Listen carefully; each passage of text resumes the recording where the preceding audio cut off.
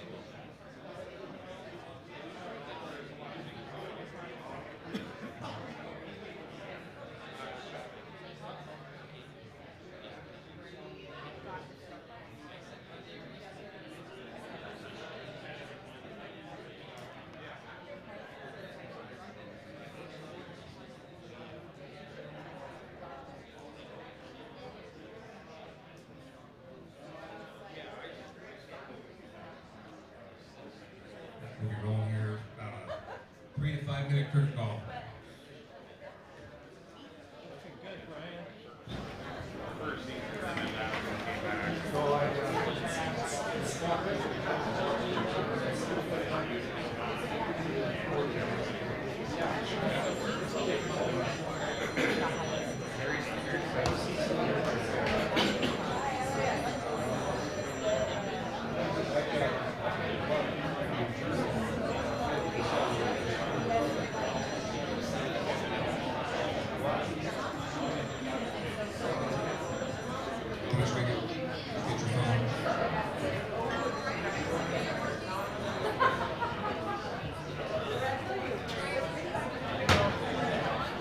Yeah, it's on.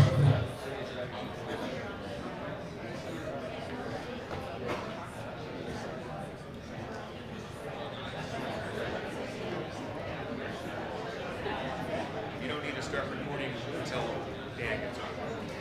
You don't need to record right away.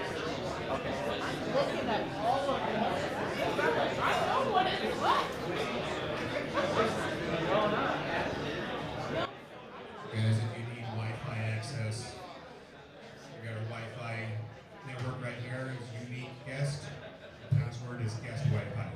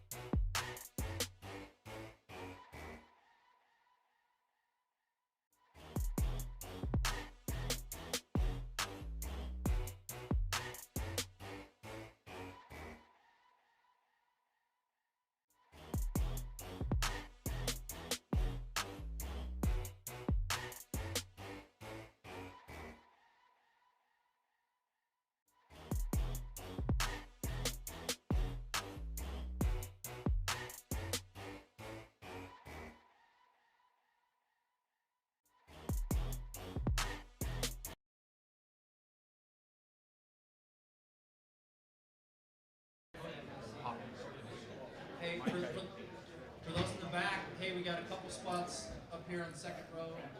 Come file in. We got a couple right here on the front row. So don't be shy. Just, yeah. Be mindful of our camera setup here. You're going to come sit up front. Here, wherever.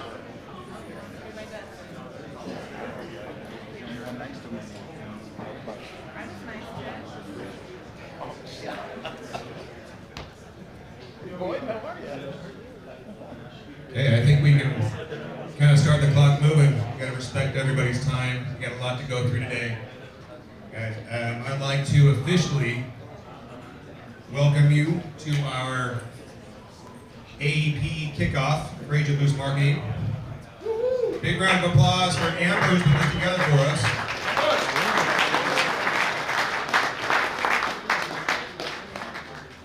First of all, I'd like to give a shout out to our platinum sponsors, Humana, Ambetter. Guys, make sure you stop by, thank them for sponsoring this event. And make sure you talk to all the carriers that are here today in the marketplace. There's a lot of information to be had, a lot of conversation. By show of hands, who is 100% certified all carriers? Who is not? Let's put you on blast. Okay, you're up at the All right. I just took a picture of that mentally, so I know. So just a word of advice. Once you pass that black iron curtain, we're in the quiet zone area here. Last year we had kind of an issue with being a little bit noisy out there. So if you're gonna go past into this area, please keep your volume low, your mini conversations to a minimum, and wait till you go out and around the corner to the carrier marketplace to have some conversations. We still have some breakfast available if you guys want to swing over to the kitchen area. It's Village Bake, is that right? No. Neater's French Toast, which is awesome. So I think I know everyone here. If you don't know me, my name is Brian Smith. I'll be your MC today. I function as VP of Medicare here. And we are going to kick things off with our first and our best speaker, the owner of Asian Risk Bargaining, Dan Hartle.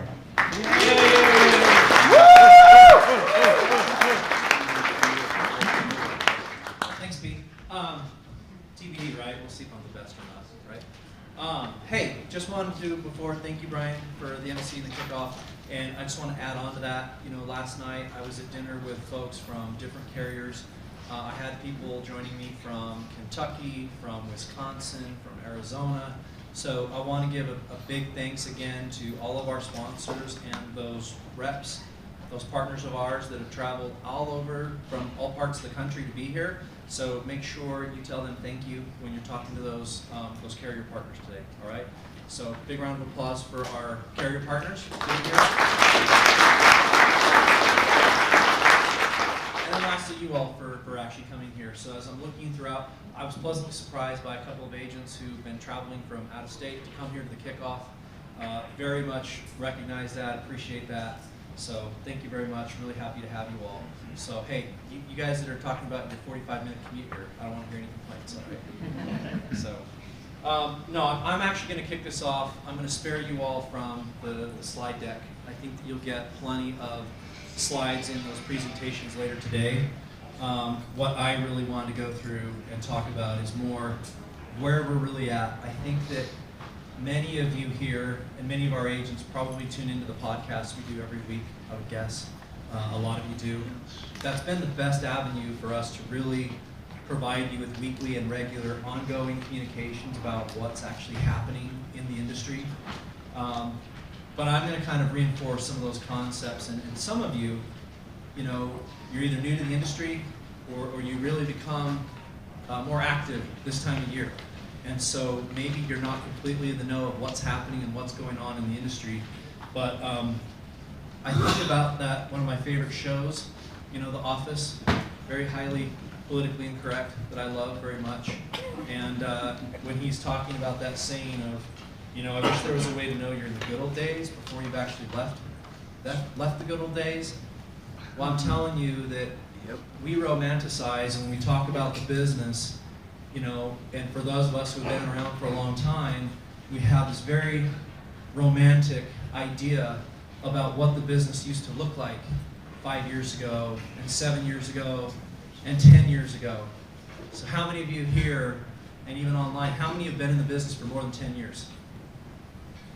A lot of you, right? Well, congratulations, you've been in the business, you know, riding the wave of the growth throughout this last decade. It's been great. You know, it really has been a ride. And I really mean that in a sense that it's very different, right? You were an agent during this time. If you look at the last 10 years, 10 years ago, there was about 17.5 million Medicare Advantage eligibles. Anybody have an idea how many Medicare eligibles on Medicare Advantage? About 17.5 million 10 years ago.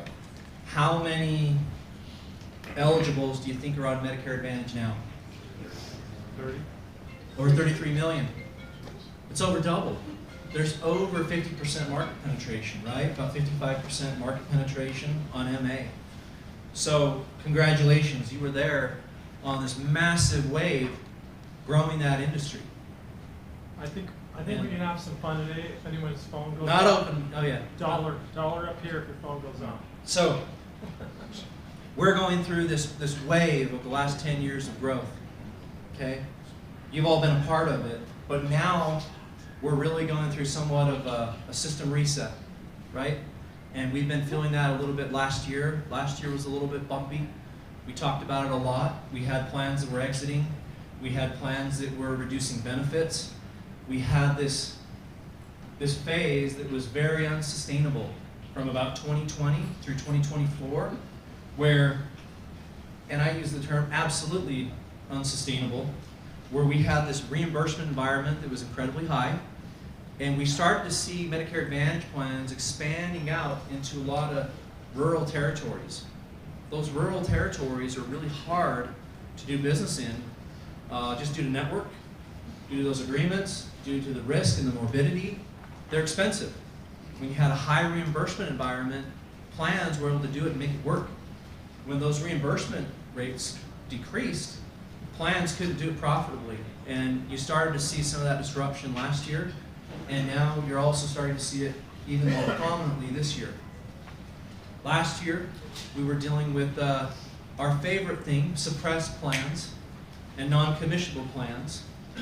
And as we look at it, we look at terminated and SAR plans, or exits, the non-commissionables and suppressed.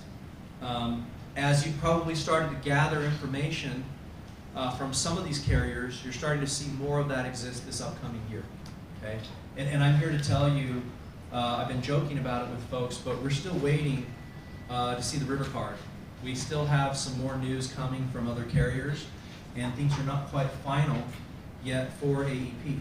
Okay, so this is a time you need to stay vigilant, you need to kind of stay active, and you need to really pay attention over these next coming weeks preparing for AEP so that you're not caught off guard by some of this information that still is going to be coming, all right? So that's going to be really, really critical. It is going to be a tumultuous and crazy year. So in addition to seeing the Medicare Advantage growth over the last 10 years, we had these high reimbursement environments. Now we're also starting to see that they were very lax as far as upcoding. And there's a lot of efforts from CMS to start clawing back carriers. Well, this continues to intensify some of the difficulties that we're experiencing as an industry. To add to that, you know, you've heard of probably the silver tsunami, all the people turning 65, correct? 2024 was the peak year. Over 4 million people turned 65. That whole silver tsunami is ending in 2030, okay? So we have a couple more years of these big numbers of eligibles that are turning 65. 2030 will be somewhat of a turning point because we're going to see fewer people, statistically and by the numbers, aging in and turning 65. And you also have those of an aged population who are going to be passing away. So what is that doing to that Medicare pool and that Medicare marketplace? It's going to be shrinking, okay? And so these are things that I'm talking to you all about. This is partner talk, and talking to you all as agents, agency owners, and partners. I want to make sure that you very, very, very clearly understand the current landscape that we're in and what that landscape looks like here in a few years. Okay? Now, when I'm telling you all this, I say this because I don't want you to be Chicken Little. Okay? The sky is not falling. I'm not exiting and going into another industry. There is opportunity that abounds everywhere. And I'm telling you how to position your businesses and how to be successful in this environment. Okay? When we all look at the ACA as well, over the last couple of years, we went from 8.8 million eligibles on the marketplace to almost 25 million in the marketplace. It tripled over the last 10 years. Again, a lot of growth. On the ACA side, we're seeing a lot of pain, where we're seeing premiums that are going to be increasing on average somewhere in the high 20s to mid 30s across the country. Now, we also had people who were with DACA status who were able to get health insurance. We had enhanced subsidies. And we had a lot of ghost policies and policy holders out there that didn't exist. So there's widespread efforts to really pare that back, right, and get back to a healthy marketplace. So these things that are happening in the Medicare side, the ACA side, are efforts that are being done to get the market back to a healthy place. And when Dr. Oz, if you probably heard the a comment, because it kind of had that viral, aspect, when he said, we probably don't need as many brokers in the industry. Did anybody hear about that? That was a comment from Dr. Oz his first week or two in when he was appointed by HHS. And he said, we probably don't need as many brokers.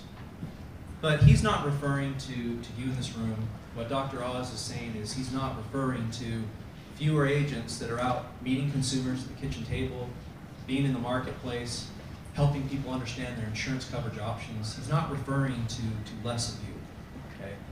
What Dr. Oz is specifically referring to is, when we're talking about all the pain and the challenges in the industry and the things that you all are feeling, there's large entities that are going through that pain multiplied times 100, right? And I'm referring to, you've probably seen some of these big box call centers, right? And not taking shots or naming names, but we've seen many of them over the last 2 years. The call centers have either just said, we quit, uncle, we can't be profitable, we're out. Many of them have closed their doors. And for those that haven't, that are still around, many of them are very pared back. They're a shell of their former selves. And their staffing and their agents are maybe 10 or 20% of what they were during those peak years. So you do have those very large call centers that are operating at 10 or 20% of capacity of what they used to do. Okay?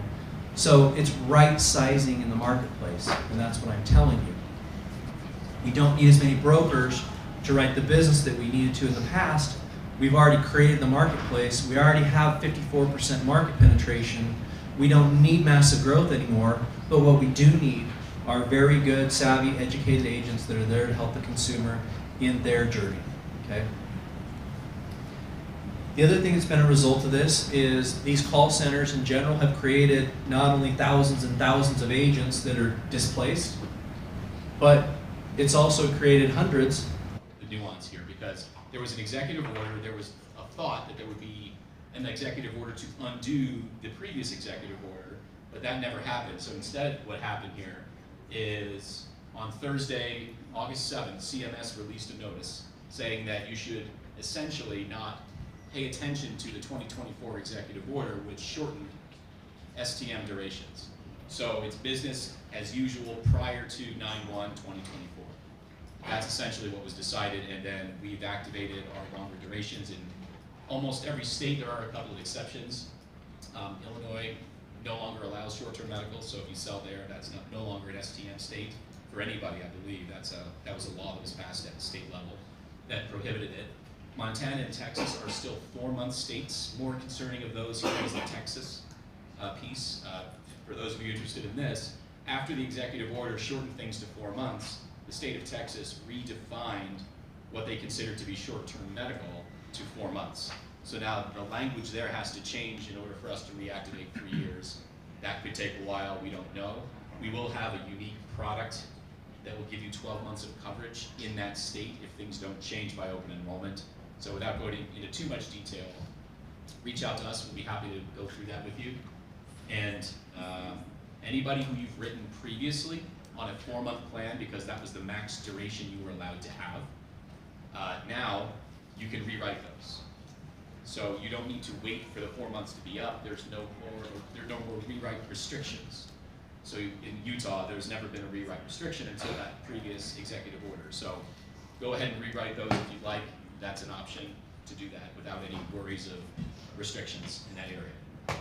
If there's any state action, we don't know that there will be. North Carolina, by the way, just recently shortened things to 4 months again because of some internal DOI conversations. So there could be some actions at the state level. We're hoping that doesn't happen in Utah or really anywhere else. If it does happen, of course, we will let you know. And generally speaking, if you write business, it's safe business. In the past, we've had regulatory changes. It's the norm. This just happens in the insurance space here. So the good news is, generally, if you write a piece of business, say for 3 years, and then there's a regulatory change, it generally only affects new business and not in-force business. So writing a longer duration is a way to hedge the possibility against the possibility of more regulatory changes. But again, we don't expect it. We hope it doesn't happen. And if it does, we're going to, of course, let you know. So I'd like to kind of go through what short-term medical is for those of you that are not familiar. And for those of you that are familiar, you may need a refresher because it's been a year since you've been writing longer durations.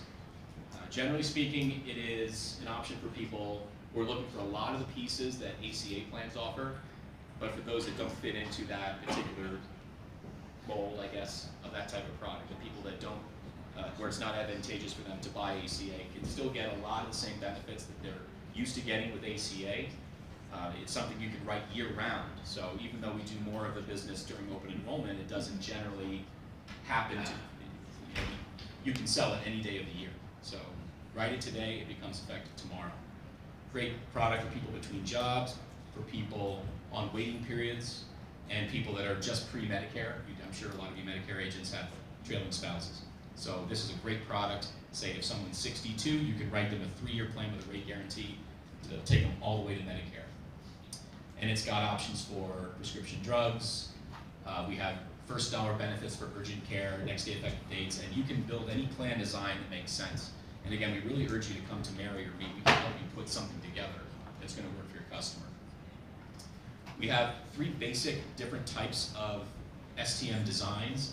I'm going to show you the Rich plan first. This is our copay enhanced product. As the name would indicate, you can get copays with this. And it is a $6,000 or an $8,000 deductible with 100% co-insurance. And these are $5 million policies. So if you write a 3-year duration, you would get $5 million of coverage over that 3 years. And we're going to make these slides available to you as well. If you go to that agent resource page, for those of you interested, you can always access these later. You get 2 different copay amounts here, one for primary and one for specialist. And you get 2 per individual or 4 for family for that policy year. And then it resets at the beginning of the next policy year. Adult immunizations are covered subject to the deductible and co-insurance plan. This one, the enhanced PPO, is our best seller. This is what most of you write. You can see you can see through me. Stand over here for a moment. You can see that the deductible options are $2,500 all the way to $25,000. So we have agents that sell a lot of this $5,000 deductible. Pick your co-insurance. 100% is 100%. our biggest seller. Yeah, it's our biggest seller here. And these are all $1 million policies. And they reset at the end of, not each year, but at the end of the term you choose. So you get a front-loaded $1 million of coverage on a short-term medical plan. And if things change with their health, of course, you can cancel and put them on the marketplace or do something else if that allows. We have some agents that sell this, but we also have agents that use this $25,000 deductible as a backstop. Rely on us to help them understand their options. If you think of yourself as the guide and the customer as the hero, you'll always be getting referrals. It works for both of us. It works for everyone who does this. Just be the guide, help them find the best path forward for using their premium dollars, and you can't go wrong. And when you think about what insurance is, it's just the transfer of risk. You know, people think I already bought insurance, I have my ID card. Well, you may not have the right coverage there. Do you want to take this risk on, or would you rather pass it on to the insurance company for a price? That's all you're asking when you're having a health insurance conversation. And there's lots of data from LIMRA. I found all this very easily. The persistency is so much higher when you have multiple products together. They see you more as a consultant than a salesperson. You're less transactional and more consultative. That's where we want to get to as agents, because then they trust you, then they refer you, then you have better conversations about what should I do, how should I spend my money here. And the nice thing about our ancillaries, again, is we don't ever, these are largely issued age. So if you're trying to fight the cost of insurance going up year over year, lock it in today, it never goes up. It's a great way to limit the damage that's inevitable. A couple quick quotes here. I took a 39-year-old male in Utah buying an access plan just by itself, and then I showed you another one. This was the top level access plan, the plus plan.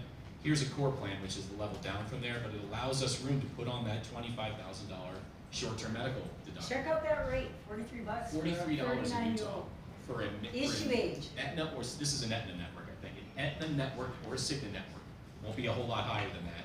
And now you've built in a backstop of $25,000. This is plenty of coverage to get you here, and now you've got an extra accident policy on there.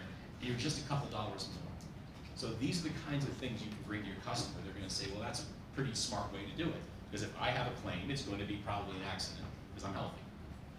That's a really good way to put it together. Here's a more traditional STM quote 5,100%. You can see the rate here in Utah. This is for a family of 6. So 2 39-year-olds and 4 children in Salt Lake City. You can see the rate is $388. A couple dollars more for the whole family here, 6 people. And now we've got the STM of $10,000. So we took it from 5 to 10, which allows us room to buy $10,000 of plan enhancer. This covers both accident and sicknesses that put you in the hospital.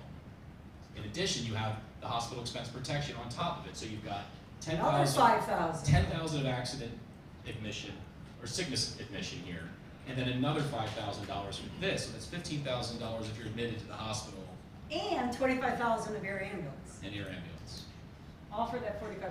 I know it's a lot, but you can, it's a lot of payout at the same time, and it's a better use of your dollars for an extra, what, $30, $40 here. With Sorry. STM plans, they don't cover mental health. They do not cover mental health. They are inherently excluded. I get a lot. Yeah, it does not cover that. Although the non-insurance benefits for Recuro that we're about to launch at the end of the month will have non-insurance benefits for that, in addition to non-insurance benefits for generic medications, $0 copays, So and the telemedicine. answer that can add as well. You can add those, yeah. Yeah, I don't think we mentioned that about the adding recurral. Yeah, Recuro is going to be available at the end of the month. There's a question back here. I'm sorry. And because we're in our population base, what about maternity? I'm sorry, but No maternity. no maternity. Yeah, no, we'd be out of business. Yes. Is mental health, is that in person or virtual? It's virtual. It's virtual mental health, virtual telemedicine, and prescription, $0 generic prescription copay. We're adding it on as an option to the It's a short $10 term. add-on. You can New choose business starting 10-1. 10-1, yeah, call 10-1. Yes. Do any of the short-term cover lifelines or ambulance? What? Short-term cover ambulance or lifeline? Does not cover air ambulance. Natively, the short-term medical plan does not cover air ambulance. But again, these plans have 25,000 of it here, and other products do provide benefits. But it's inherently not covered in the short-term medical. But check out, on Plan C, there's 25,000 per person, air ambulance, $45 for a family of 6. We need a little bit more. My son was 43,000. For the air ambulance, that's an ongoing battle with carriers of all kinds. We're gonna stop here as we want to stay on track. But we are here over at the booth here. Is there anything else you wanted to say before we go? Contact me if you have any questions. We We have a lot of packages that we can build, we can do that together, so just, We really Good appreciate call. it. Thanks for having us. everybody.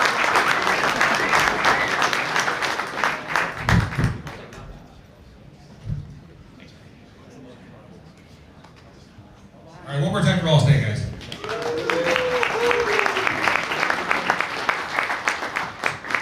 So shout out to Mary. She loves diving into these plans and helping you create. I helped them yesterday. Yeah, she did. And she can get in as you and kind of craft a plan for you. Just don't call her when the Packers are playing. It's just a no-go. And I'm so glad that Eric kind of also ended on how to be a great agent, right? That's been our moniker this whole year. How many have been watching our Monday morning sales meetings on YouTube or coming in here live with Mike? Every time, every Monday morning, we always talk about how to be a great agent. And we don't want sales what? Sales rappers, no sales rappers. So, are you a good agent if you're only doing a Medicare Advantage policy for a client? No, you're not. I'm sorry. We are not just Medicare agents. You have a full health license or a full life and health license. Get to know ancillary products. This has also been the year of ancillary sales. I mean, we know that hospital, who has gone through all their first looks? You've seen the hospital copays skyrocket. We're seeing $615 hospital copays here locally on a few plans. It's ridiculous. So now more than ever, you have to protect your client with their out-of-pocket costs. One of the ways to do that is ancillary sales. Every time you add another policy to a client, Medicare Advantage, add them hospital indemnity, standalone dental, because we know dental's not here to stay on Medicare Advantage plans, right? Maybe on a couple plans, but you give up one thing to get another. So you add on one ancillary product to your Medicare client, and that creates a very sticky client. And they'll think twice about going behind your back and enrolling at, another kiosk or something, or another agent they see online or in the mail. They'll say, well, I need to call Shane, he's my guy, right? I've got this, this, and this with him. I can't lose them all if I just want to change my Advantage plan. So be mindful of your license, be mindful of your clients' out-of-pocket costs, and do more than just Medicare Advantage. So I wish we could clone this next guy 10 times over. Yeah. I wish we could have him a little, one of those little angels on your shoulder to tell you how to use a CRM every day, day in, day out. Doesn't happen, can't do it. But he's here today to kind of show us how to leverage our technology at Agent Boost Marketing to, grow your business even more. Yeah. Everybody, Nico. Is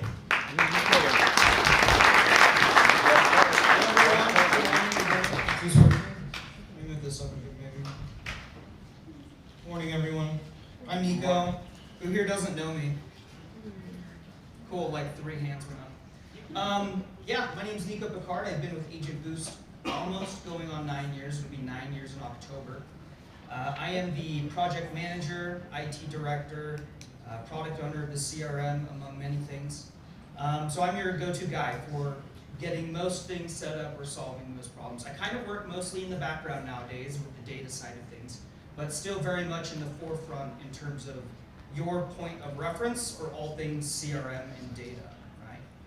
I wish my presentation was a little bit in the afternoon, gives you a little bit of relief from all of the presentation. So this is going to be a little bit more interactive. I'm going to go through the CRM. I only have 30 or so minutes. So, I could talk about the CRM all day long. Forms and sites and funnels and lead sources and campaigns and workflows. But I'm going to kind of condense it down to those things that matter a lot to everyone that everyone can do, right? So, who here is currently using a CRM? Great, wonderful, as you should be. I'm going to go through a couple of things geared for that new person, and then I'm going to get into a little bit of the advanced workflow stuff. So, before I begin, Rocket CRM, this is it, right? Well, what is a CRM? It stands for Customer Relationship Management. This is a tool that helps you manage the relationship you have with your customer. How cool. Apart from, going into a contact where you can, all the data in here is fake, by the way, because we are live streaming. But apart from, going into a contact and entering in their first name, last name, all that stuff, we also have some contact details in the middle here. And you can also see a conversation history of text messages and emails and phone calls. So everything's kind of condensed into an omni-channel communication window, as we like to call it, right? So great, that's very convenient. I can see everything in one view. But what is a CRM really doing for you? Well, if you are effective at using a CRM for your sales business, it's going to save you your most valuable resource, which is your time. So there's a broker sitting in this room. I'll tell a story about him. I won't name names, but he had a problem back in, May of 2023. He, great broker, has a book of almost 4,000 clients. Some of that is ACA, but most of it is Medicare. And his problem was his attrition rates were outpacing his ability to sell new clients. It's a good problem to have once you're at that level, but if you're a broker like he is, he always wants to keep selling and hit those numbers and have a great AEP, right? So with 4,000 or so clients, as you can imagine, most of your day is retention. Most of your day is, Nancy or Neil or any of these individuals calling you back about questions about their health care or wanting to set up an appointment. It's very hard to prospect. It's very, very difficult when you have that kind of local business, right? So what we did is we got him his own CRM account, and we saved him his time, his most valuable resource. That AEP and following AEPs, he sold over 300 clients where he wasn't able to do that before. He was doing most of his retention during AEP, and his attrition rates were eating into his business, right? So that's the power of CRM. When used effectively, it is going to save you an immense amount of time. So one of those things that saves us time is just having one convenient window where we can communicate with all of our clients, right? But let me cover 2 other pages. Right? So when we're talking about an opportunity we're talking about a prospect. So when you get a new client, whether that's from a third-party lead source or a mailer, or you talk to someone, it's a referral, you should be creating them as an opportunity. Because what a pipeline is, and when you hear that nomenclature, that vocabulary, all I'm talking about is this drop down in this folder, right? It is just, if you're familiar with a Kanban board, that's essentially what this is. They are columns or stages that you can put a contact in when that is what stage they're at. So the whole idea is this: we have contacts or opportunities that load over here on the left, and each contact exists as a card that we can drag and drop. The closer we move a contact over to the right, the closer we get to the sale. It's that easy, right? So when we're talking about an opportunity pipeline, to create an opportunity, to create a contact or a prospect, you just want to create an opportunity. Here, you put in their name, their email, their phone number. That's all you need. Now, being Medicare brokers, you actually have a privilege that those ACA folks will not. And that is, recently, well, maybe 6 to 9 months ago, your Sunfire is now integrated with your CRM automatically. Meaning, really, if you have a prospect, all you really need to be putting is the basic contact information. First name, last name, phone number, and email, right? When you sell them in Sunfire, I have a process running in the background on your behalf that's going to look at your CRM, see if that contact exists or not based on the phone number, and then add in all the Medicare information that you added on the application. Parts A, Parts B, Medicaid, if it exists, they're on Medicaid. Medicare number, effective date, so on and so forth. It's going to update for you automatically, right? Talk about a time saver, right? Come next year, this AEP, if you've been using that already, you're familiar with that process, you can quickly go to contacts. Let's say, for example, you want to send a mass text message out to all of your UHC DSNP clients. Well, if you're just using Sunfire, all of that information is going to be here in the CRM automatically. You would use more filters, look at carrier, find UHC, right? And this list will reshuffle so that you can do that, right? This is, of course, a test account. But if I wanted, let's say there was 100 or so contacts in here, and I wanted to get a mass text message or email out to these individuals, you'd, of course, just select them. And there's two very powerful buttons that every single one of you should be very, very familiar with in the CRM. And that is send SMS or send email. Imagine here there's not one record, but 100 or so. If I have them all selected, I could send the same text message out to every single one of these people, all at the same time, all at once. Talk about a real time saver, right? So to illustrate this point, you can pick a phone number for it to go out from. If you don't have anything selected here, it will go out from your phone number. Just forget this thing exists, right? So let's start crafting the message really quickly. I'm gonna just put some stuff in here and then I'll illustrate. You guys should be using these filtered, or these short code values as they call it, right? So let's say I want to say hi, whatever their name is. This is my name with whatever company you're with, and then you want to craft up the rest of your message. So to get to short code values, it's these little tags, right? This little tag button. Contact is everything related to the member.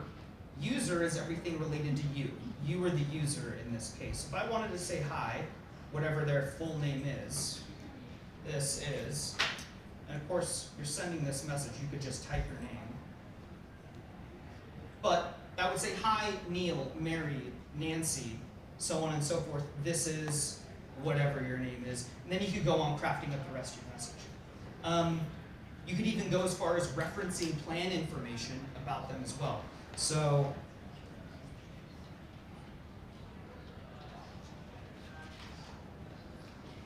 let's say we want to grab their custom fields.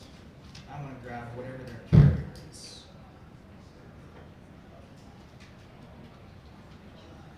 Right? So if I was selling them all in Sunfire and I had UHC and Molina and Select Health, so on and so forth, this would populate with whatever that carrier field is in the data in Sunfire, right? So use this stuff to your advantage. The whole idea is, yeah, I'm programming a message to go out to 100 or more people all at the same time. The problem with automated systems like that is they don't feel very genuine.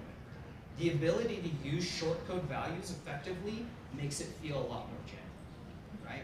And again, you're just going to save loads of time. So let's say I've crafted up my message. There's 3 ways to send this, right? Right now, all at once, that's this send all at once option. Send all at scheduled time is like all at once right now, but instead of right now, someday in the future, and I can pick that day and time, right? And I already have a list of everyone who's here today. You guys are going to get an email from me later with some basic language that has gone through our compliance department referencing what clients can expect when they get their new AEP documents, so on and so forth. Feel free to use that and edit it however you want. But it's a great message to use in this exact scenario. Selecting your one contacts, plugging in that text, that language, and then sending it off and notifying individuals, right? You can even go as far as, and I'll show this in a moment, if you have your calendar integrated with the CRM, basically what you get is a Calendly-like widget, if you know what I mean like that. You get a widget, a URL that is specific to you, to your calendar, where if you send that off to anyone, they can book an appointment on your calendar themselves, right? It's a very nice widget. You can put your profile picture on there, a picture of yourself, or your digital business card, if you have one of those, and make it look really nice, right?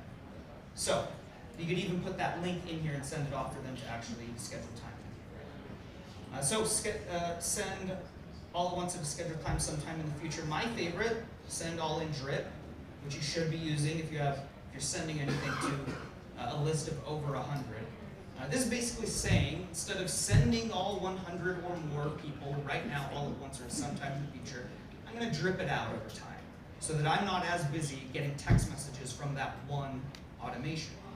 So let me put some stuff in here and then I'll kind of talk about it. So let's say, I'll just make a weekend. And we want this to go.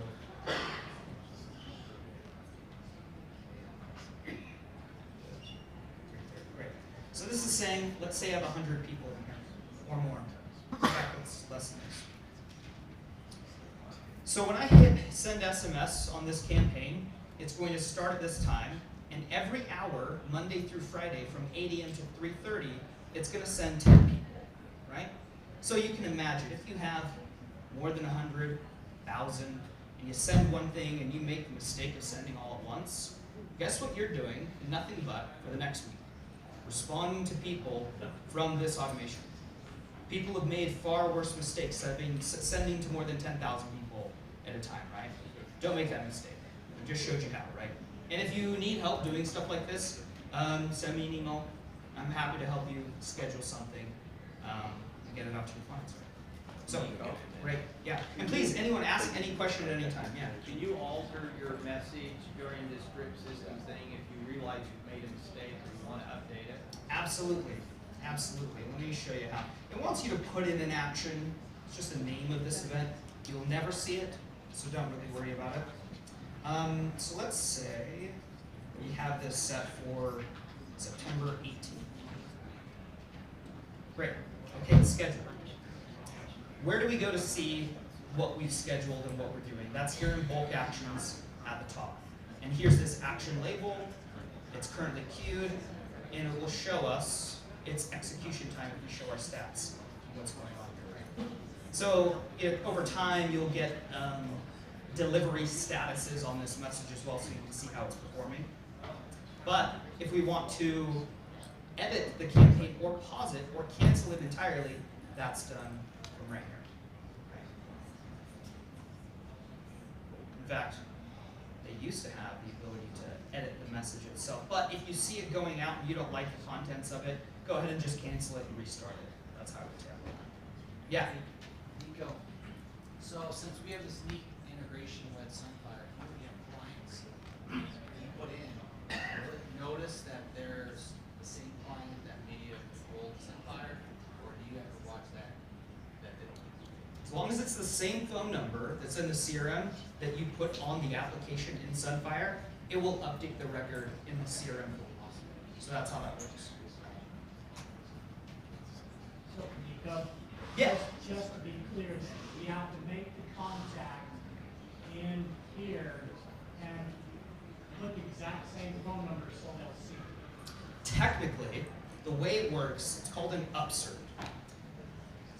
If something exists in here with the same phone number as you put on the Sunfire app, it will update that record. If nothing exists in the CRM, and you just write that application, it will create that contact for you automatically, right? But the thing is that phone number, right? It needs to match.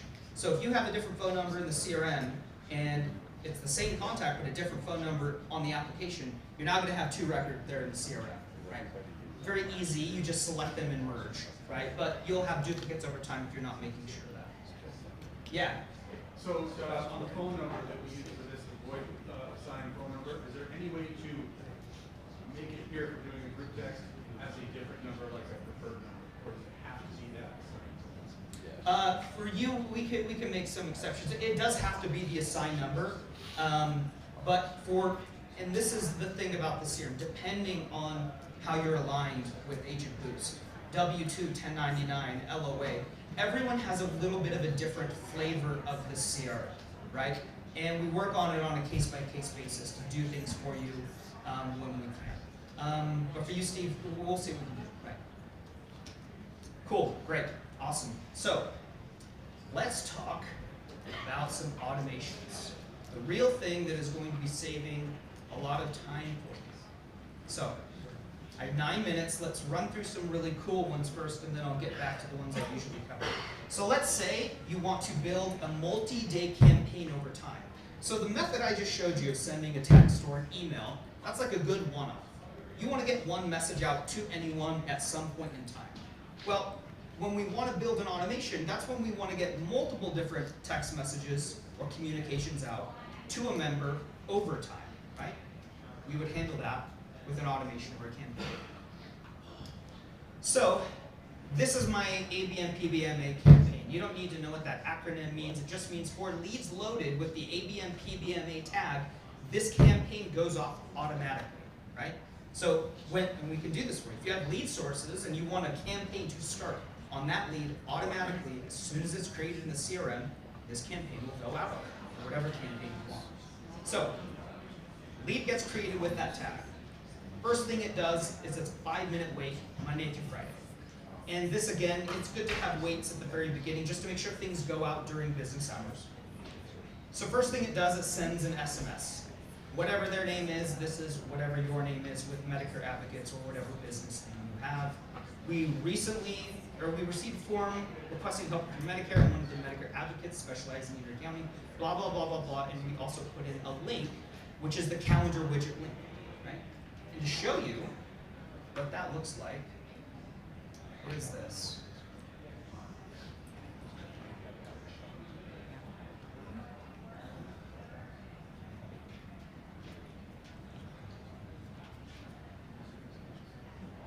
This is what your calendar widget will look like, right? It will go two-way and sync with your calendar so you don't get overbooked.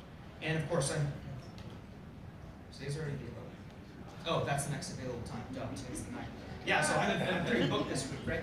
So that's what the calendar widget will look like. And we can go a lot further with it, putting in an image of yourself and putting in a bio and changing the colors. This is just very standard. But when people click on, let me get back to it.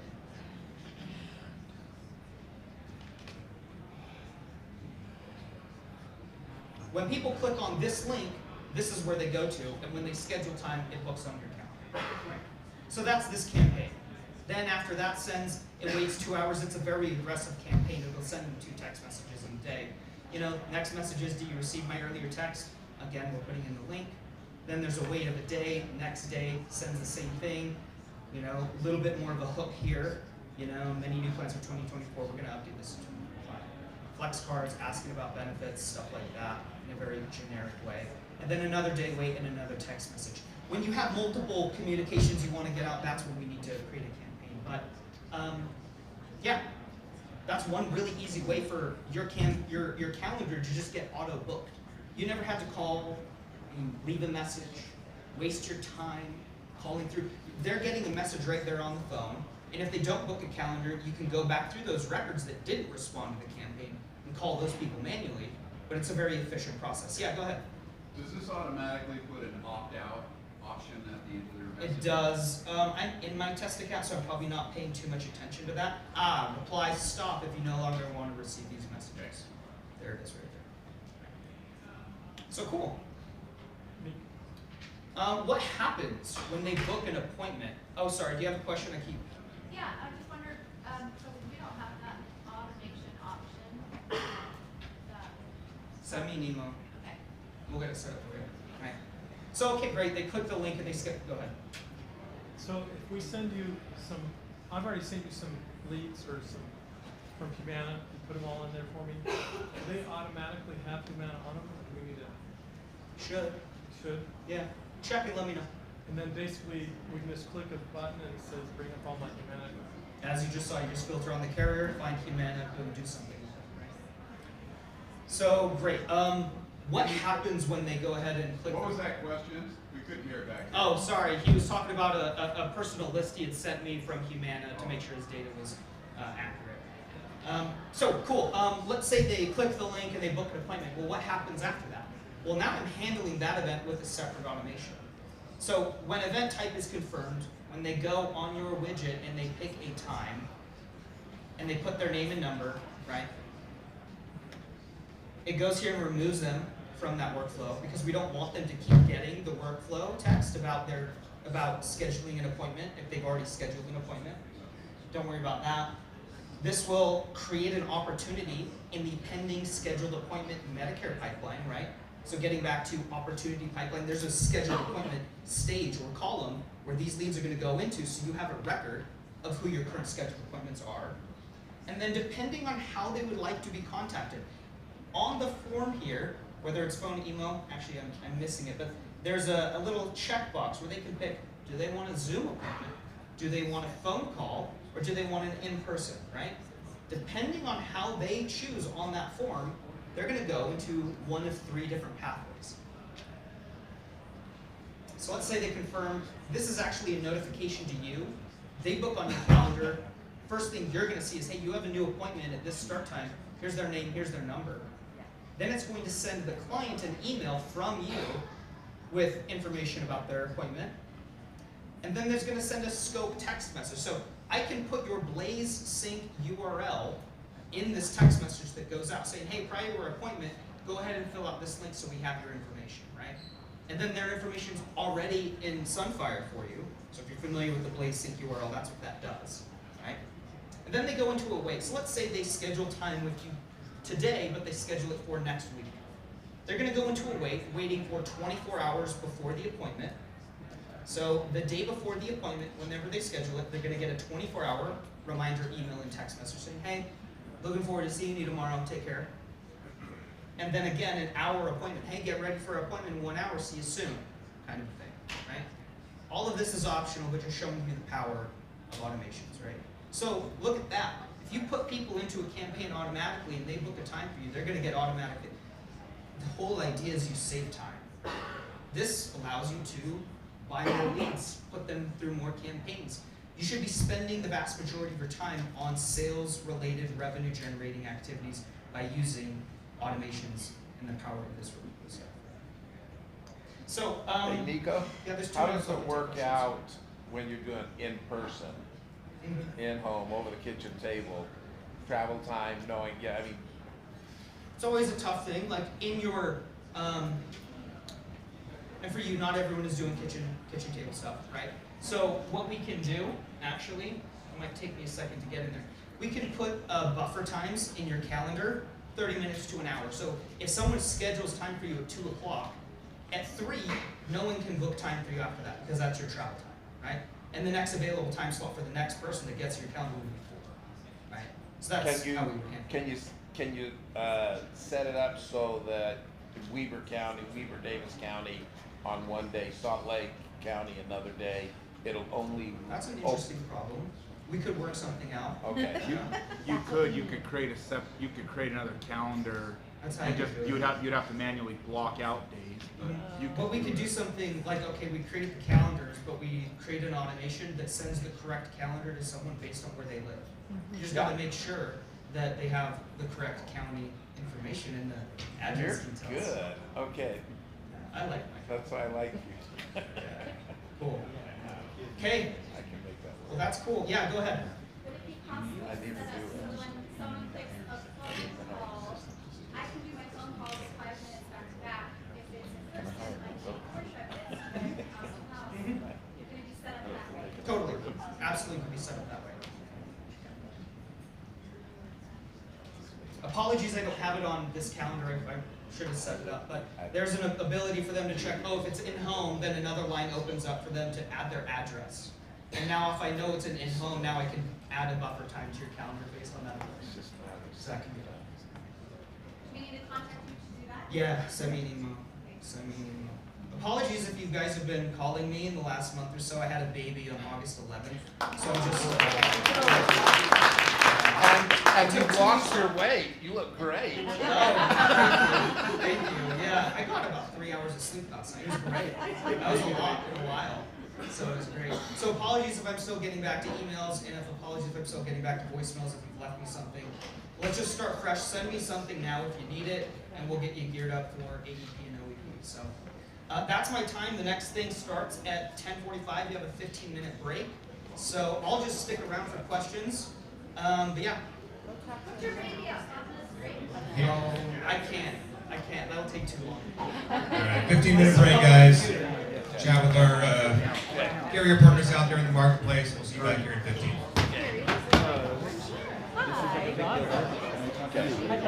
Okay. Hi. What it's about. Okay. Get up there.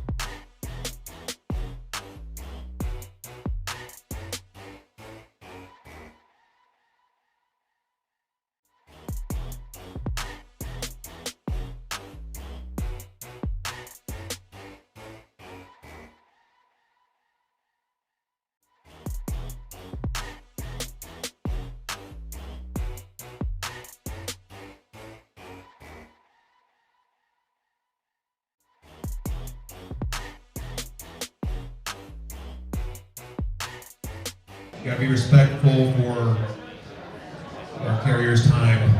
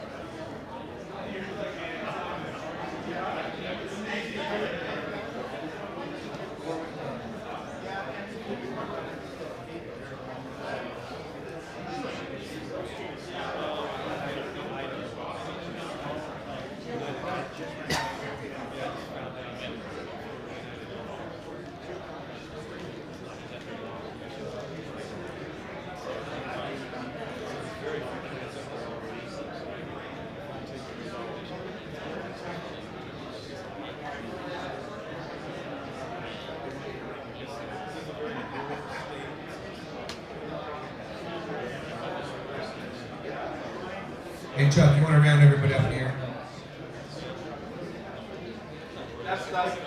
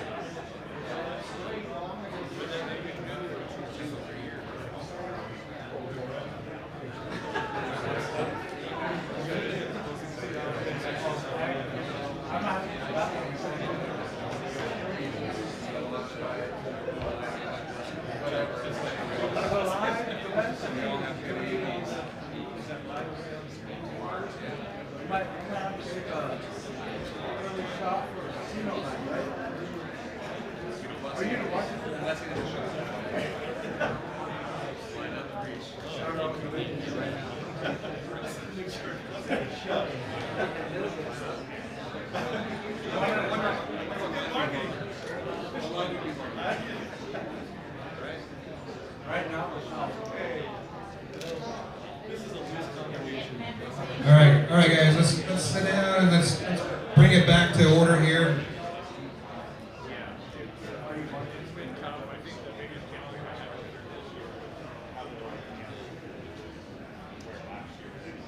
I know you're all good agents, and I've been all around the nation, and I do have to say that Utah does have the highest caliber and the smartest agents, other than Idaho. Nationwide. It is awesome to see the level of expertise we have in this room. It's really amazing. When you guys see a good product, you know what it is, right? You know how to take it by the horns and introduce that to your clients. That's what Jay Turner is here to show you today. Straight from Louisville, Kentucky, our platinum sponsor with Humana. Pay attention, this is probably the market leading plan in the state of Utah. And who knows, Idaho as well. So I'm going to turn the time over to Jay. Appreciate it so much, my friend. Appreciate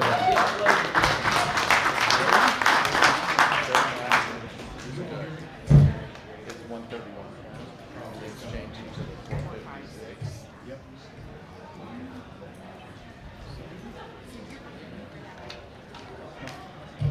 Power.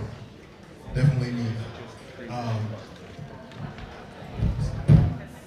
So, my name is Jay Turner. I am the National Sales Director for Humana. So, I cover a broad range of different markets, different areas. And so, my ultimate goal is to make sure that you all know from a strategy perspective how Humana is approaching 2026. I know there's a lot of intricate details that you want to know about specific markets, specific counties, specific areas. That is all great. I would probably be up here for like 5 hours if I went through all of that and kind of addressed everybody's areas. But I think a lot of these themes are gonna apply across all markets, no matter where you're selling. Also want to point out Michelle Dillman and is our broker manager. She's here working our table, so please stop by, ask any questions that you have. We also have newly appointed Courtney Stowe, who is our regional sales director. She's right back there. Not new to the business, but new to this region as far as covering that. And so all the broker managers in the territory report to Courtney, including Michelle.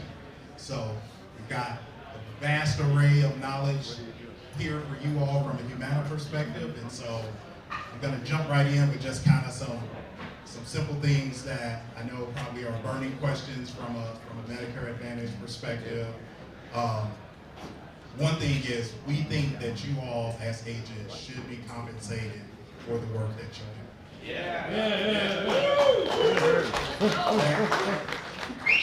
That is our general stance. Obviously, like any other carrier, we have to make business decisions and choices, but that is at the heart of everything from a decision-making perspective that we have to do. We're probably about a week, maybe a week and a half from releasing our non-commissionable list.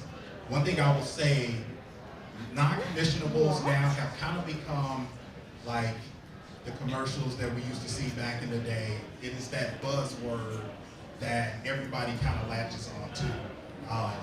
And so what I would say from a Humana perspective, when you hear non-commissionables, as it relates to Humana, there is a strategy there. So when you see it, don't freak out. Reach out to your broker manager, and they will help you understand the strategy of why we are going non-commissionable on certain plans. Some of that may be on plans that you sold a lot of, some of that may be on plans that you don't sell a lot of. But overall, holistically, there is a strategy there. So bear with us as we navigate through that, because it is part of our long-term vision to have stable, strong, viable plans in the market that are A, profitable, but two, also benefit the consumers. So for 2026, here are our top priorities. One is going to be stability. We want the members to feel confident that they have a stable plan from year to year to year and don't feel like they need to be jumping planes. Now, one thing I will say to you all are great agents, and there's nobody in this room that does this, but from an industry perspective, we have to stop benefit chasing. So, for instance, if Humana has a $100 Healthy Options food card that's paying $100 a month to a consumer, and another carrier has it at $112, it may not be the best move to move that member to the one that has 112, because there's other factors that need to be considered there. What are their doctors look like? What are their procedures and different things being paid for? What are the prescriptions? And so I think we've gotten into this space where, oh, somebody has this one benefit that is richer, I'm gonna slide the consumer over here. But there may be a whole lot of disruption that comes from that movement. So from a Humana perspective, I am perfectly fine if you leave a consumer with another carrier because everything is being taken care of and that consumer is just happy. Don't slide them to Humana for an extra $144 a year that they're gonna get on a food card benefit. That doesn't do anything for the consumer, that doesn't do anything for us, that doesn't do anything for the other carrier. Those are the things that we have to change our thinking and our mindset around to provide the stability that we need in the market. And we gotta be honest with the consumers, right? We gotta tell them like, hey, somebody may approach you and say, hey, you can get more out of this specific benefit by moving to this plan. But also help them realize like, hey, your doctors are in network, your drugs are covered, your procedures are covered. There's no viable reason for you to move just for that one specific benefit. So that's where, as an industry, we gotta get to that point. Simplification. Humana is probably the one that files the most plans out of any Medicare Advantage carrier in the country. And there's a strategy behind that. But we really want to try to reduce that number. A lot of times it is hard to reduce that number. So what we want to do moving forward is try to simplify some of the benefits that are in there to make it easier for you all as agents to kind of know, like, hey, as I move from this plan to that plan or county to county, there's not this huge variation and swing of the cost of the benefits. So that's what we're working on from a simplification standpoint. And also we are working on this quote unquote simplified portfolio. And I'll illustrate that for you all, which impacts Idaho, Utah, and a bunch of other markets. And then our consumer plan priorities. This is the reason why we have so many plans, because there are certain consumers out there that are shopping for certain things. Some want to give back, not a lot of strong benefits. Some want network flexibility, some want just really rich benefits and get the most bang for their buck. And so when you have all these different consumers and all these different buckets, it leads you down the path of creating a bunch of different plans. I'm happy to say for 2026, 80% of our members will have either stable benefits or improved benefits for 2026. This is a huge reversal in what we saw in 2025. And so thinking about that, we really wanted to go to consumers, talk to agents, do a lot of research to understand what are the things that are most important to consumers. And it's everything right here on this list. This is what consumers are shopping on. Notice there is not a healthy options allowance or can I get my rent paid, all of these things. These are the things that consumers say are the most important to them when they are looking for a Medicare Advantage plan. So these are the benefits that we want to have the least abrasion on. We don't want to swing the benefits a bunch for those consumers because that's going to create shopping opportunities and that may cause them to look at other plans outside of Humana. When we think about 2025, and this is a pretty busy slide, but looking at that center section right there, in 2025, that is, with the gray bar, that is the amount of abrasion we implied upon consumers with our benefit changes. If you look at the green bar, that is the percentage of consumers that will be affected by us going backwards and reversing a lot of abrasion. So if you look up there, you should see a heavy reduction in maximum out-of-pockets across the country. You see a heavy reduction or heavy increase in dental allowances. And some of that could be even taking the dental from preventative service to comprehensive services to make it even more robust for the consumer. So we are reversing a lot of the damage that we did in 2025 to, one, have a lot of consumers saying, oh wow, look at my annual notice of change, this looks great, for one.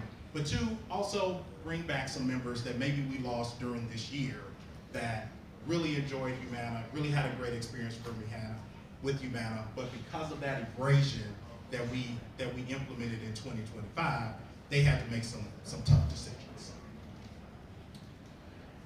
And that's part of our stability.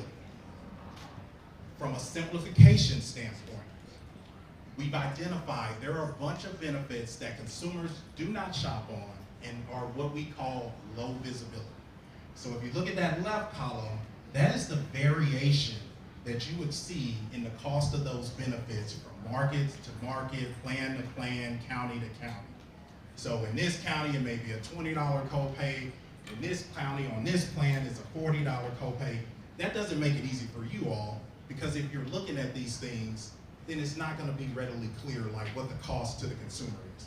So sliding to 2026, we are moving to get a lot of those benefits to be consistent across the board. So no matter what plan you're looking at, what market, what county, you should see the same copay or the same benefit regardless. And so this is part of our strategy from a simplification standpoint. We know the consumer doesn't shop on these things, but if they're asking about it, you'll have the confidence of knowing that that is consistent across the board. And you can focus on the PCP copay, specialists, all those things that they really matter that was on that other slide. One of the things we had to do was remove a lot of financial burdens for the consumer. Our industry is in a rough spot, and a lot of that is driven from a stars perspective. So everybody in here knows what the star ratings and how they work? Okay. Some head nods, some not so head nods. So every plan gets graded by CMS. 5 stars is the max. And you can go on down from there, 4.5, 4, 3.5, so on and so forth. Why it's important to us as a carrier is, one, it tells us how good our plans are. If you see a 3, 2.5 star plan, it's not a good plan. It's just not. So the consumer is complaining about the plan, they're not giving good reviews on it, there's not good clinical quality on the plan. There's a lot of different measures that go into that star rating. And CMS does a great job of moving the goalposts to say, hey, you know, you want 5 stars? Here's your 40 measures. Oh, you guys tapped out on this measure? Here's a new measure for you to focus on heading into the next year. Why it matters to the carrier is it gives us funding. The higher rated stars our plans are, we get more funding to reinvest in the plans. So if your star ratings get dropped down, you could be talking millions of dollars that the carriers are not going to get, and conversely, not be able to invest in plans. So they may either have the same stable plans, or they may have to degrade plans because they don't have the funding to finance. So that's why star ratings are super important. But the consumer aspect of it is really important as well, because we need consumers to perform well on the plans to get a good star rating. So how do you get them to perform well? Well, one, get them to go to the doctor. So don't have a PCP copay. It encourages them, hey, go see your doctor. Do not go to the ER where the costs are going to be exacerbated because you didn't do the preventative checks beforehand by going to see your PCP, and maybe they could have uncovered whatever that condition was prior to. So that's number one. The other thing, prescriptions. A lot of consumers are not taking their medications. So we moved from 90-day fields to 100-day fields because we see better medical adherence when it's 100-day fields versus 90 because they get the extra pills. So if they lose one or they drop one down the sink, whatever the case may be, you're not talking about a consumer missing a day and the pharmacy saying, hey, we're not going to refill you because you haven't hit your 90 days yet. So we moved to 100-day fields. That helps from a STARS perspective. We want to encourage healthy behaviors. So we have rewards called Go 365 where we are encouraging consumers to do healthy activities, and we're going to reward them for that. One is like getting your annual wellness visit. That's like worth $35 to the consumer to go in and just get your annual wellness visit. Consumer gets something out of it, we get something out of it, because if there's any conditions or things that need to be addressed, they're being addressed through the PCP and not through the ER or the hospital. And so we want to encourage those things. Any type of screenings like colon screenings, bone density screenings, those will have rewards for the consumer to make sure that they are doing those things and having those things addressed. Speaking about those screenings, we went 0 on the screenings for bone density, cancer screenings, all those things. What we didn't uncover was, at some points, that could switch to a diagnostic. And at that point that it switches to a diagnostic, the consumer has a copay. And so, yes, it's 0 for the screening, but if that gets flipped to a diagnostic, we were seeing that consumers were like, well, geez, this kind of sucks. Now I gotta pay money for the screening that I thought was $0. So we moved to where the diagnostic, whether it's a screening or a diagnostic, both will be 0 for the consumer. So they don't have to worry about that if in any event that their provider switches that on their behalf. Every member will have some type of vision allowance built into their plan. And then we also went 0 on the diabetic glucose monitors. So that was a huge part of our strategy. All of these things help us from a STARS perspective. All of these things help the clinical quality of the consumer. Where you all come in and where we need you all is, yes, you all do an amazing job. Everyone in this room does an amazing job selling, educating their members, making sure that they are getting on the right plan, which is very, very key. The thing we need you all is, after that sale, we need you all to help us make sure that they are being addressed and doing those things. Getting an annual wellness visit, getting the screenings. Hey, when's the last time you went to go see your doctor? If they say 2 or 3 years, they either need to go and see their doctor or they need to switch providers. Because any provider that doesn't want to see their constituents or their membership, it's not a good provider. And they need to look at a change. That's just the reality of it. That's what we see in all the claims and all the data. People who go see their PCP or their specialist more likely are living healthier, better lives. Those that are not, are going to the ER, they're standing there for X amount of days, and they are just sucking the funding out of all of our plans. So that's where we need you all, encouraging them to go see their doctor, encouraging them to go get screenings, encouraging them to do all the healthy activities that they need to be doing so they don't have all this extra incurred costs and the plans can stay healthy and viable. From an investment standpoint, I know Dan got up here and he talked about there's a lot of pressure in the PPO space. 100%, there is. One of the biggest reasons why is the way that it's set up. One is you all aren't required to put a PCP on for a PPO.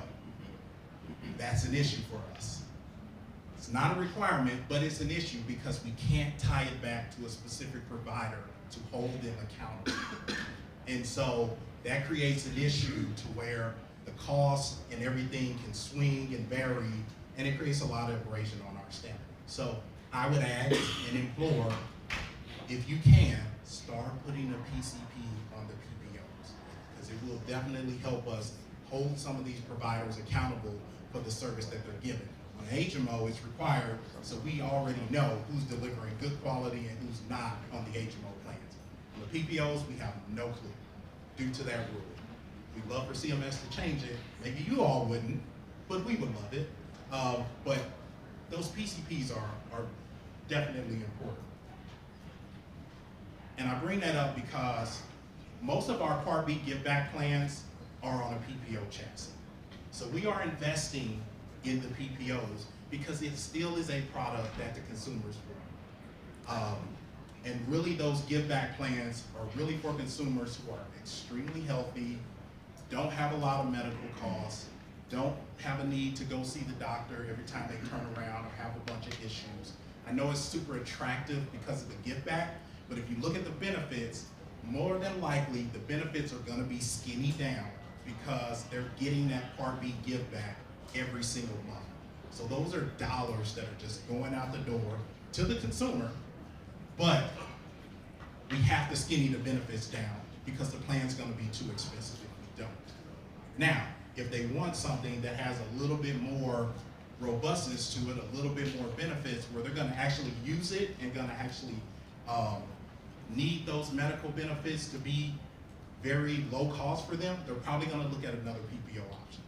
That's just the reality of it. Healthy members, PPO give back. Shoot it to them all day long, because it's not gonna matter too much to them about the cost.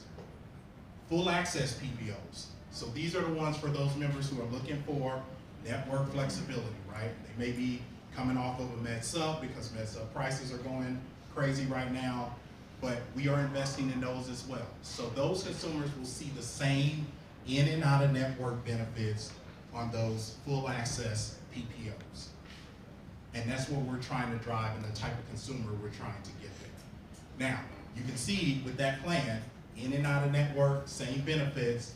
If you're not putting a PCP on there, who knows what the cost is gonna be based on whoever they're seeing.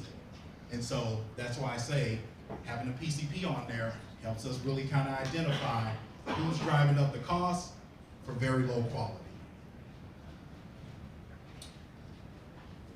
D-SNPs. Every carrier is going to invest in D-SNPs. One thing I will tell you is, from a DSNP perspective, we all get great funding back from CMS on DSNPs. That's why everybody's invested in it. We make money on every client that signs up year one that gets enrolled on a DSNP. Any guesses how much money we make on a non-DSNP member year one? I hear some nothings. Go lower, negative. We lose money. Every new client that comes in on HMO and PPO, we lose money. So if you think about it, if every other carrier leaves Utah, you all may say, oh my God, that's great for Humana. You guys are gonna clean up. You're gonna get all these enrollments. We're freaking out because we're like, how many members are there? Multiply that by the negative amount of money we're gonna make on them, and then exacerbate that if they have bad quality, don't take care of themselves. We're like, oh my God, we're gonna lose millions of dollars. What do? Oh, let's shut off commissions and not have these people be around. So that's the environment that we're living in today. And that's why a lot of these carriers are really watching how much membership they take in, because when you're talking HMOs and PPOs, they're looking at the negative dollar amount and they're just saying, how much money are we gonna lose this year based on that? So you're starting out in the hole with all this growth. Now, year two, you make money. So if they get to year two, you're golden. But what does that mean? What do we have to focus on for them to get to year two? Retention. Exactly. And that is what a lot of people are going to be preaching. A lot of carriers are going to be preaching is, how do we retain these members so we can start actually making money on them in year 2, 3, 4, and 5. Because that's when we start to see the actual payoff. But, sidetrack there, but DSNPs. 26 new full dual DSNPs will be launched across the country. Most of these are going to address your full benefit dual eligibles, QMB plus, Slim B plus clients. More than likely will be the richest DSNPs in the market from a healthy options allowance. This is not going to eliminate any other pre-existing DSNPs. So if you've got like partials, some other DSNPs that are addressing the other qualifying levels, those will more than likely remain in the market. But these new full dual DSNPs more than likely will have the highest healthy options allowance tied to it. $0 on the co-pays for prescriptions, and I'll walk through what the healthy options allowance will look like for those consumers. HRAs are going to be extremely important. We need those on every single new client. One, it protects you as the agent, because on that on the HRA, which is the health risk assessment, if the member selects yes on any one of those questions, it automatically qualifies them for the healthy allowance benefit. CMS recently made a change where they changed that benefit to say, oh, we know all these members are shopping off of this benefit. We're going to make it to where it's not for everybody. Certain people are going to qualify. And so what they did is say, hey, carriers, you can't file this as a value-based insurance design, meaning anything filed under that category automatically goes to every consumer, that benefit. They say, nope, wipe that away. We're going to make this an SSBCI, which is special supplemental benefit for the chronically ill, meaning you have to have a chronic condition in order to get that benefit. Health risk assessment, you check yes, that automatically qualifies you. So one of the questions that automatically qualifies you for that benefit. We've done the research. We feel that 90 to 91% of our members have a chronic condition that will qualify them for the healthy options allowance on the DSNP. We'll talk about what happens to that other 10 to 9% with that benefit. But it also protects you as the agent. If you check yes, and for some odd, strange reason, we deem that member doesn't qualify, guess what you don't get? A complaint to Medicare. Because you did the questionnaire, you checked yes, which qualified you to talk about the benefit with the consumer and say, hey, you're gonna get this benefit because you answered yes. And if something happens on the back end crazy, you are protected because you did the health risk assessment.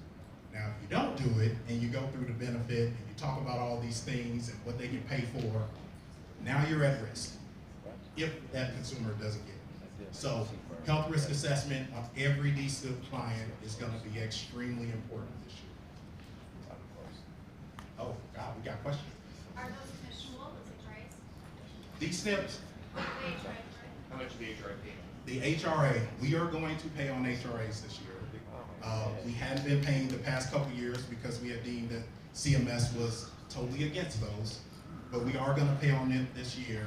I think that amount is set at $35 if I am correct. Is that on all or just DSNP? Just DSNP. DSNP and DSNP. C-SNPs as well. Yes, thank you.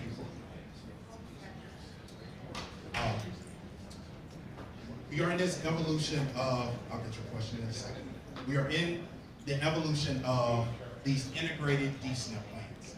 This is Humana's footprint from an integrated DSNP plan perspective, thinking about the HIDEs and the FIDEs and the states that are part of that.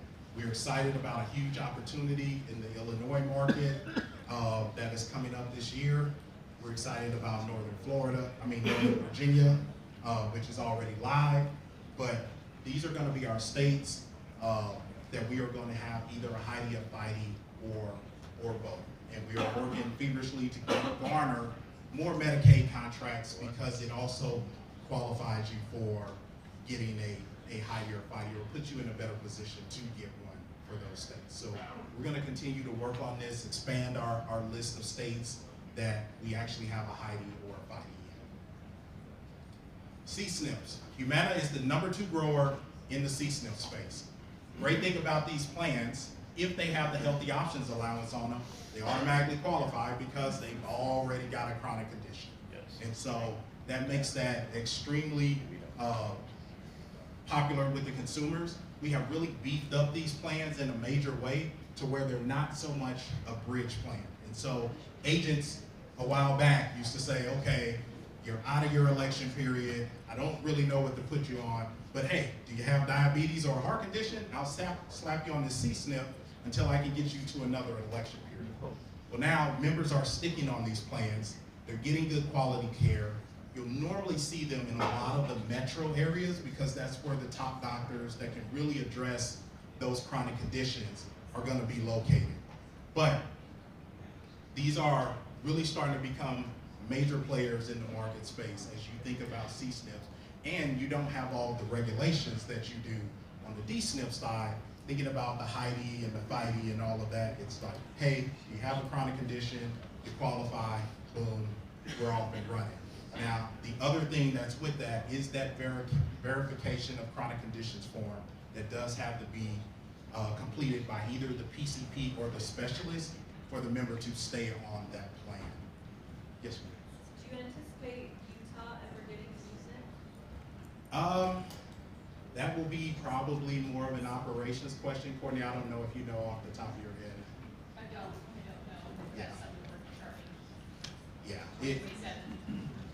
Most of the time when it comes to that, it's making sure we've got enough doctors that can provide the care in the network. So we've got some network challenges that can make it hard to really pinpoint that chronic condition that we want to service and introduce a C-SNP into the market.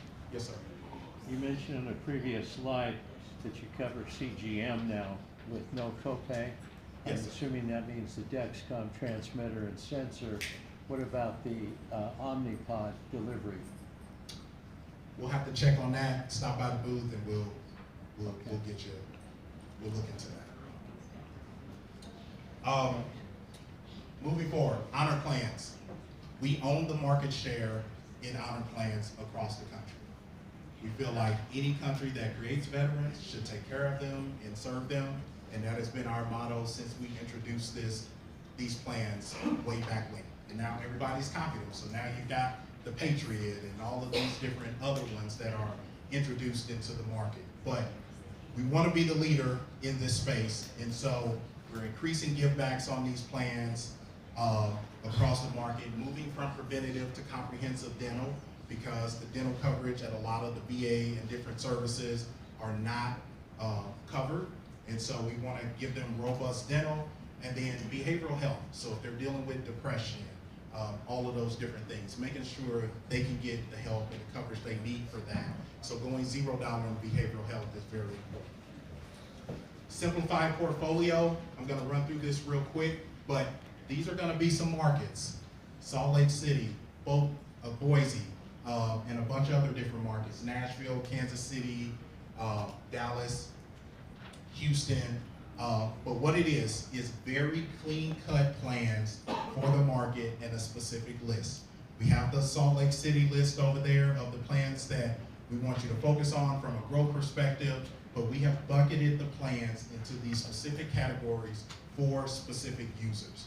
The other great thing that we've done that we've never done before is the naming convention is not just going to say HMO Gold Plus or Choice PPO. It is going to have these specific naming conventions to help you all and help the consumer recognize exactly what plan they're getting enrolled on and what they're selecting when they're choosing a plan.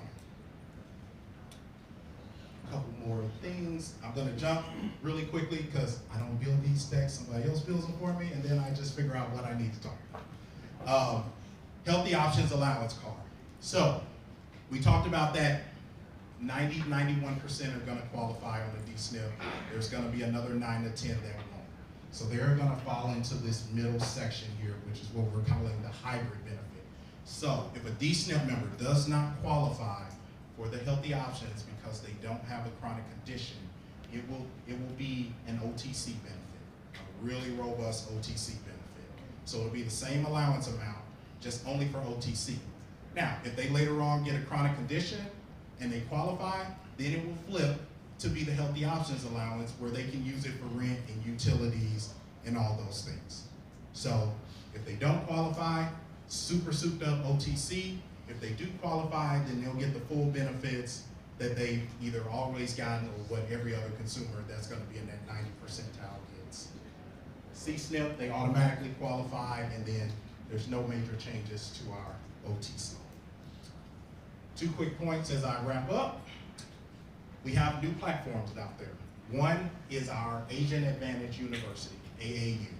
This is going to be your hub for finding all the information relative to your specific market, plan benefits, product guides, all those things. If we have a special announcement about something that happens in your market, like say a provider term or something like that, we can push that out to you all on AAU, and that information can be there for you. So really love this new tool. If you haven't gotten into AAU yet, go out to Vantage. You will see it on the left-hand side, Agent Advantage University. We also got rid of our Marketing Resource Center and turned that into our Agent Marketing Hub. So this is where you'll see all the pre-approved marketing pieces that we have out there. We really like this tool because now we feel like we have a legit tool that can actually go out and market in the community and drop mail pieces into homes, be very accurate, be very concise, and deliver really good marketing returns for you all as agents. So both of these new tools are live today in our portal, and we definitely want you all to check those out. We are very excited about the opportunity for Humana this year. You're in a lot of great things in a lot of different markets, and so we are looking forward to having a really good bounce back year after our 25 year. I saw one hand for a question. Yes, ma'am. Okay, so for our current clients who are on Humana and SNP, how do we ensure that they then still get their benefit? So great thing about them is we've got all their claims data, so we know all the ins and outs of their health. So if they've got it right now, they're going to have it moving forward. Okay, so you're looking at through their claims and then 100%. and then if somebody doesn't start out, you know, being able to answer one of those questions and then they have a chronic condition, what's the process like for them? Do they call into you? Are you scanning, watching those kinds of things for them?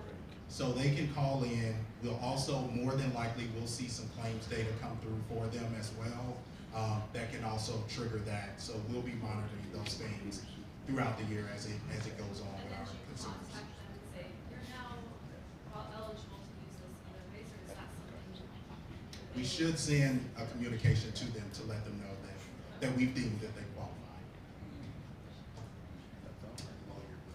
And any other questions, please stop by the booth. We'll be there all day and happy to answer any additional questions you have.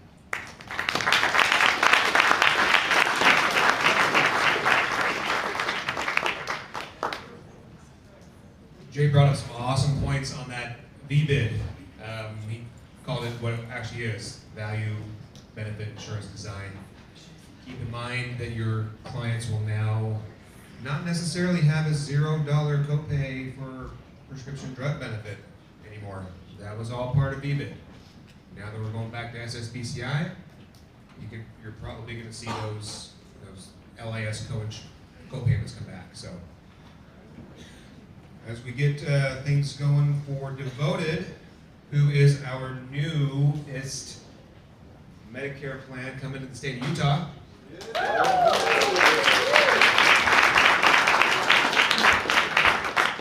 Super excited to have Nicole Blue here from Arizona and our very own Peter Subal, you all know.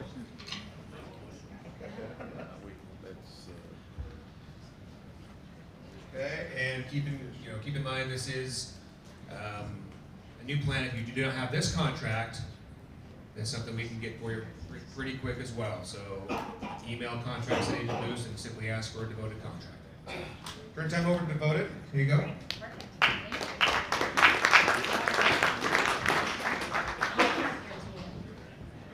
All right, well, while we're waiting for the presentation to pull up, I want to introduce you. Can you guys hear me okay? Yeah. It doesn't sound like it's on up here, so. Put it a little closer. Closer? Oh, wow, we really have to get close. Okay, now can you hear me okay? All right, beautiful. If at any time it starts to trail off, just yell at me, okay? Literally, yell at me. All right, so my name's Nicole Blue. I'm the sales director for Devoted Health here in Utah and in Arizona. And next to me, you have Peter Subal, your broker manager. I think you guys may know him. We'll take some class, okay? All right, and then we also have Lisa Clark. She heads our agent support team. She is based out of Waltham. But when she heard that this event was happening, she's like, I want to get out there and meet everyone. So Lisa, thank you for coming. We really appreciate it. So up here today, you have a wide range of experience in the Medicare space. I have worked in the Medicare space for over 15 years. I've done everything from agent support to telesales, field sales, now sales management. Peter's been in the industry for over, I believe, 12 years. And Lisa, how long have you been in this industry? Oh my gosh, too long. I'm only 21. No, actually, 13 years at one carrier, and then the best years at Devoted. It'll be 7 years in November. All right, perfect. So almost 60 years combined of experience in the Medicare space. So we're really excited to be here today. We've been present at this event over the last couple of years. This is the first time we're standing on stage, being able to say that we are local here in Utah and that we're going to have a plan for all of you to present to your Utah clients. So really, really excited about this. Do we have a clicker? There's 4 clickers up here, just so you know. Yeah, 4 clickers. Okay, you guys have probably already seen this, but we have to do our due diligence and just remind you that all the benefit information we provide you today is not to be disclosed to Medicare beneficiaries until when?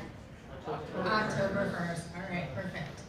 All right, so I want to introduce you to your local team here.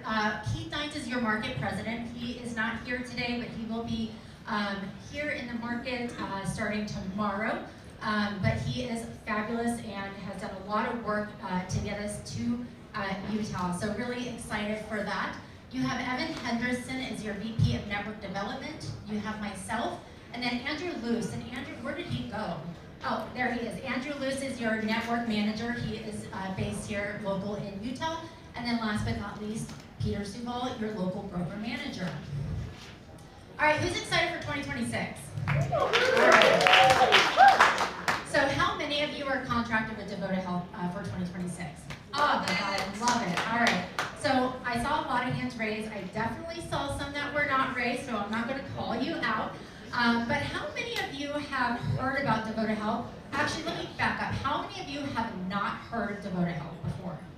Okay, so I got a couple hands. I always like to talk about our mission statement at Devoted Health, and it leads into our history. So on the screen here, you have our founders, Todd and Ed Park, two dynamic individuals who founded Devoted Health back in 2017. And they founded this company because they saw a disconnect in the healthcare system. And their own parents were going through the Medicare process of getting enrolled and choosing a plan. And they came together and said, hey, we want to create a new Medicare Advantage plan that really changes the way that plans work with providers, the way that plans work with carriers, and most importantly, the way that plans support their members.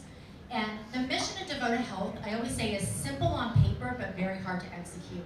And that mission is to dramatically improve the health and well-being of seniors by treating them like family.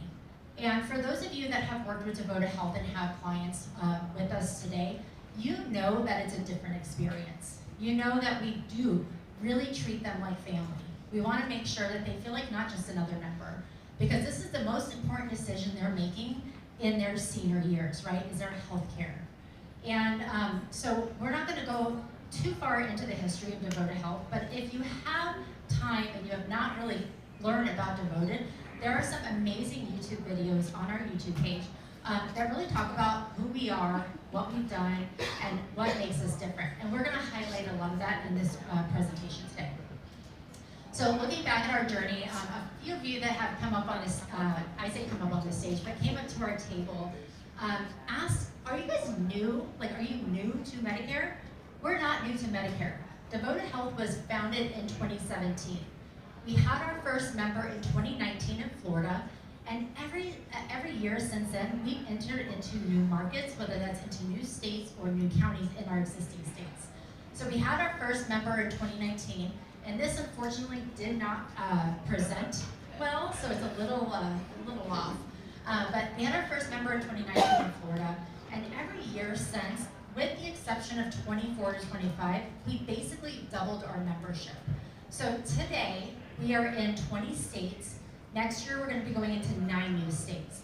So we certainly are not new to the Medicare space. It is important to know, Medicare Advantage is all we do. We don't have any other line of business. We only do Medicare Advantage.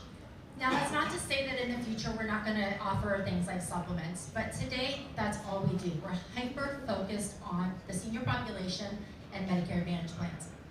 Now, while I say that we have doubled our membership year over year, I have to address the fact that that doesn't mean that we're growing too fast. We have done it very responsibly. We're very intentional about the markets we go into. We're very intentional about the plan designs we bring into those markets. And you'll see we do not cookie cutter plans. All right, we this year have filed close to 500 unique plan benefits across the United States, meaning we're not bringing in a plan in Arizona and copying it in Florida. Same with Utah. We're not going to bring in a plan that exists in another market and slap it into this market and hope that it works. We're very intentional about the plan designs and the benefits we're bringing in. So, well, this really did not follow through well. So 9 new states. So if you currently have a contract with Devoted, you've already seen this in your certifications. The states that are in purple are our existing states, so those 20 states. The states that are in blue are going to be our expansion states for next year. So if you do sell in any of these expansion states and you haven't certified for 2026, make sure you put those on your certification while you do it. But of course, we're most excited for the Utah expansion. And I remember sitting here last year presenting on Devoted, and a lot of you said, well, when are you coming here? Well, we're here. We are here, and we are super, super excited. So in addition to expanding to 9 new states, we're expanding to 394 additional counties in our existing states.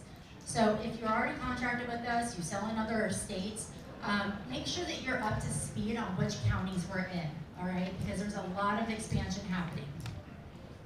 What's also great about this is we are now offering Medicare Advantage plans to over 45% of all Medicare eligibles across the United States. So not only are we not new to Utah, we're not new to the Medicare space, we're not a startup anymore. Our footprint mirrors those of some of the bigger carriers out there, and we are really excited to be able to offer plans to this many seniors across the U.S. So let's bring it back here to Utah specifically. Hopefully you guys can see this okay. We're gonna be going into 6 counties. So that's gonna be Davis, Morgan, Salt Lake, Summit, Tooele, and Wasatch. A lot of you have asked, why not Utah County and why not Weber County? And there was intention to do it all, but at the very last minute, we had some network disruption. We had some providers who retired or moved, and within 2 weeks of having to file adequacy from a network standpoint, we were no longer adequate in those counties. And we were not going to risk having the contract stripped. So we decided to just pull those counties for 2026. The intention is to have those counties for 2027. So I just want everyone to be aware of that, in addition to other counties for next year. All right, so building plans for long-term success. You've heard from a lot of folks today about the disruption that's happening in the industry. And I just want to spend a few moments here talking about how we build our plans for success. So the first one is a sustainable strategy. Now, if you've sold Devoted in the past, you know that from 24 to 25, we really ripped a Band-Aid off and made some pretty drastic changes in order to stabilize, right? I always say it's short-term sacrifices for long-term success. We are positioned very well for growth moving forward. Now, when we look at our plans, we are creating plans and benefits that are, we feel, stable and sustainable for at least 3 years. So the plans that Peter's going to talk about later on, we're excited about and we feel are going to be very stable moving forward for the next 3 years, and then we're going to reevaluate and see where do we make changes and whatnot. Because what we don't want to do is bring out great benefits and then pull the rug out after year 1. We all have experienced that before. That's not how we want to do business. Now, this has also allowed us to maintain commissions on all of our plans. We have never had to pull commissions mid-year from any of our markets. And we do this because of intentional plan design, right? We want to bring in the right type of plans for the right buyer personas. So one of the things you'll see us talking about today are different plan types built for specific individuals. Please make sure you are listening to that, right? Because when you get the wrong people in the wrong plan and you have plans that grow too quickly, that's where this happens and you have to stop paying commissions or you suppress them from third-party platforms and you have to write papers. We don't want to have to do that. We're very intentional about how we enter markets and how we manage our markets.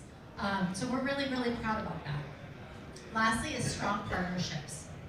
All right, Agent Boost has been a phenomenal partner for years with us. And that's why we show up to these events, right? We want to make sure we're supporting you. We want to make sure we're supporting your communities. And now here in Utah, supporting the providers. All right, I know that this has already been talked about, but we know that VBID is going away, right? So there's not going to be a socioeconomic path for those great benefits that you've seen on those dual plans before. Now, Devoted is continuing to invest in the SSBCI benefits, which I know was just talked about. So with us, you will see that SSBCI benefits being in the form of a food and home card, very attractive monthly benefit. I won't steal Peter's thunder because I know that's what he's excited to talk to you about today.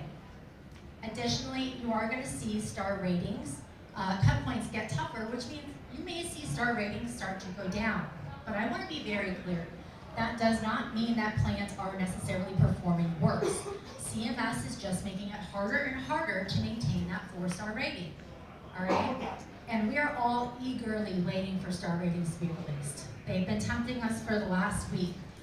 So hopefully we start seeing those soon. And then you're going to see Medicaid redeterminations continuing to happen, right? So those individuals that have had full Medicaid cost share protection are losing those benefits. We are going to come into this market with some great options for them that will provide them some of those great benefits that they had prior. All right, I want to talk about our member support. So at Devoted Health, we don't call our customer service reps customer service. We call them our member guides. They truly are the secret sauce, the bread and butter to our success. First and foremost, they're all based in the United States. So all of our member services are in the United States, always have been, always will. That has come directly from the mouth of Ed Park. You can clap for that, I'll take it. It's a nice quote, right? But not only that, we really empower our guides to take the time to listen and dig deeper into that phone call. So I'm gonna ask you, how many of you like to call 1-800-anything? Not a single person, no, she's shaking her head, she's like, no. All right, we wanna change that narrative when it comes to your clients and their health plan. So we encourage people to call 1-800-DEVOTED. We wanna talk to our members because that's where you really get to know what needs they have. It's not by just sending them letters, a couple times a year and hoping that they call you when they need something. Oftentimes, they're not disclosing what they need until you start having further, deeper conversations, right? So when your clients call 1-800-DEVOTED, about 80-84% of the time, that phone call is being answered within 30 seconds, which is phenomenal, right? And I will tell you, I've been doing this presentation for over 5 years. That statistic has not changed in 5 years, which means as we continue to scale our membership, as we grow our membership, we're able to scale that member experience. Now, you call into 1-800-DEVOTED, you get that phone call answered. That's really where the call metrics that we care about stop. We don't want people to be rushing through that phone call to have that call resolved within 3 minutes. We're actually coaching these guides to ask more questions and make sure that when that phone call is hung up, that person has had their problems resolved, or at least we have a path to get it resolved. Now, I want to talk about our community guides. This is something I don't think we talk about enough, and when this deck was made for these rollouts, I specifically asked for them to put community guides in here. So community guides are, I'll say, superheroes in the background. These are individuals that are helping our members meet needs that may not necessarily be related to a primary care doctor visit or a health condition, all right? These are folks that are helping people find things like transportation. If they have food insecurities and they don't have a benefit that's providing them a dollar amount to get food, they're helping them get connected to local resources. There's a very touching story that was told recently by one of our community guides. And she got in contact with one of our members who was facing eviction from her home. And that community guide worked tirelessly to get her connected to resources in her town, and she was able to get new housing. So that is a very basic story, very short story for a long story, but I want you all to be aware that it is anticipated by 2030 that the amount of seniors who are homeless is going to quadruple.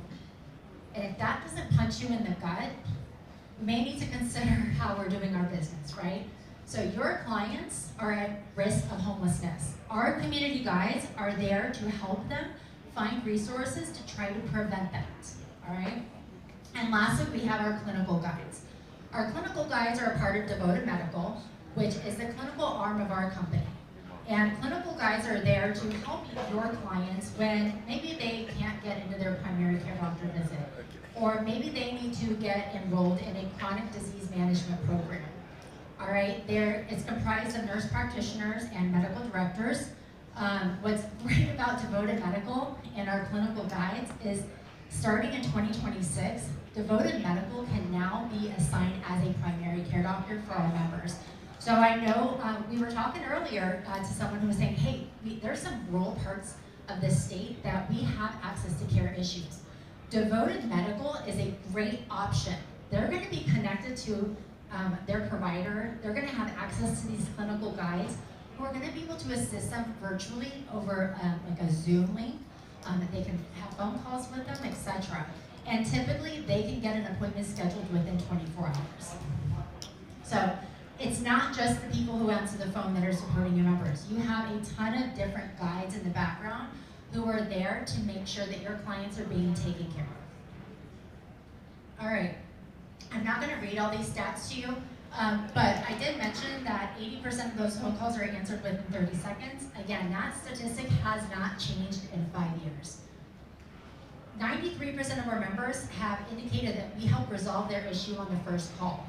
Now, of course, we can't be perfect, we can't solve everything on the first call, but 93% of the time we're doing that, which is phenomenal. And that's really driven by the fact that we have some great technology in the background that our guides can use, so they're not having to be transferred from one department to another. That guide can see their entire customer journey, and they can help them solve those problems right then and right there. You can clap for that again. I will take that. That is nice, right? And that's less that they're working with you guys, right? When they can call in and have their problem solved, they're not having to call you to have you intervene in them. All right, our members know that they can trust us. We have a net promoter score of 70, which is outstanding in the insurance industry. That net promoter score, again, as a reminder, is one question. Would you recommend your family, this company to your family and friends? The average net promoter score in the insurance industry is in the 20s. All right, and then lastly, we've built great relationships. We have great tools for your clients to contact us. So not only do we have the guides, but we also text message. And over 50% of our members text message us. We have guides that are just there to answer text messages. And I don't know about you all, but I've worked with plenty of seniors who they don't want to pick up that phone, they just want to text. That's fine, we're gonna meet them where they need to be met. 72% of our members have called in to our guide team. I guarantee you, once your member calls in and they experience how different, they're not going to come to you to help solve their problems, they're gonna come to us. And that's what you want, right? Because you have a lot on your plate, and you also want to work on building up your business. Lastly, we have a great member portal. So this member portal is something I really want you guys to use as a tool during the selling process. This is a great portal for them to go and self-serve a lot of their own concerns that they may have. So if they want to check on a referral in a state that we have referrals, they can do that. They want to check in on an authorization, if it's pending, if it's denied, approved, they can do that.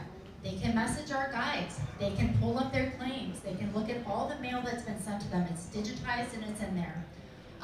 They can ask for reimbursement in there. We do reimburse on some of our benefits. It is a very quick process, and they can do all that through that member portal. So this is just another tool for them to help self-serve, in addition to calling and texting us. All right, now I'm going to hand it over to Lisa to talk about agent support and the broker experience.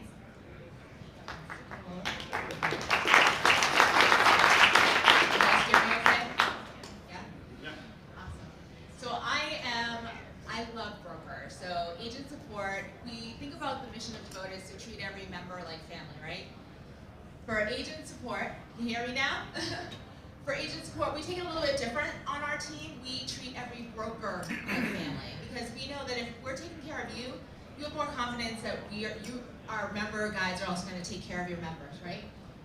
So why this is a big win for our brokers is you have 72% less time spent on admin work, right? You guys are busy. You guys are out in the field. You don't want to have your members calling you for issues. We want to get to a place where you are comfortable to tell your members, don't call me, call Devoted, right? Our member guides will take care of you, and I'm confident in that. Also, 60%, more than half of our members have referred to a friend or family. So what does that mean for you?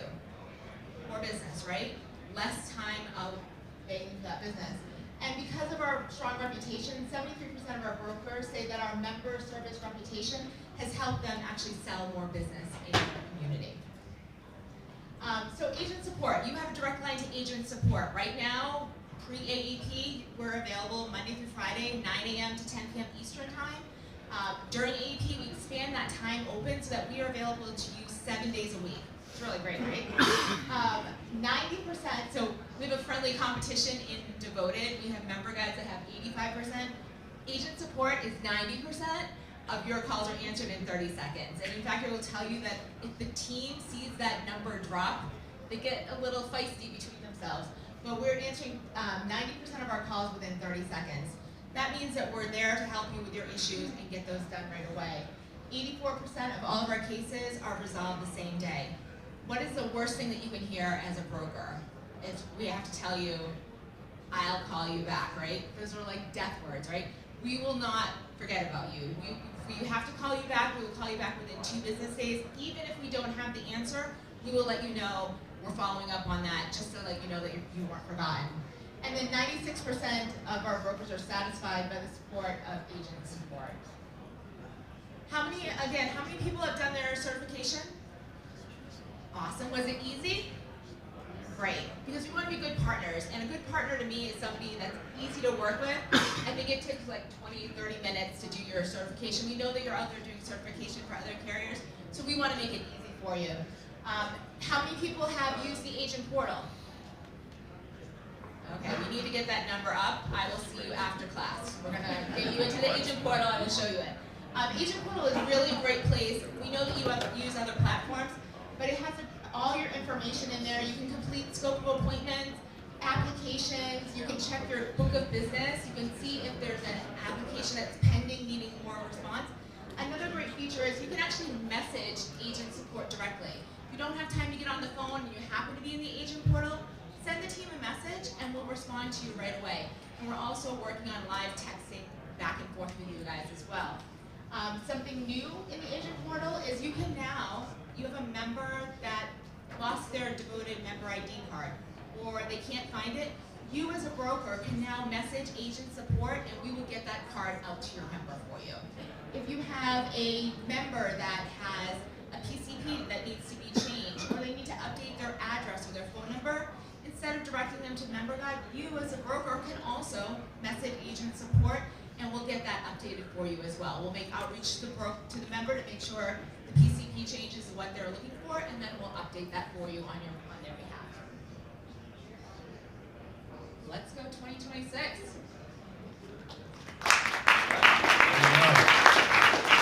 So, my name's Peter Sewall. I see a lot of familiar faces here. So now let's get rolling on benefits. In the interest of time, you're going to get kind of the Cliff Notes version of it. But if you meet me or meet us over by the devoted table, we're happy to dive in a little bit more detail, answer any questions you may have. So for our dental benefits, there's two different ways we're going to be administering those for next year. First one is reimbursement. So the member gets reimbursed for their dental services. So our normal PPO plans, like non-C-SNP, non-D-SNP plans, they will use this reimbursement model. The reason we do that is, one, it removes the need for a network, so that member can go see any dentist they want and they can submit for reimbursement. If they go through their member portal, reimbursement gets done within about 6 to 7 business days. That check will be on their way to the member for reimbursement. Now on a D-SNP or C-SNP plan, that's not quite as good of an option, so that is going to be an allowance, and we're going to be using Liberty Dental for the Utah network. So over-the-counter benefits, we're going to be using the CVS is going to be administering our benefits for next year. So they can use their over-the-counter card, swipe that there, pretty easy. They can also go online and they can order that way as well if they decide to. The plan benefit does not roll over quarter to quarter. So the home and food card, SSBCI is coming, Viva's going away. So that means they have to qualify to get this home food and grocery card. And the nice part is on the C-SNP plans, when you do the attestation and the provider completes that, verifies that, the provider doing that C-SNP verification will automatically qualify them for those SSBCI benefits. Since they qualify for the C-SNP, they're going to qualify for that food and grocery card. Okay, we also have wellness bucks. So this is $150 that they can use for things like an Apple Watch, a Fitbit. If they want fitness classes that would not be covered by Silver Sneakers normally, they can use that for reimbursement. They also have Weight Watchers, the management program, the weight management program. It won't pay for their food, but it will pay for like the membership fees, that monthly fee, along with things like home gym equipment, and then also the meditation apps like Lumosity, Calm, Headspace. The Calm app is really nice. And then, of course, we also have Silver Sneakers. We're all pretty familiar with that. Will it pay for golf passes? Will not pay for golf passes. Okay. I'm sorry, that was different. You know that. That was old Peter Sewall, right? Okay, now we're going to talk about C-SNP plans and who qualifies. So who qualifies for this? Basically, diabetes. Their doctor has to say that they qualify for this. They are a diabetic, type 1 or type 2. So, or they have one of those heart conditions. So heart failure, arrhythmia, coronary artery disease, something like that. So what will happen is at the time of enrollment, the member or you can fill out this member attestation and you send it in with the application. You're going to want at least one doctor on there for us to reach out to verify this. Pro tip, add 2. Do their primary care doctor and then the specialist for that particular chronic condition. So for example, if it's heart, put their cardiologist on there. If it's diabetic, maybe their endocrinologist or perhaps like a podiatrist, right? Just makes it easier for us to verify that. So what's going to happen is then Devoted is reaching out to that provider and we're going to try and get that verification done. That's going to be a weekly thing, and guess what? If we don't get that information, you're going to start getting alerts as well saying, hey, this person has not gotten this verification done yet, we don't want any service issues. This is also going to go on one of my to-do lists, because I'm going to be pulling these reports so often, and if I see one of your clients still pending on that CSNP verification, I'll be reaching out to you and we'll figure out a game plan on how to get that sorted out so you don't have to have any issues with that. So provider verification, we went through that. Okay, so provider network. What's the question I always get? What's your network like? So right now, we actually probably have more than this, but at least 1,678 providers in network. And these are the main ones. These are like the biggest hits. We do have more primary care doctors on there. Our pharmacy network is larger than that. Everyone looks at the hospital systems, and what are the 2 that are not on there? U of U and IHC. So I want to make sure I word this correctly. So the U of U has told us that they told us they will accept Devoted members outside of the network, so outside of our PPO plan network. So they will accept that. IHC currently does accept Devoted members in Colorado, out of network. And so we are working to have that similar arrangement, and it's already done, so that as well. But one thing I do want to remind people of is, whenever a member goes out of network, it is the member's responsibility to make sure that the provider will accept the terms of the plan. But both networks have agreed verbally to see Devoted members out of network. Now you're probably thinking, well, out of network costs? All of Devoted plans in Utah are going to be PPO plans. Also, they're passive PPOs. Passive PPOs means for most services, in and out of network cost for the member is the same. The exceptions to that would be things like primary care doctor, Part B as in boy, drugs, and skilled nursing facilities. And we'll dive through these plan benefits in a moment. So first, I see a lot of phones out, and that's awesome. So scan that QR code, because in the interest of time, I don't want to keep us waiting for lunch. I know how I can get hangry. So scan this code, let me know when everyone's ready. Bueller. Good to go? Okay. So we have 5 plans coming to Utah. We have a $0 premium plan, a give back plan, a DSNP, and 2 different CSNP plans. We'll dive into these in more detail. So first is the Choice plan, the Choice Plus plan CSNP. So they have to have diabetes or a cardiovascular issue. The main thing I want to talk about here is that this plan is designed, like the best fit for this plan is for people who have a chronic condition who also have full Medicaid. QMB, QMB Plus, SLMB Plus, or full benefit dual eligible. If they just have a normal chronic condition and no full Medicaid, this is not the fit for them, right? We make our plans deliberately for certain individuals, certain types, and this plan, as you can see, we don't want them to pay a 30% co-insurance. So Medicaid, we want that to pick that up. The food and home card on this plan is $257 a month. Let me check my math. It's hard. $3,084 over the course of a year for that food and grocery card. So $257 a month. If you guys want more information on this, please let us know. Come by our table and we can talk about it more. Next, we have our Choice plan, the CSNP Choice.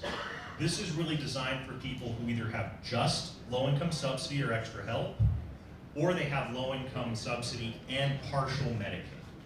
So the food and home card on this plan is $196 a month. That's $2,352 a year for that benefit. And once again, the limits on these are allowances, not reimbursement. But this plan is designed for those low-income or partial Medicaid individuals as well. This dual choice full plan, so this is our DSNP plan.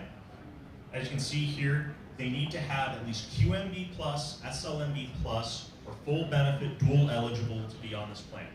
If someone's just overall very healthy but socioeconomic status, they are on Medicaid, this is a good fit for them. And with that food and grocery card, that's about $2,676 over the course of a year for that benefit. Is that an SSBCI benefit as well? That is an SSBCI benefit. They would have to qualify for this, correct. Then we have our Give Back plan. I'm personally very excited about this one. So the Give Back is $184.70 a month. So that's about $2,200 over the course of a year. Once again, this plan, great for those low utilizers, don't go to the doctor a ton, or they just really like that savings. One of the things I want to point out here with that passive PPO plan, so if you look at the specialist copay, it's the same in or out of net. Okay, but this plan, very good for that. Also, if they're like a veteran, they use the VA for a lot of their services. This is another very good fit.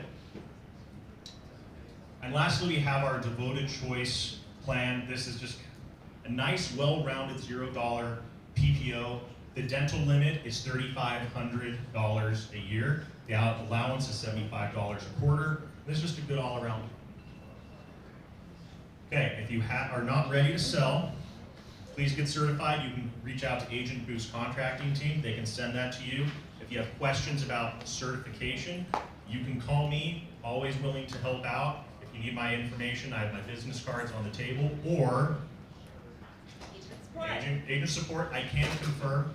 I had to call them and I timed it from phone ringing to thank you, have a nice day was under 7 minutes, and it was resolved. So, personal story right there.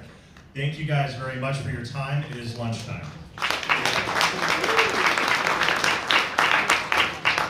All right, don't sleep on the voted guy. These guys, the voted knows what they're doing. They don't launch a plan unless they can really come with it. So keep in mind when you do contract with the voted, when we send you a link, you create your onboarding, log in, and do search at the very same time. So it's super easy and super fast. But we now have lunch outside. It's a beautiful 83, 82, kind of windy out there, but Jurassic Tacos, there's two tables, kind of a buffet, and then there's a churro card as well that you have to actually go and line up for. So we'll meet back here after lunch.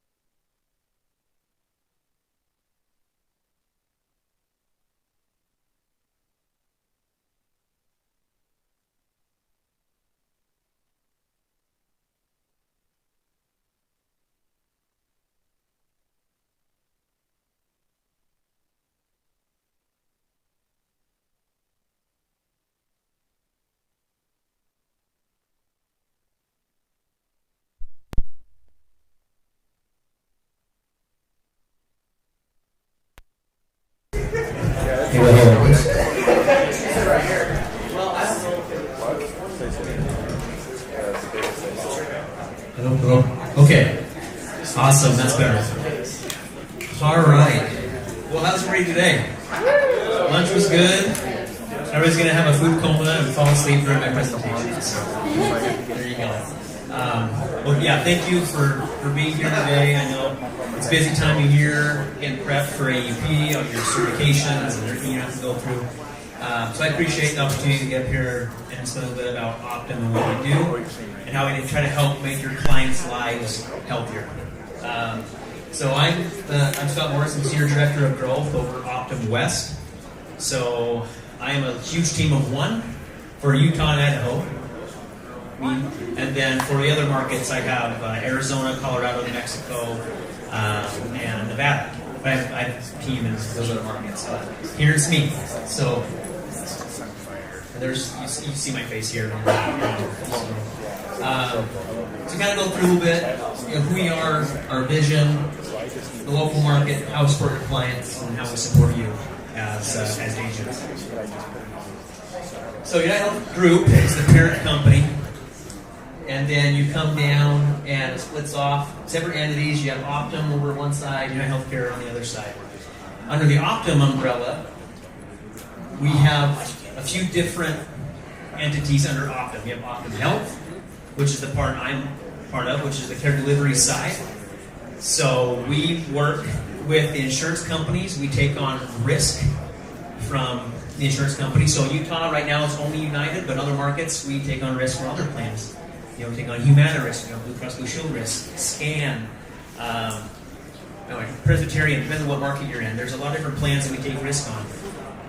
And what that means is the plan will come to us and say, hey, we are the benefits provider, but we want you to take on the membership and manage all the back-end stuff. So we're managing the prior authorizations, we're managing the claims, we're paying claims, we're contracting value-based care contracts with the physicians, medical groups, all that stuff we do on the back end. And the biggest part of what we do is the value-based care side. So you ever heard the term value-based care? Everybody? Maybe? So value-based care is a big deal. And what we're trying to do is promote quality over quantity. So, in the past, you had a fee-for-service mentality. I call it the churn and burn mentality, where in order for a provider to meet their overhead and pay, their staff, all that stuff, they have to get as many people through the clinic as they could. Those 15-minute appointments, just, get paid that fee-for-service. So what we're trying to do, and we have been doing for quite a few years, is providing incentives to the provider based off of quality and CMS-based incentives, where we can actually we'll pay or provide shared savings back to the providers to hit certain quality metrics, which actually can increase their revenue by double if they do it the right way. But what that's doing is it's promoting them to spend the time with their client, with their patient, and addressing their chronic conditions. That's a big deal. And that's why, you may have had some complaints in the past from clients like, hey, why does Optum keep calling me? They want to come to my house and see me in my house. Right? That's what's happened. I've heard it many times. And so we are very proactive in our approach.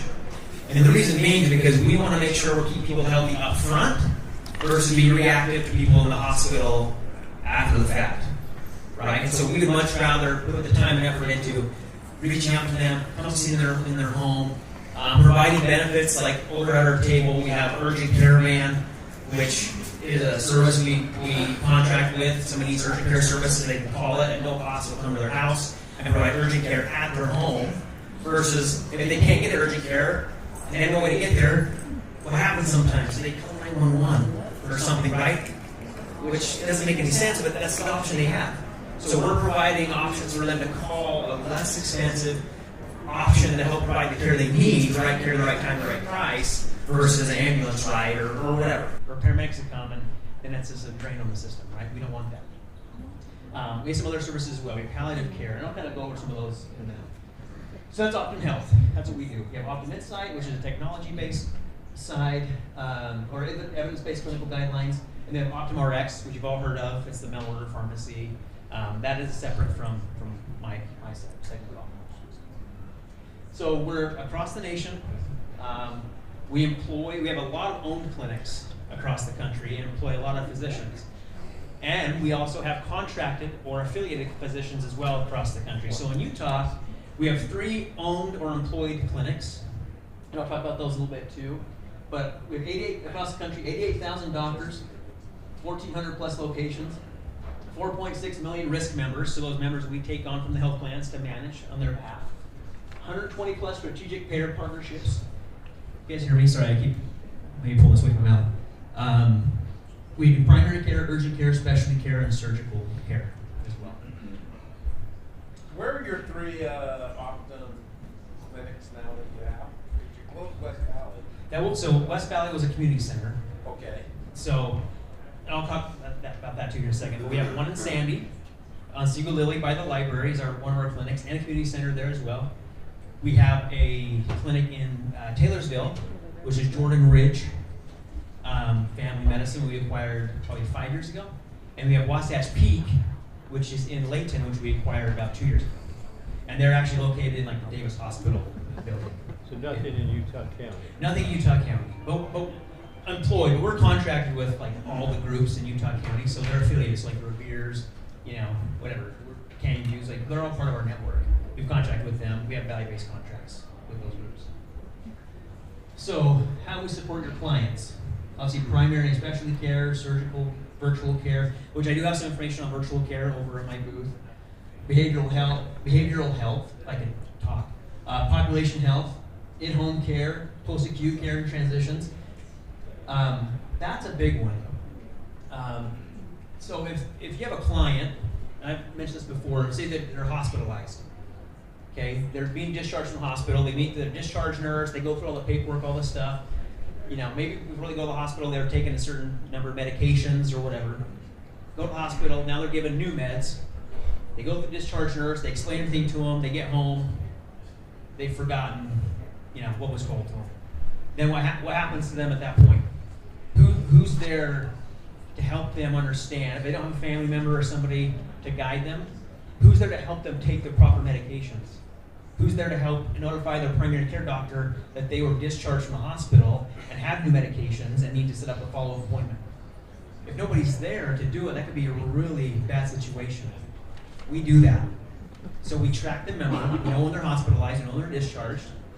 We make sure that we reach out to the primary care doctor so they can help reconcile the medications so that when they get home, they're taking the proper stuff, the proper dosage, proper meds, so that they don't wind up back in the hospital or worse. So that's a big deal. We've saved many lives just by doing that alone. Hospice and palliative care. So I'm curious, where is the customer service call center at? In the past, I've had people say, I don't understand because you guys moved it back to the U.S. where you can understand it? Or? I don't think so. Okay. that makes a big difference. Yeah. If I say they've heard the roosters in the back too quiet. So they call it often, for the prescription, not these other services. So. Yeah. Well, so the stuff that we do, they're not having to call us. It's our local folks that's doing all that. But customer service, I do believe it's offshore. I think they can request a U.S. person. You can't ask for onshore. You can't ask for onshore. Thank you. You're welcome. But yeah, I've had complaints about that too. I don't know. And for whatever reason, this year it's the worst it's ever been. On the offshore stuff? Yes, it's terrible. Yeah. I don't know. Talk to Roger when he comes in. Ask Roger Reese. He'll give you a good discussion. But my pay grade, yes. So. And then continue hospice and palliative care, financial services. That's on the Optum Bank side, which never second of Optum, and then military, veteran, and public health. So you want the best care for your clients, and we do too. So our goal is to help your clients live a healthy, active life. We'll make sure they get the care they need when they need it at the lower cost, so they can feel better about it. So a few stats. Why we do what we do. 18% lower chance of hospital admission for Optum risk patients because we track them, we manage them. 14% lower probability of avoidable ER visit compared to fee-for-service for Optum risk patients.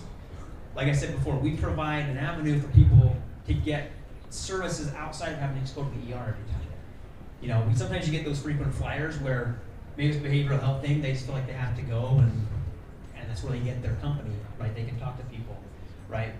That's when we step in and try to provide other resources to help them fill that gap. 35% lower total cost of care for your clients for optimal risk patients. So we're data-driven and evidence-based. So we have a national quality team. They work full-time to analyze local health trends, identify process, experience, or care improvements. And then we use these insights to model our care so your clients have access to the latest treatments combined with the best experience. And we also have local medical directors. Like our market CEO is a ER physician by trade.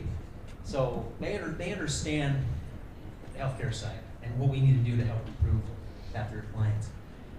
And then how we're touching lives. This is a lady, she was in Las Vegas area. She said, I finally found someone that's going to help me. I couldn't believe someone actually cared enough about me. So one of our physicians, this is an employed physician, Dr. Gopal, wanted to listen to my story and understand. So she had a lot of issues, health issues. She had, diabetes and other things that were going on. So through our program, we were able to help her be healthier, she actually lost a lot of weight, and is living a much better life right now. And I wish I could show you the video, but it's not working. But she has a video that walks through it. And same with this gentleman here, same type of thing. Just kind of testimonial from him as to what we do and how we try to help him in his healthcare journey. Another thing too is as agents, as you're in that living room and you're talking or over the phone or whatever it is, when you're talking to your client and you're helping them, enroll in a plan, you guys play such a huge role in getting them off on the right foot when it comes to their value-based care health journey, because maybe they're selecting a new primary care doctor. Okay, you're helping them make that selection, right? But once you make that selection, then what? Is there anything that you're doing at that point to help get them connected to that office, to that clinician, right? Because a lot of times what happens, and I've seen this, and providers, when you choose a primary care doctor, once they're chosen, it's on that record, the provider is now being graded on your client, on that person, as part of their roster. And so we incentivize the providers to see their patients, address chronic conditions. It affects, reimbursements, affects all this stuff. So if a physician has someone on their roster, they can't get to come in because there's no connection there, or some random PCP was placed on the application. The providers get annoyed. I'm spending a ton of resources to try to get them in, or making phone calls. I can't get them in. What are you going to do for me? Well, we can try to reach out and see if we can get them to change their primary care doctor, but again, it becomes difficult. So for you as agents, if you can spend that extra little bit of time with your client, help connect them with that primary care doctor, right? Help them say, hey, can we schedule that first appointment? So you enroll somebody in November, let's get hold of the clinics and get them on the roll or on the schedule for January, right? So just little things like that can help them start off on the right foot. So, plans accepted. So earlier they brought up our owned clinics and where those are at. So I said, there's Sandy on Siegel Lily by the library. There's Taylorsville on Redwood Road, which is Jordan Ridge, and there's one up in Layton. So at our Optum clinics, we accept majority of MA plans. So obviously we manage the healthcare population, but in our clinics we accept pretty much commercial, anybody. So if you have a client that needs a primary care doctor, whether it's on United or not, that's a great option. And you can get information about the clinics at United. And then we manage the risk for United Healthcare in Utah. HMO, PPO, chronic special needs, and dual special needs. We manage that population. So the only time you're not going to manage, we won't manage a United Healthcare Medicare Advantage patient or client is if their primary care doctor is an Intermountain primary care doctor. So if they're an Intermountain primary care doctor, they're managed by Intermountain and UHC. That change happened about 4 years ago, or the split. So if anybody else is not Intermountain primary care and you're on United Healthcare Medicare Advantage, we manage that on their behalf. Okay, is that clear as mud? Yeah. Does that mean that the claims are actually sent to a different location? They're sent, they go through United. Yeah, United pays those directly. Okay, so understanding Optum Care Network. Okay, all right, I gotta wrap this up. We're gonna get me pulled off here in a second. So we have our group clinics, which are employed, and we have our IPA contracted clinics. So majority of our network in Utah is our IPA contracted, right? Because we only have 3 owned clinics. It's a very small percentage of the 76,000 members we manage in Utah. Okay, this is just another thing kind of walking through the process of what we do. And then a few things here before we wrap up. How we deliver care differently. So I have information on this too. We have a lot of behind the scenes programs that nobody sees or even sometimes doesn't even know about because it just happens behind the scenes. We have palliative care, urgent care van, which I mentioned earlier, care coordination programs, chronic complex care programs, behavioral health, mental health, wellness, and our community centers, which we did unfortunately have to close down our West Valley one. We still have 2, one in Sandy and one in Layton. And this kind of walks through the experience of what we do with your client. And then how we support you. So girls team, which is me right here. Marketing support, engaging patient events, broker information center, patient prospect marketing, onboarding retention, broker CRM, education and training, which I'm trying to do today, and then helping you grow. So I hold a lot of relationships with medical groups through our contracting efforts. A lot of medical groups will come to us and say, hey, we want to grow our population. How do we do that? And I say, hey, we know a guy. Like let's get you connected, and then we can help you introduce you to an agent. And that's where enrollments come from, right? A lot of groups don't understand. They don't understand how they get the membership. They just know it comes in. Their clients or their patients. So we can help educate them and connect you guys with it. And every year we do what we call Optum University, which is a opportunity in the springtime. People to come in, do a deep dive into Optum. We do it at our office in Draper. We can become what we call Optum Certified, which opens the door to some of those opportunities of being partnered with a clinic. So big part of what I do as well. Anyway, so yeah, any questions? Okay.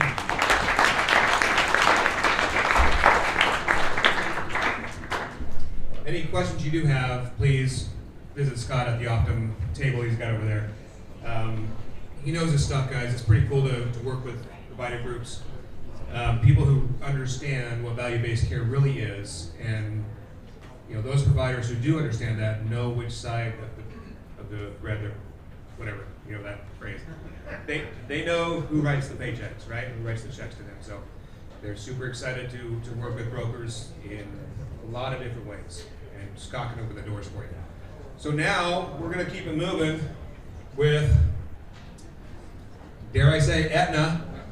Dare. We love Aetna. You dare.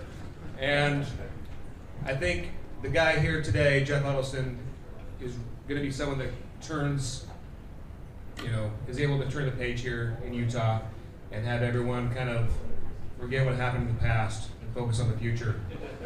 And really, I honestly believe that. So Dave knows his stuff. Did I say Jeff earlier? Yeah. I said Jeff. I'm working with the Jeff Huddleston as well at Idaho. This is David Huddleston from Aetna, and we're going to fix this here.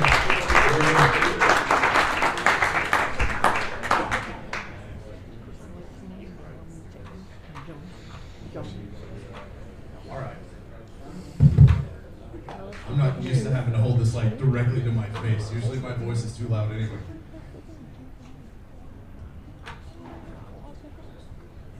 So real quick, while he's getting that pulled up, so my name is David Huddleston. I am the new sales director for Arizona, Colorado, Nevada, and Utah. So been in the Medicare space since 2008. I'll give you a little bit of background about myself real quick. I was a captive agent for Humana for 3 years when I first got into the business, like a lot of people are. I had a counterpart called me Doug for like a year and a half. And so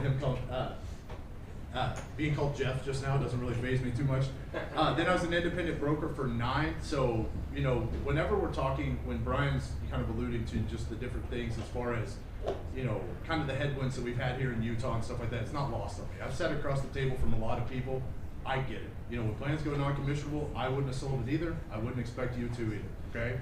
So, just letting you know a little bit about myself, and then I also just came from the national side of things. So, if anybody's seen Aetna Academy emails earlier this year, the things we were doing kind of ancillary, that was me. So, I was kind of, it was me and my team, so Amanda's outside, but we were kind of trying to bridge that gap between our Medicare Advantage and our ancillary side as well.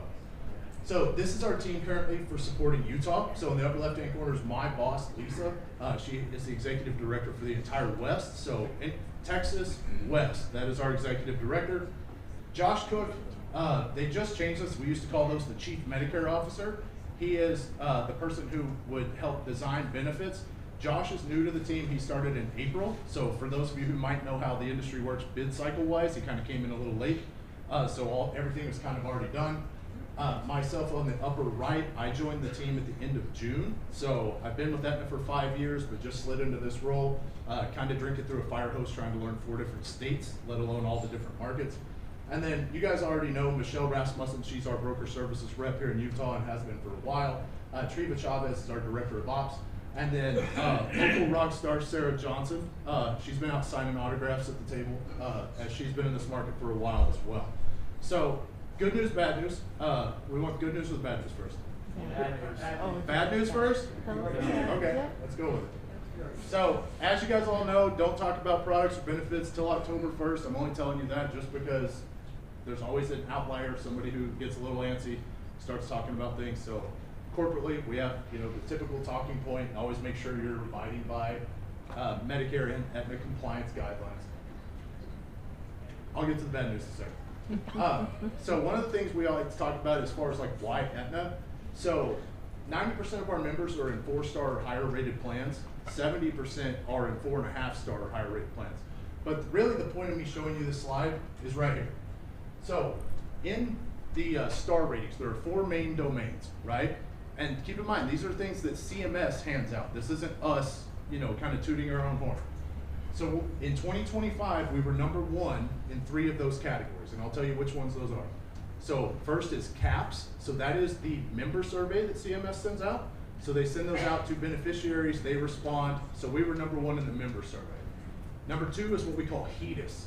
HEDIS is, are they getting their preventative services done? What are they adhering to their medical advice? Things like that. So we were #1 there as well. And then the other one was patient safety. So in those 3 categories, we were #1 per CMS. This isn't, think of like the JD Power Award. You don't just give that to yourself. Well, you don't just get to give yourself #1 by CMS either, okay?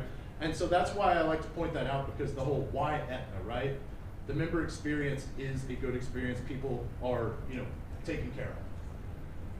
So now, I'm gonna go through this and kind of give you a lay of the land really quick. So in case you write in multiple states, one of the things that we've had, so we have like what we call our Diamond Partners meetings. So these are like our national level FMOs. They come in and we have them give us what we call the good, the bad, the ugly, right? What are we doing well? What do we need to improve? And basically it was, you guys don't have consistency across your markets in your plan names, right? And so we'll talk more about that here in a minute, but you're gonna see like the plan highlights just for kind of our strategic overview here. So you can see in our strategic focus at the top, so this is actually our CMO slide, so I'm gonna have to turn and face this one because this isn't one I created. You can see the market presence, 15 counties, you can see them listed up there. I'm still very much learning how to pronounce half of these. Trust me, the agent boost guys have been nice, and then of course the local teams had to correct me a couple times. I'm from Arkansas, and you would think that we would be the ones, but that's not the case. It's Duquesne. Huh? Duquesne. It's Duquesne in every other state. Just know that. Thule is what I actually used to say, and it's Tooele or whatever. Yeah, so, yeah. Good So when you see like the signature plans, so I'm going to show you a different slide here in a second. It's going to talk about the national naming conventions, but these are going to be, so this is kind of like a high level overview of like what these plans are talking about. So the signature extra PPO is going to have our strongest overall benefits, which is kind of interesting because in most markets, your strongest benefits are typically an HMO, right? And so for those of you, the Salt Lake City Metro, IHC is part of our PPO network, not part of our HMO here in the Metro. They are in the rurals, but not in the Metro, okay? So that's typically why our PPO product is the lead product there. The Signature HMO has kind of the moderate benefits, and then our Eagle, which is our MA only plan, will still be competitive as well. When people think MA only, what do you think? Military. Veterans, right? Well, guess what? What do you think our percentage of veterans on our MA only product actually is? 2%. Slightly higher than that, but it's about a quarter. And so it's more balanced than people think. This is one of the things where it's been marketed highly toward veterans, but trust me, it is not limited to that. And then of course the Eagle product out in the rural areas, and then we have our full dual PPO DSNP. Again, IHC is part of that network. It'll be a competitive product as well. And then the benefit highlights, I mean, you can see all the extras that go with that. Due to time constraints, I'm gonna kind of be high level on those. And then you can see our key submarkets for the HMO, Davis, Iron, Salt Lake, Utah, Washington, and Weber. And then the PPO and MA only, a whole laundry list of counties, and then of course our DSNP product as well, okay? Now, again, kind of counterintuitively, our PPO DSNP typically is our stronger plan just due to network in general and the flexibility that goes with that. You want the bad news, here it is. So I'm gonna give it to you. And I'm gonna help you walk through this because I know a lot of people have came up to our table and asked for like a handout. We actually have this printed out, but I wanna walk you through this because the layout's a little tough. So, right here where it says plan terms, anything that is down here, that plan will no longer exist January 1st. Okay? The reason I want to point this out, I'm going to blind myself with this projector. Right here, where the choice PPO. So where it says resell, H5521, 654, which is up there, notice Washington and Weber are not included in those counties. This is what I want to help you work through. So, the resell, it's not that we don't offer plans in that area. We have an HMO in Weber County and in Washington. But the PPO is not available there. So, that's what I want to point out because when we've shown this to people before, they have a hard time realizing what the difference is between the plan term and then the resell opportunity. Plans up here are available for next year, or they're new, but you can see like county exits. So we're completely out of Uinta County, Utah, and Wyoming, okay? Second level of the bad news. These will not be crosswalks. They will not. CMS has guidelines that you have to meet in order to crosswalk people from one plan to another. And unfortunately, we don't meet those with this circumstance. So these will all be rewrites. However, there are some things that Aetna does to assist with this because for those of you who may or may not know, Aetna believes in AOR protection just as a whole, even if we do all the work. So anytime there's people who are subject to plan terms, maybe it's a service area reduction, just a county exit, whatever that is, there will be an 800 number. So let's say you had somebody on the choice PPO and they say, oh, I really like Aetna, I want to stay with Aetna. So the signature extra PPO is the move, right? If you give them this 800 number, they call in, we do the enrollment, we'll walk them through all of the stuff, you stay the AOR. We will protect you on that. And since I come from being a broker, I'm very big on this because I know what it's like to have, my book of business jeopardized. So just know I saw a report the other day where we have protected AOR on 68,000 applications this year. So we're very good at this. It has to be like plan to like plan, and when I say that, Medicare Advantage to Medicare Advantage. It doesn't have to be HMO or PPO, but MA to MA. We will not protect PDP to MA or MA to PDP because those are just different plan types, okay? So, but know that we're working on trying to assist as much as we can, because again, I get that pain point, I do, okay? Now, so this is the bad news. But the good news is that all of our plans but one will be commissionable for next year. Every one. So HMO, PPO, DSNP, all of them, okay? So hopefully you like getting paid. The only plan that won't be commissionable is this one right here, which will be in like the northern rural PPO, okay? It's the one that is a -656. And if you want me to just be completely honest with you, you weren't gonna sell it anyway because it has a $105 premium. So it's non-commissionable. We kept it for a reason because CMS guidelines say for you to have an MA only product in counties, you have to have a general enrollment, so a non-DSNP product that's also available there. So for us to be able to offer the MA only product in certain counties, we still had to have this product. So that's why it's aligned that way. So I'm very big in giving you the why certain things happen, okay? So now, we already talked about this, so apparently I'm good at duplicating slides. You guys already know like the tools that come with Aetna, so Producer World and things like that. Our broker user guide, so local market broker user guide, will be available in the next couple of weeks. It is going to cover Arizona, Nevada, and Utah, because all of those states fall under me anyway, and a lot of people in these states all write in, Utah people write in Nevada, Nevada writes in Arizona, and so on, right? So I want to make it as easy as possible so you'll have one document that's kind of like your source of truth, if you will, okay? Now, the naming convention. So this is what I was talking about earlier. So I'm going to try and buzz through this really quick so I can still meet my time guidelines here. But again, one of the things our national partners said was you just have too many different names. So now where you see Signature, Prime, and Elite, those are typically going to be the plans that are designated toward people who don't have assistance. Not that it's limited to that. If somebody with LIS wants to join a Signature plan, fine. But this is just your normal general enrollment product, right? You guys are familiar with the name Advanture here in Utah, right? Advanture didn't exist anywhere other than Utah. So that was confusing to people who were right here. There's not consistency there. Is that because it came from LTS? I would love to tell you. I do not know the answer to that. But I'm going to say yes, probably. But that would be the answer, yeah. There's also other markets where we had similar things. So now, while it'll be a temporary pain point as you're having the adjustments for the different plan names, it is one of those things where in 6 months this will be a lot easier, especially for those of you who ride across multiple markets, okay?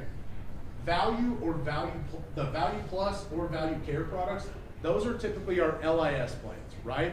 They're gonna have a premium attached to it. If somebody joins that also has LIS, now that premium is reduced down to 0. Typically they have a little bit higher supplemental benefits built into that as well. So higher dental, vision, whatever that looks like.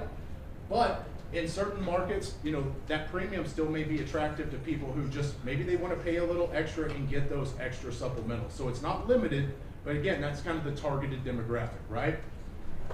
Enhanced or Premier, so those are going to be the MA plans that have, stronger Signature benefit. So notice it says offer improved benefits over the Signature product, but do have a premium as well, okay? So again, LIS, not the targeted demographic necessarily, a higher premium in exchange for higher benefits. Our MA only product will stay with the Eagle naming, so that will stay consistent. And then you'll see some changes in our D-SNP and C-SNP where you'll see like full dual or dual care, things like that. But again, those are usually pretty easy to navigate. It was more like the general enrollment products. Benefit highlights really quick. We are planning to have a virtual vendor fair kind of toward the end of this month to have the actual vendors come in and talk more in depth about these programs. So like resources for living. This is really a great resource for our members in order to be able to utilize for kind of non-healthcare related things. You need a wheelchair ramp built in your house, that type of thing, right? So that's not a healthcare covered item. Silver sneakers, so obviously we have the fitness center membership. Travel Advantage and Explore. All of our PPO plans have a nationwide network. Our HMO plans here in Utah have the Travel Advantage benefit. So this is where, let's say they're in Utah, but they decide they want to go stay with their kids for 6 months in Houston, Texas, okay? They can actually pick a PCP in Houston for up to 12 consecutive months while staying on their plan in Utah, okay? So it's a little more flexible than your traditional HMO, okay? So that is important. Diabetic supplies, we are changing our vendor. So we were using One Touch. We are now going to use Roche and Travidia. And then the continuous blood glucose monitors are still covered as well. Now, for virtual, I'm not going to go through each of these because I know you really want more of the benefit portion of this. But don't forget, for virtual health, we have the Minute Clinics and Teladoc as well. Routine transportation on our D-SNP products will be available. 24-hour nursing hotline, but the healthy home visit is something I really want to take a second on. So Signify Health does our healthy home visit, but this is something where a nurse practitioner will go to a member's house, right? So it is not just some regular healthcare provider, and what they do is they work in conjunction with your PCP. It is not us replacing your PCP. If you go into a regular provider's office, what's a normal provider spend with you? Like 10 minutes maybe, if you're lucky. So this is having somebody come to your house and have kind of a more in-depth look at maybe something that you didn't have the opportunity to mention to your provider, or you forgot to mention to your provider. Maybe they can identify risks that your provider's not familiar with, things like that. That way we can really work with them to help manage the care better and help those health outcomes. When we were talking like patient safety and things like that, identifying things like tripping hazards, stuff like that, where we can work with either resources for living or on a DSNP plan, you know, our care management team to help solve for other issues.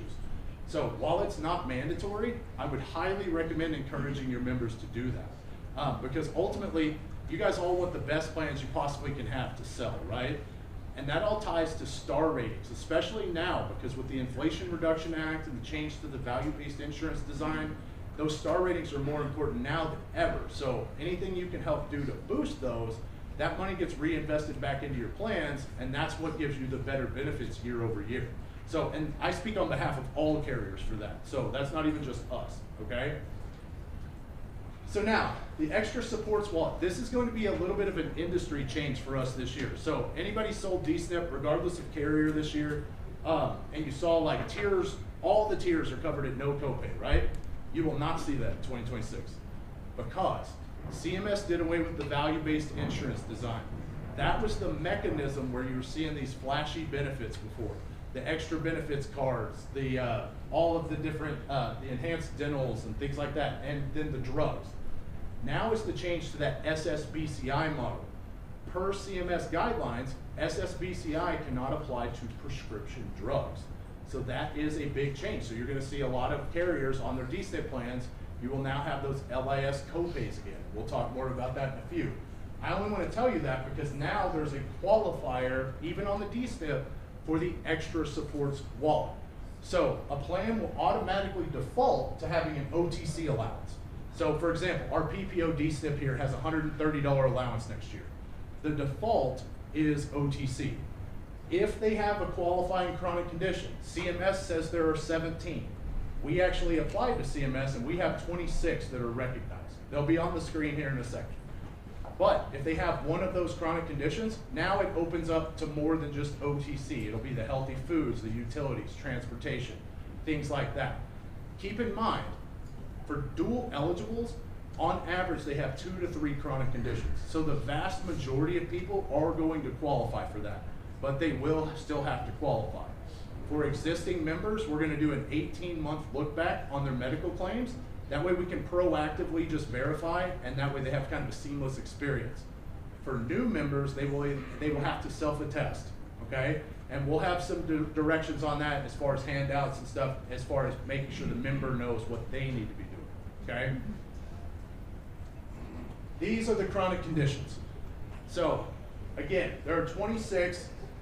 When people look at this, you know, you kind of gravitate toward the upper left where you see things like rheumatoid arthritis and stuff like that. But look down here at 19 and 20. Hyperlipidemia is just high cholesterol, and hypertension is high blood pressure. The barrier is low, guys. You know, think of your Medicare population and the medications they take. The vast majority have a condition, especially in the duals world, right? So I just don't want you to think that when we talk chronic conditions, it all has to be like end-stage renal disease or things like that. So the SSBCI stuff, this is going to be the list of chronic conditions that are qualifiers for that, okay? I'll leave it up there for just a second. I see a couple people taking pictures.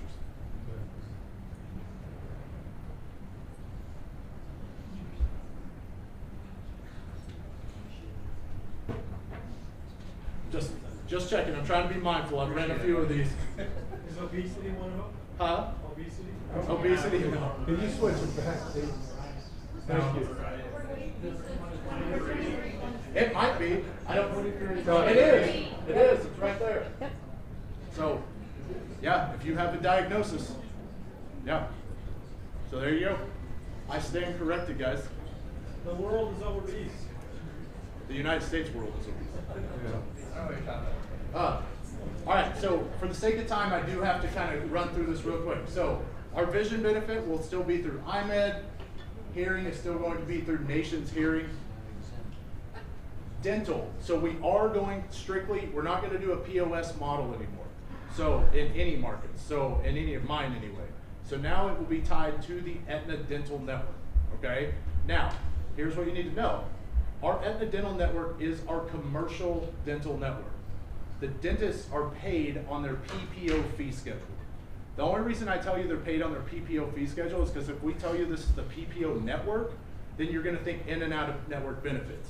If it is an HMO plan, they have to stay in network even though the dentist is in the PPO network. So I try not to create any confusion there. For a PPO plan, they can go in and out of network with a higher cost share.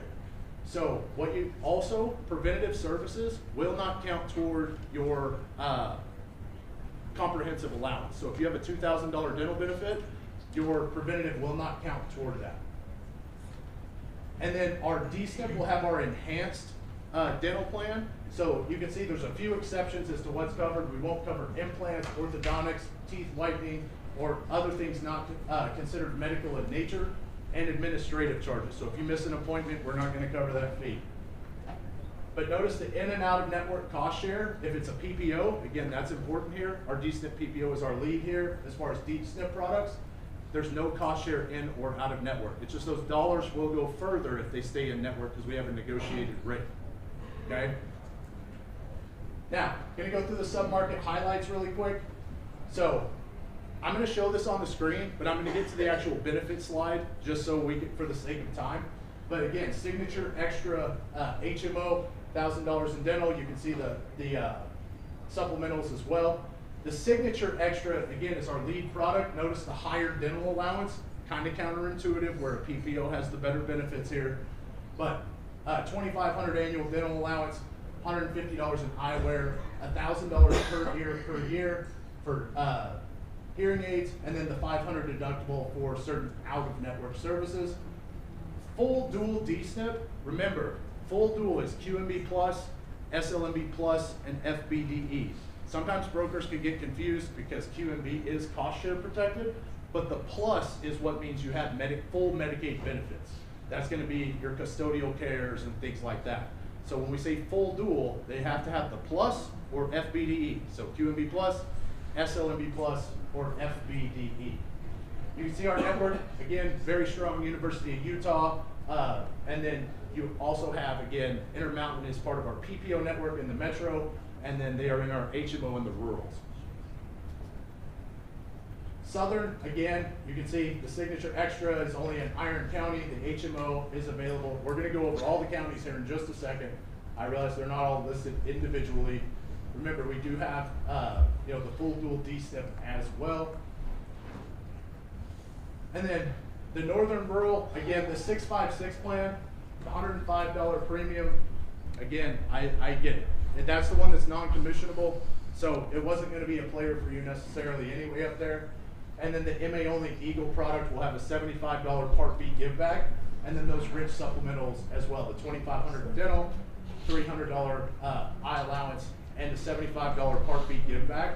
Remember, again, our PPO has that nationwide network, so it's a lot more flexible as far as that goes. So now, this is the actual benefit grid. I know this is what you've all been waiting for throughout my diatribe here. I'm not going to walk through each of these individual benefits because just for the sake of time, but the elite PPO, again, you can see the 246 over there, Davis, Salt Lake, and Utah counties. You can see the benefits that go with it. I'm just going to touch on the highlights really quick. All of our plans have no PCP copay, and all of these that include drug coverage. So outside of the MA only product, there's a $615 deductible that applies to tiers 3 through 5, but tiers 1 and 2 are still no copay and they're not subject to the deductible. Okay, so that is important. Again, the Eagle product is still very competitive. I realize it just says Utah up there. We have to get that corrected because there's more counties than that. The Value Plus, again, that's the LIS product, the $37.60 premium. That would be reduced to 0 if somebody had that LIS subsidy that went with it. The Signature Extra PPO, again, this is kind of our lead. So you can see Davis, Iron, Salt Lake, and Utah counties. 0 PCP, $40 specialist, but the $2,500 in dental, $150 eye allowance, and then $1,000 per year for hearing aids. And for a PPO, a $5,900 move really isn't bad. And then the RX deductible, as I've already mentioned, is $615 for tiers 3 through 5. The Signature Extra, again, that is going to be in our northern and southern Utah markets. We're getting out of some of the counties with our PPO products. But as far as the PPOs that are available, again, commissionable outside of this Dash 656 product that's right there.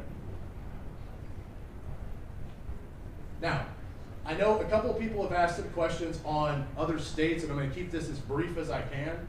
So, question. Go ahead. The Value Plus, if they're LIS, they will not pay the $37.60. Right, it reduces the premium to 0. The subsidy would reduce it, correct. So, in Nevada, I'm only going to highlight Clark and Nye County, so southern Nevada real quick. I know we have several brokers that write both.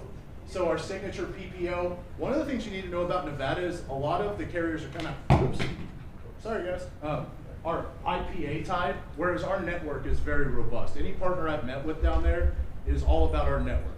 So we have a very strong network and our high value provider network as well.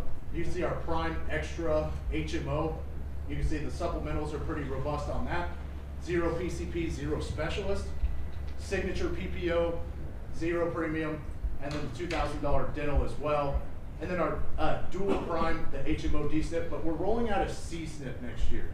So Clark and Nye counties will have a C-SNP product, so that'll give us another selling opportunity throughout the year. And then Arizona, not gonna go through these because I know I'm at time, but we're rolling out the C-SNP product in Arizona. So we currently do not have a D-SNP product in Arizona. So, you know, with the SEP changes the way that they are, we were kind of limited outside of AEP and OEP. So offering the C-SNP product in Maricopa County would be nice for us. And then ultimately Colorado, if anybody writes in Colorado, we just added the Kaiser providers in the Denver Metro, which is about 1,800 1,800 providers. So we have Denver Health as part of our network, University of Colorado. We have you know, Oak Street, Centerwell, Archwell, those groups there as well. So very strong product portfolio up there. That pretty much wraps us up, except for our D-SNP really quick. Just remember, you know, for somebody to be a full dual, that's where the pluses matter. SLMB plus, QMB plus, FBDE. And then the extra benefits card, you guys can come see me for any like D-SNP benefits because I'll due to time. But the extra benefits card, you can use it on OTC, healthy foods, utilities, transportation that includes gas at the pump, Uber, Lyft, things like that. And then they can also use it on personal care items. And that's important because personal care items are like shampoo, trash bags, those day-to-day things that everybody needs, but a lot of other carriers may or may not cover, okay?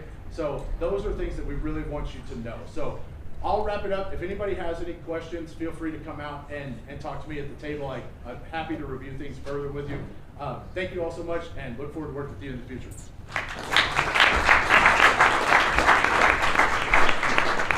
Thanks, Dave. Appreciate that. All right, keeping it going. This guy needs no introduction, but I'm gonna do it anyway. You know him from our Monday morning sales meetings, and he's going to talk today about how to be successful during AEP. If you haven't had a game plan by now, I don't want to say that, but Mike will kind of dial in a little bit more on what to look for, how to be successful, how to position yourself. Hey guys, give me 60 seconds to just log in here.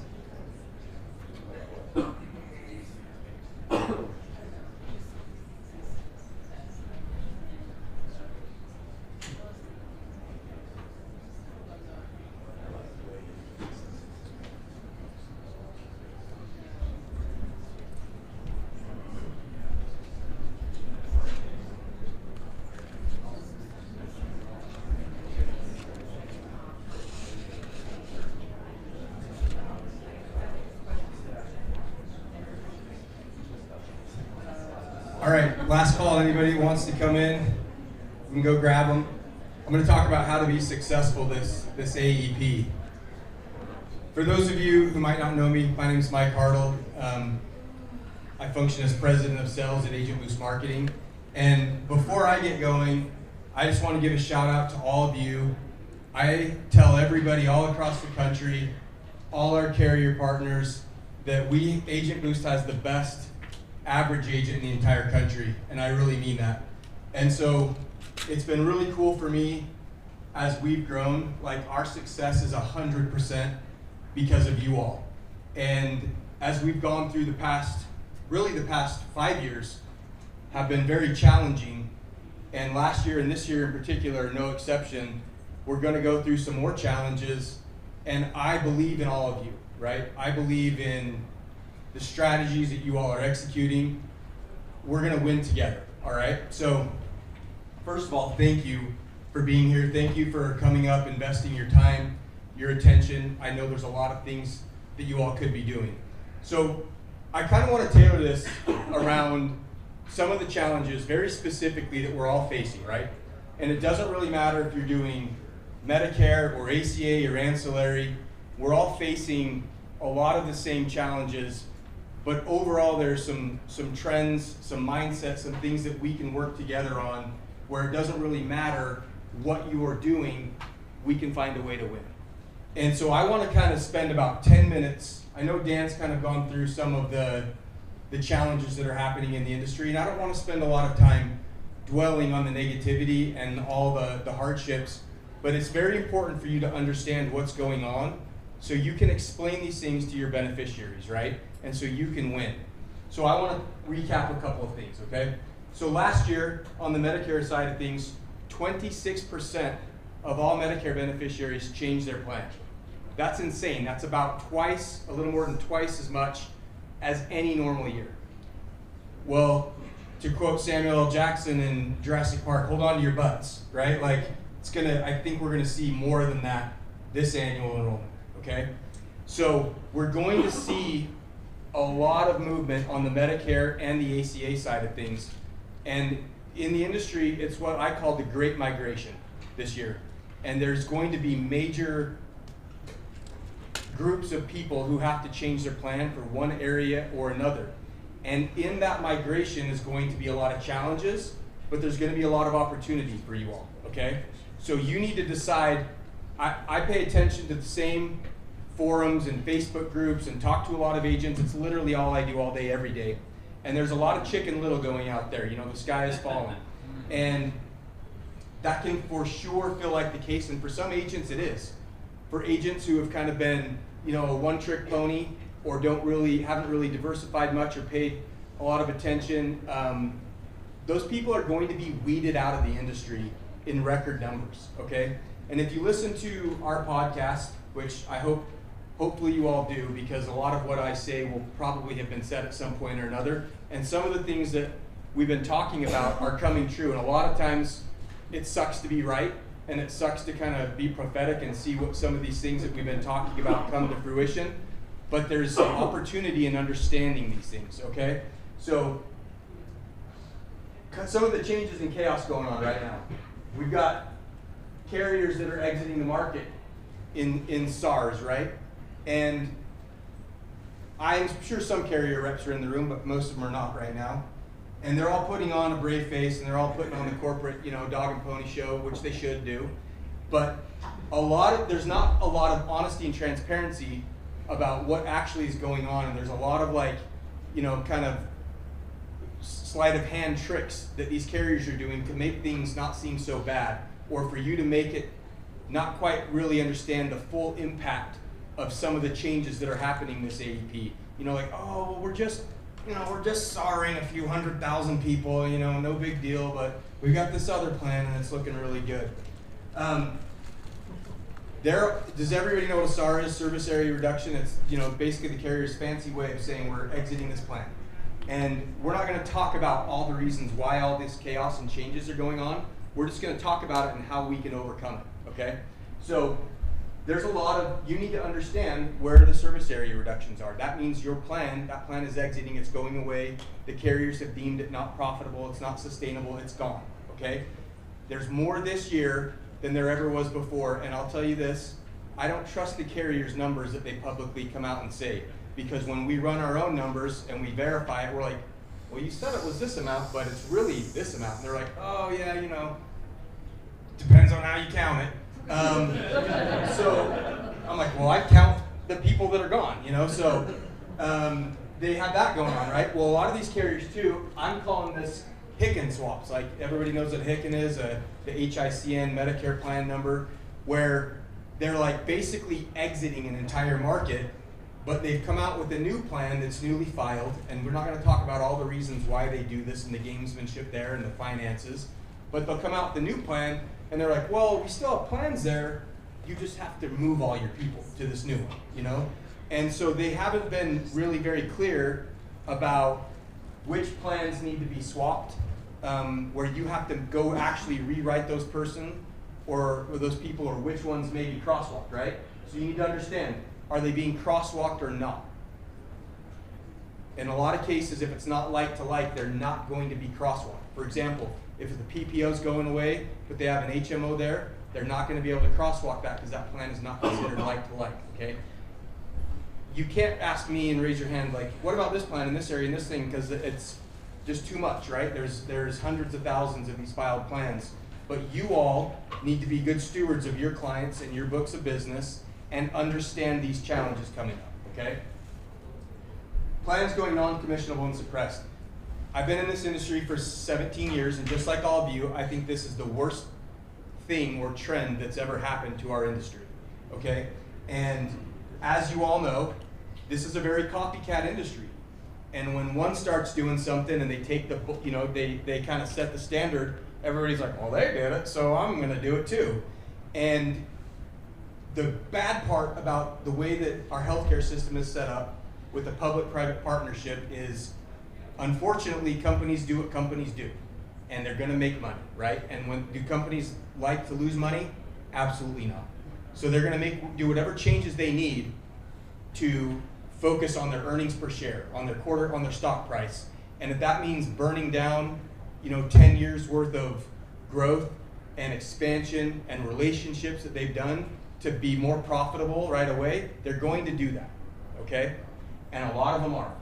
And even just today, we got another big drop of United Healthcare, of all their plans that are going non-commissionable and suppressed, okay? Now, it's not over, guys. There's going to be, now that they've done that and kind of showed their hand, there's going to be some more carriers that come out and go, well, now that they did that, here's another round of our non-commissionable and suppressed plans, okay? So, hang with me, it's not all bad, okay? The other thing I want you to do is, over the past year, I hear this a lot. Well, Mike, I just have no choice. This is the best plan in the marketplace, so I have to put my carriers on this. It's not commissionable, and I just have to do it. I have a fiduciary duty, I have a moral and ethical responsibility to put my client on this plan. Well, a lot of agents across the country would be better off as social workers or ship counselors than they would independent insurance agents, okay? And so I want all of you to change your mindset about what you think doing the right thing for the client is, okay? Because if a company's not gonna pay you for your time and your professionalism and your efforts, then why is that gonna be the right fit for a consumer when they're not gonna have any service? They expect you to do work for free? The other thing is, and we know from historical this past year, is what happens when a carrier makes a plan commissionable and not suppressed. What's likely to happen to that plan?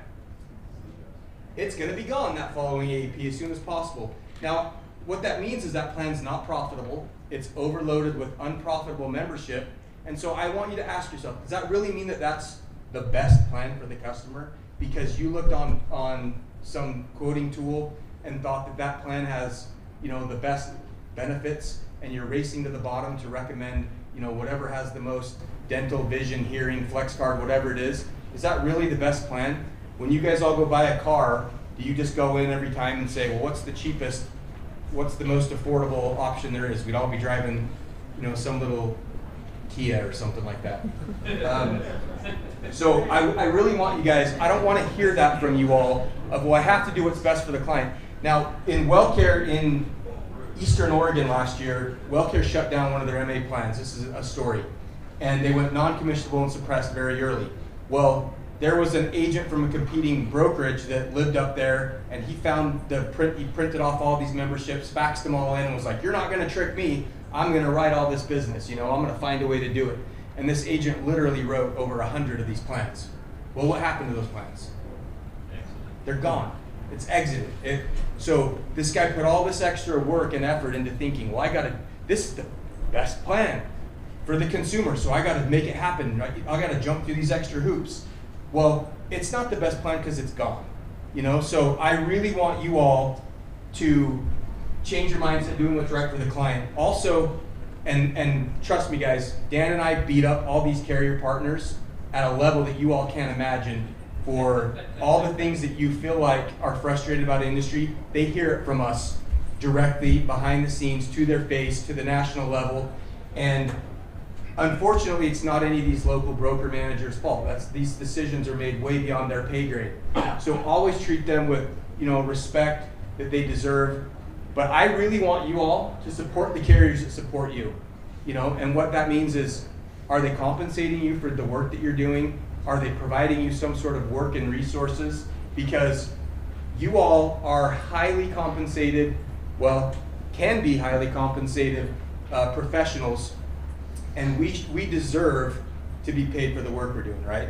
Dan and I are having a lot of back and forth conversations right now where CMS is just behind correcting all of this stuff because we all can't even charge a service fee, right? We have all these plans that are going non-commissionable, and you can't even charge, like any other industry, a professional consulting service fee and say, hey ma'am, I'm happy to help you with your service and give you my time and expertise, but I'm gonna charge you X amount of dollars since these insurance carriers aren't paying me anymore. We're really in a jam when it comes to that, okay? So look for opportunities where we can do business. A couple other things, guys. Rural areas are really struggling. The funding in these rural areas are even more difficult. And unfortunately, a lot of the rural areas out here in the West, right? We have rural counties out here in Utah. We have Idaho, Wyoming, all really struggling with these MLRs, the medical loss ratios. And you're seeing plans just exiting or going suppressed and non-commissionable, and they're like, I guess find something else for your care. And that's making it really difficult, right? SUPs are getting more expensive. Of course, we all would like to go, okay, well, one door closes, another one opens, another opportunity, well, let's just go write all these people onto SUPs. Well, that makes it really challenging because, you know, then it's guaranteed issue and they're overloading that risk pool and they're taking on all that membership. What happens to the prices? One, we get paid a crappy commission, right? I don't know about you, but I don't like writing $50 one-time GI commission rates and writing a PDP where I don't get paid a commission on it either. And the members don't like paying twice the rate of what it cost a couple of years ago.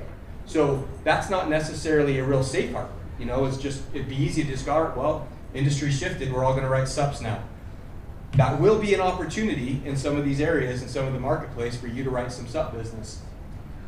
So PDPs, they're still different than they've ever been. You all need to understand that, and that's another thing that as we go into AEP, we haven't really quite seen the full effect of this demonstration period 2.0 of what's gonna happen with PDP pricing and the after effects of the Inflation Reduction Act. Just government be government and just keeps making more complications and problems for us to solve. And we're now to a time of year where we usually know everything, right? By second week of September, and we still are going, I don't know, there's a lot of unknowns out there. So again, guys, another thing, carriers are being very aggressive on compliance. And I hate talking about compliance. I'm a sales guy, especially if you're doing any virtual or telephonic enrollments.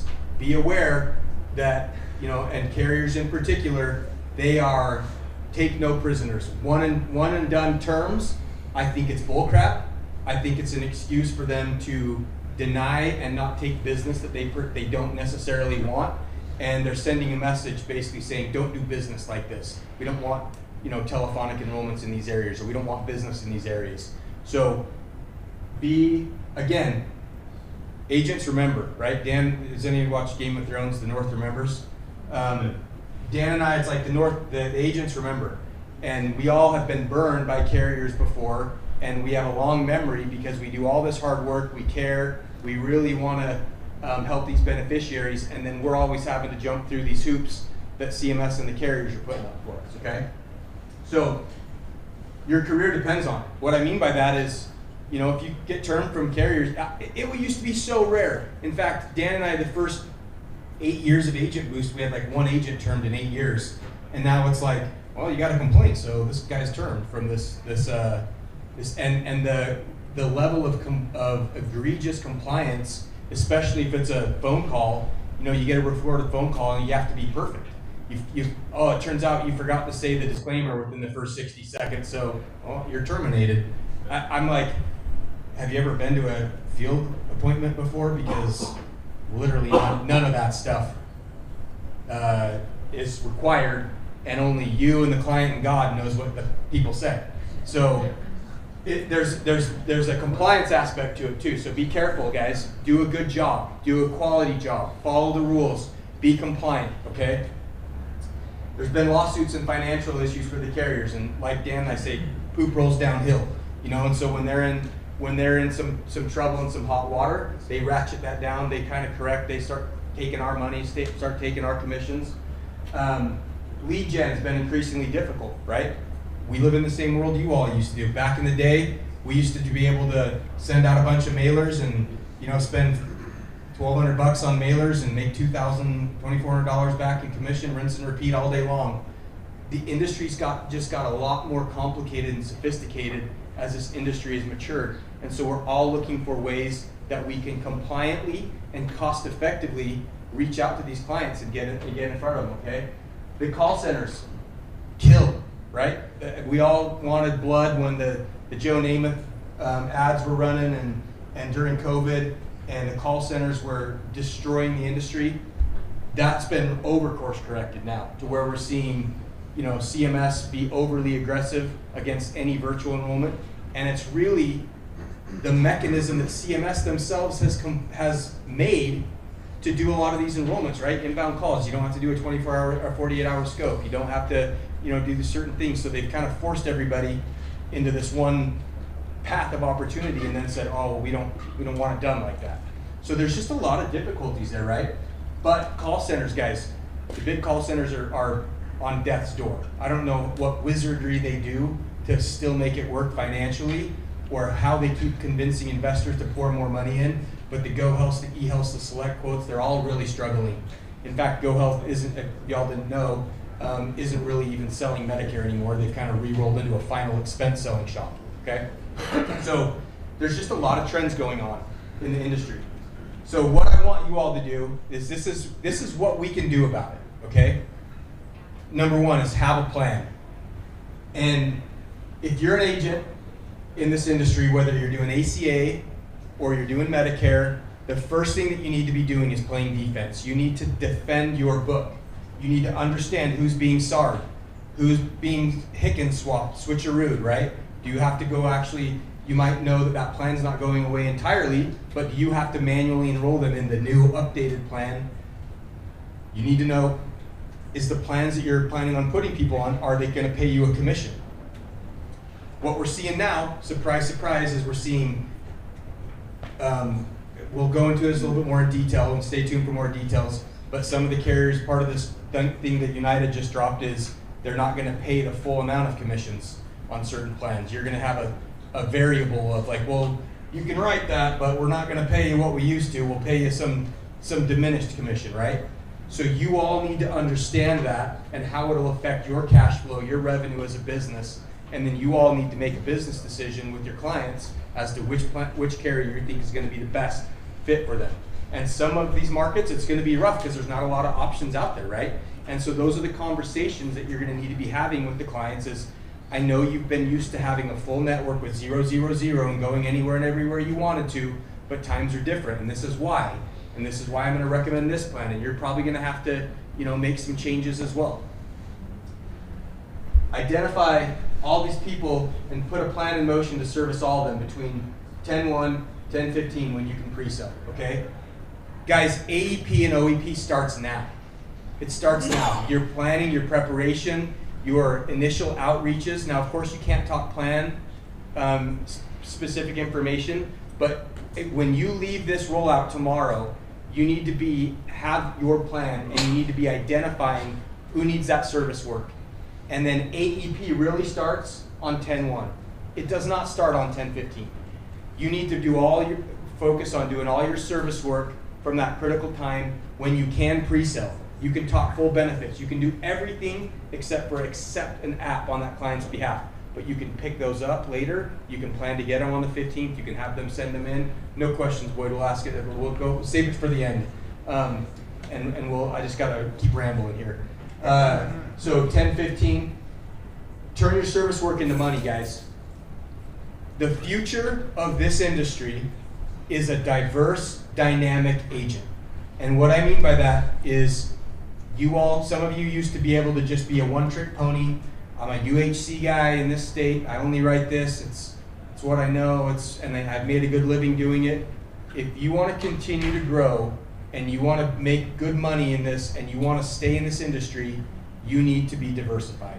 You need to get into selling possibly ACA. If you're in ACA, you need to get into selling Medicare. It's not that much different. It's not that much of a lift to learn both, okay, guys? And you need to start selling ancillary programs as well. And if you do this, not only are you going to replace any income that you're going to be losing, but you're going to expand that revenue. You're going to have more opportunity. You're going to service these clients, okay? The way that the industry had evolved, especially on the Medicare side of things, was 0, 0, 0, plus you get a bunch of dental, plus you get a robot dog and a Nintendo 64, you know? Those days are gone, and those benefits are peeled back. So your clients want ancillaries. They want hospital indemnity protection. They want dental, vision, hearing plans. And you all cannot afford to not be layering in these products. It will help you with your retention. It will make people realize you're an expert in your field and you know what you're talking about. And it will give people really good benefits that they actually need. And you will have the opportunity to not just maintain your revenue, but grow your revenue every year, okay? I know that's true because that's what we're doing and what we've done as a business over the past few years. Be diversified, be dynamic, and be an industry professional, okay? So, again, your AEP starts now. Starts 10/1. Your preparation starts when we leave this. For AEP, guys, I put burn the boats. And, you know, I've done AEP a lot. And Dan and I, a lot of times, a lot of you guys have been in the industry longer than even Dan and I have. But, you know, it's like back in my day, you know, we used to do it like this. I still think you should do it the back in my day way. And you need to prepare your life to work hard for 10 weeks or longer. And what I mean by that is you need to clear the decks in your life, whatever's going on, so you can put the time and attention in to take advantage of this critical time and put the effort in that's required. If you just show up and treat it like, you know, an average every day, like everything else, you're going to lose business. You're going to get out hustled. You're not going to have enough time to do all the work that you need to maintain each year and grow. So a couple of examples. Get your car serviced. Whatever, if you're a field agent, you're a road warrior, do all those things. If you're going to be doing a lot of virtual stuff, make sure your workstation's set up. Make sure your internet's good. Make sure your kids' doctor's appointments or your doctor's appointments are taken care of. Get your personal life in order, right? When I used to do AEP hardcore, it was, hey, let's go on a little trip sometime in September, and I'll see you after December 7th. Any time that we get to hang out and spend time in between is just a bonus. And you know, we'd be working 10, 12 hours a day all throughout that time. And I really think, guys, that if you want to not just survive but thrive the industry, you've got to put that time in, right? You've got to be willing to put in those extra times during the seasons when they're good, when there's opportunity to be able to grow. This one frustrates the hell out of me when agents are like, oh yeah, well I would, but I'm going to Europe on October 17th, so hit me up when I come back. And I'm like, dude, You missed prime time. So I can't help you with that. Treat this time like it's sacred, guys. Burn the boats. You guys all know what that means. It means clear the decks, do what you need to not and commit yourselves to this industry. Because again, the part-time, hey, I just kind of like this, it's going to be real hard for these agents to keep up to date with the changes and be able to really grow the way that they want. Now, if part-time's your gig and this is just a supplemental thing for you, that's great. That's not necessarily what I'm talking about. But I know a lot of you, you're the full-time, provider, full-time breadwinner, and you need to make sure that you're putting in the right amount of time to be successful. Okay? Again, diversify. The industry now is demanding a diverse, educated professional. The way that the industry evolved over the past 10 years was you could be a low acumen call center agent where they just basically trained you how to get a license and you worked in an enrollment mill, right? Where you're like, oh, I can get you $30 more of dental on this plan. Let's switch you over. And then my coworker you'd call in the next month and I'd be like, well, I don't know why I put you on that. I can get you a grocery card for a little bit more. Let's switch you on that. That's not what we need anymore. Okay, that's not what the industry ever needed, and it's course correcting out of that. Okay.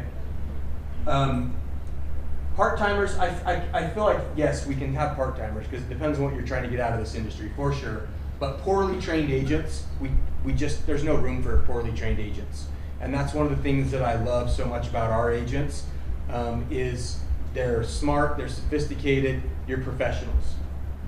Learn to cross-sell. Again, guys, we need to be layering in these ancillary products, the Allstates, the Golden Rules, the NCDs, the dentals. A modern, successful agent should know how to represent multiple lines of business.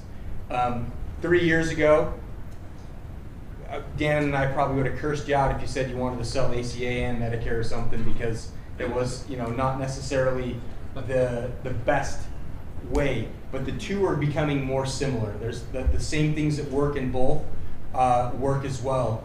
And I think that it's a way where a smart, sophisticated agent can have a little bit more latitude throughout the year to pick up some additional business so you all can be the ones that survive and thrive in this industry. Okay? If you do MA, you should probably know how to do subs really well too, just because that's gonna be a possibility. If you do ACA, you should probably learn some Medicare too, because when an opportunity presents itself, you need to be able to help that client, because the caliber of agents is disappearing out of the industry at a rapid pace right now, and I want our group to be the one that remains, and as things kind of course correct and get better, we're thriving. We're not just surviving, we're thriving. Ancillary. I know a lot of you guys, you've kind of thought it's unnecessary or it's trash insurance. I promise you, we will not ever add a carrier that we wouldn't sell to ourselves or to our family members. And so I think there's a really good opportunity for you all to diversify and learn these products. So as we bring in these other carriers over the rest of the day and tomorrow, pay attention. Be committed to learning extra things in the industry so you can pick up the business where the opportunity presents itself. Invest in your success, guys. You need to spend your time or money getting in front of new consumers each year. And if you don't have money to buy leads, if you don't know how to do that, you need to beat the streets. You need to go out and network. You need to go out and cultivate some relationships to where you can get lead generation. It's not just going to fall into your lap. It's not always going to be that somebody can just sign you up for a retail store and you can just park your butt there and people are going to come up to you and sign up and you're going to build a business like that, okay? It's not ever going to be, you need to find other ways, and sometimes it takes time, effort, money to figure out how to do this. Have a plan to acquire new clients every year, right? As we're seeing, back in my day, I used to have like a 98% retention rate every year over year with Medicare. If somebody got off my books, it was because they died, or I would take it personally, be personally offended if they left me or switched to another client. Nowadays, even for a good field agent, if you're at 76, 80% retention rate, you're doing good. The industry's just changed, and it's going to get back to that better retention rate, but right now, you need to be adding more clients every year. You can't just, and I know a lot of you agents out there, you've kind of just been hovering. You know, you want to keep growing because, you know, stagnation with the cost of everything and the cost of leads and the cost of doing business, if you're just remaining flat every year, you're falling behind, okay? So have a plan. There's different ways to do it, paid and organic. I don't have the time to go into all that right now, but there's 200 different agents here, and all 200 different agents of you, I can go through and say, you do it like this is what you do, this is how this person does it, this is how this person does it. So there's no one way to do it, there's no magic bullet. There's a lot of different ways that you can be creative, that you can find clients, because there's just millions of people out there that need your help, okay? Prepare. 2024, I thought that last year was gonna be the hardest year. And this year, it's turning out to be a little bit more difficult, you know? So, however, I wanna point out that a lot of you agents have grown every year, year over year. During COVID, during the initial years when it was new, during when Obamacare rolled out, when this happens, good agents find a way to make it through and keep going and growing. Good companies find a way, and they look at these challenges as opportunities. They look at the migration that's happening, and they go, man, that's a lot of opportunity out there if I just put the effort there. We're very optimistic about the future, but you need to become the agents. We've been saying it for a couple of years. We want to create the next generation of agents, and I don't care how old you are, how long you've been in the business, you always need to be evolving right now. Otherwise, the industry will leave you behind. Okay, so this great migration.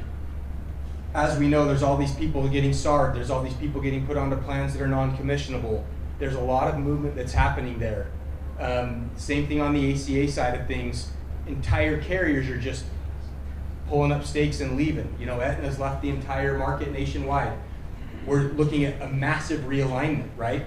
Medicaid is all getting realigned. All the MMP states on Medicare, all the duals, they're all getting, MMPs are going away. There's over 275,000 duals that need to be rewritten. There's people on Medicaid, on ACA, that are going to be realigned. They're estimating 20% of Medicaid beneficiaries are going to be realigned. Well, where are they going to go? They're going to find an ACA plan, right? There's a lot of people on ACA who are, depending on what happens with the tax credits, are going to be priced out of that marketplace or not qualify anymore. Where are they going to go? Well, they're going to probably need short-term or whatever. I'm telling you guys, there's opportunity all over the place. You just have to be plugged in, be paying attention, and be prepared to take advantage of it, okay? So, to close, guys, I tell agents, new agents, this all the time. You are an expert in your field. Your time is valuable, okay?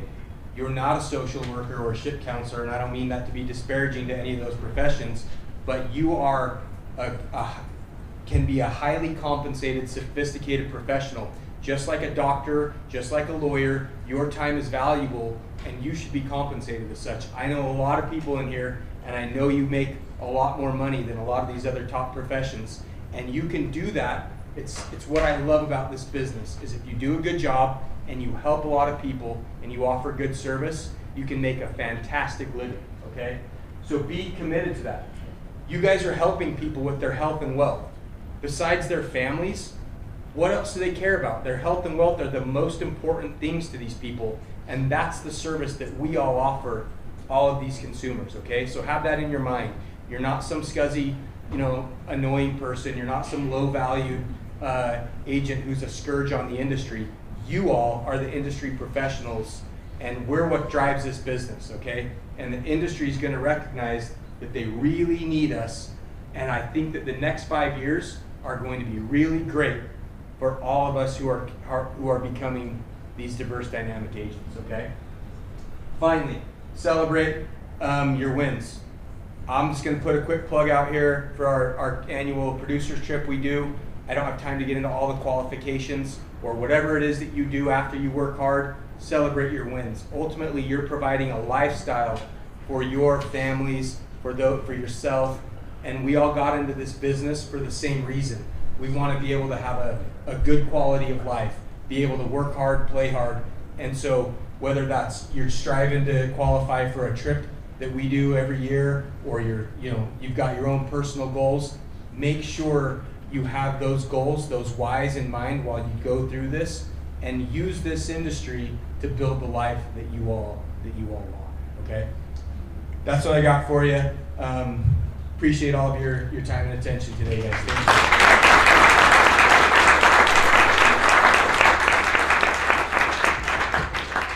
We're probably going to skip the break that we had scheduled, so if you do need to use the restroom, please just excuse yourself quietly and go use it. So just to stay on track, we're going to keep rolling with select health. But yeah, like I said, if you do need to use the restroom, please do so. Just maintain a quiet demeanor.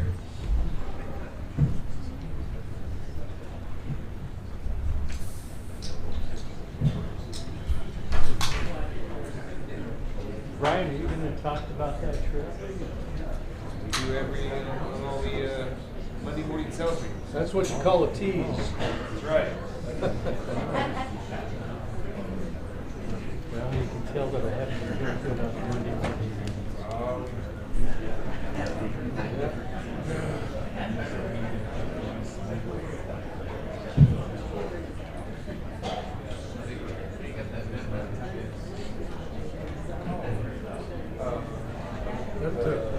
That Oahu trip, that's scheduled for November 15th through the 22nd. Yeah.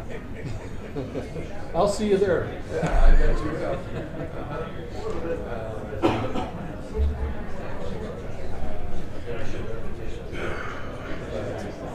Okay, don't wait. Are you talking about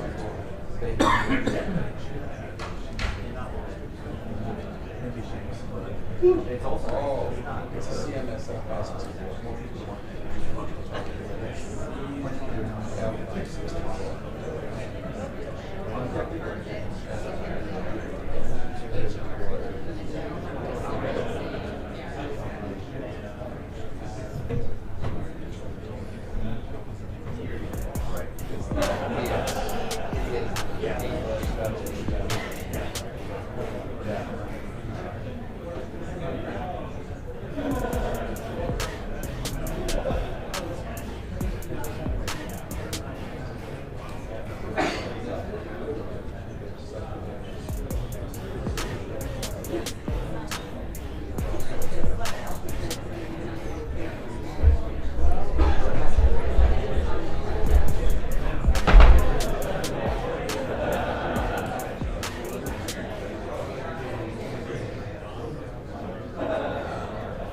Brian, does Idaho have a birthday?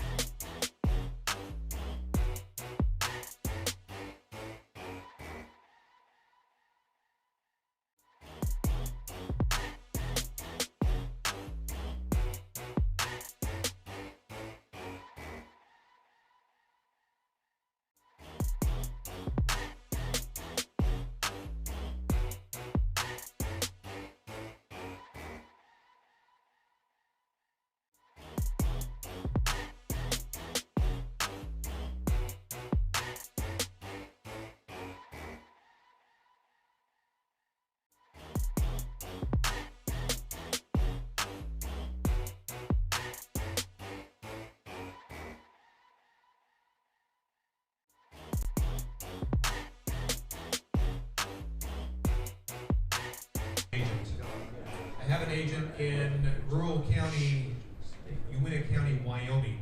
And if you're not aware of what's happening in Wyoming, all MA plans are pulling out. So D-SNPs that United Healthcare had, their HMOs, Humana's gone, Aetna's gone. United was the only one remaining there in Wyoming. They're pulling out completely, leaving everyone stuck with nothing other than a guaranteed issue window to get a supplement. We all know what's happening to the Medicare supplement industry right now with the premiums on the rise. They're rising faster than the hospital copays on Medicare Advantage. So this agent has roughly 400 United Healthcare clients in, and Randy, you know Jared. 400. half of them are D-SNPs. Where do those D-SNPs go if they can't afford a Medicare supplement? What do you do as a good agent to make sure that that client doesn't fall off and have a health event that lands in the hospital with no recourse and nothing to do, and going to drain everything that they have? Or just the average client on a Medicare Advantage plan that still cannot afford a Medicare supplement. What do you do as that good agent? Ancillary with AEP. Do you have the skill set to show up at the kitchen table and offer a solution? If you don't, then you are what Mike said, that one-trick pony. And very soon you will probably be ousted from the industry for not keeping up with the times and not being able to create solutions for your clients, because we thought last year, like Mike said, was going to be super disruptive, and it was. This year is no comparison to what happened last year. This is the most disruptive year I've seen in 13 AEPs. Who's got, Randy, what year is this for you in the industry? 22. 22. Who can be 22 years? Well, 1991.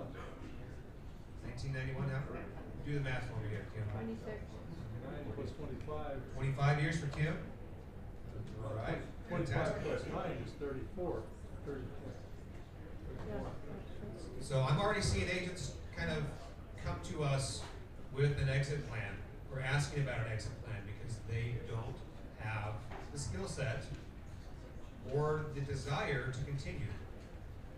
When things get hard, they, take their tent poles up and they skip town. This is not an easy industry. If it was easy, we wouldn't call this the 6% nation, right? You guys know what the 6% nation means? Where 6% out of all licensed healthcare individuals, only 6% actually make it through year 2. Yeah. So the fact that you're all here, and I know most all of you are beyond year 2, congratulations. You're one of the 6%. So please, please, please diversify your portfolio. Don't put all your sales into one carrier's basket. Understand what's happening in the market. When you see that, for instance, Golden Rule, Hospital Indemnity, just surprised, they gave us an extra $50 for hospital, coat, or that an extra $50 payout for the hospital indemnity. Why? Because they know what's going on in the Medicare Advantage market. The hospital copays are going up rapidly. So they want you to understand that as well. And they make it easier for you to sell the product by adjusting the product levels. So you can still maintain that guaranteed issue window that you'll hear about very soon from Golden Rule when they come up. Does that automatically go up with that product? They do that automatically? Is it built in? No, it's just a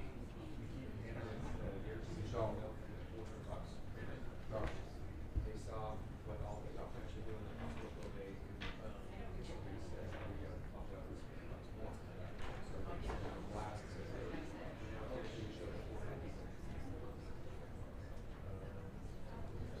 Right. How hard is the simplified issue of 5 minutes? I'm going to default to Golden Rule when they come up. All right. We got Grayson Howard here from Select Health.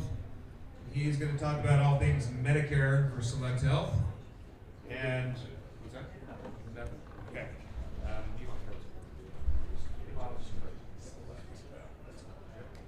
Okay. Thanks, guys. Grayson, go ahead. Hello. Can you hear me? Does it work? Yeah, you got to talk loud. I gotta talk loud into it. Okay, I'm Grayson Howard. We'll go over the Select Health Medicare for this year.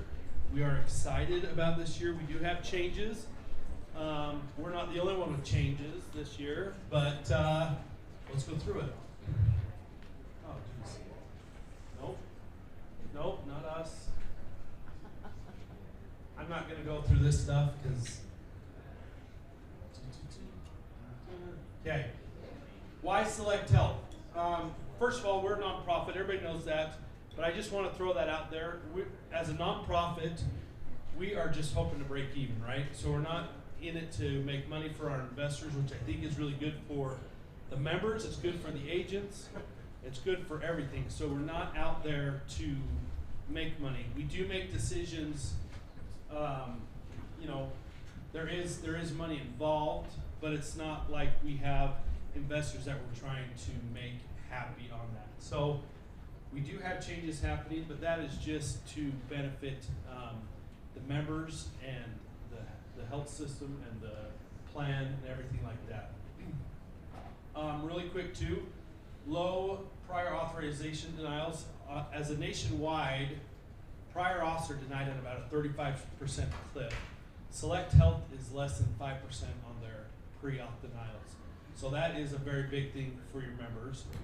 Get your glasses on, Chuck, and note that less than 5% of our members have denials on pre-auth.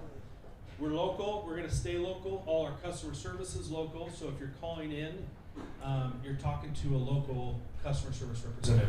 Could be a friend, a family member, a neighbor. It's all local. Most of them are in Utah, but we are in Utah, Colorado, Nevada. So some of our customer service, and that's depending on what state you are, is it can be routed to the state that you're in with that. But we are local. When I say local, I mean regional. But for Utah, I think every one of your calls that you get would be a local customer service member. And then we have a lot of clinics especially in Utah, that support us on our Medicare side, which makes our network pretty vast and expansive in the Utah area. So I am just going over Utah plans. If you want Nevada info, it is online, or if you want Colorado info, it is online. But right now, I'm just over Utah, and that's all I'm going to talk about. So once again, Select Health, 42 years old. It was founded in 1983. The greatest year ever invented was 1983. That's when I was born. Our network, 2,000 facilities, over 22,000 providers. Select Health as a whole has over 1 million members, and the Medicare side we're over 60,000 members. So, and that is growing. That's grown almost 30,000 members in Medicare since I've been with them. So we are growing. We do want to continue to grow. You'll see that even with the changes that we're making, we do want to have growth. And then $5 billion plus revenue per year. That's in all lines, not just Medicare. Right. So our network in Utah: Intermountain, Tanner Clinic, Ranger Clinic, Ogden Clinic, Revere Health, and then Family Foothill Clinic. I am going to go over it. We will never have the University of Utah. I'm sorry. It doesn't make sense for us and for them. It's just they won't be in our network. So if you have a member that, or you're going to say, hey, are you going to get the University of Utah?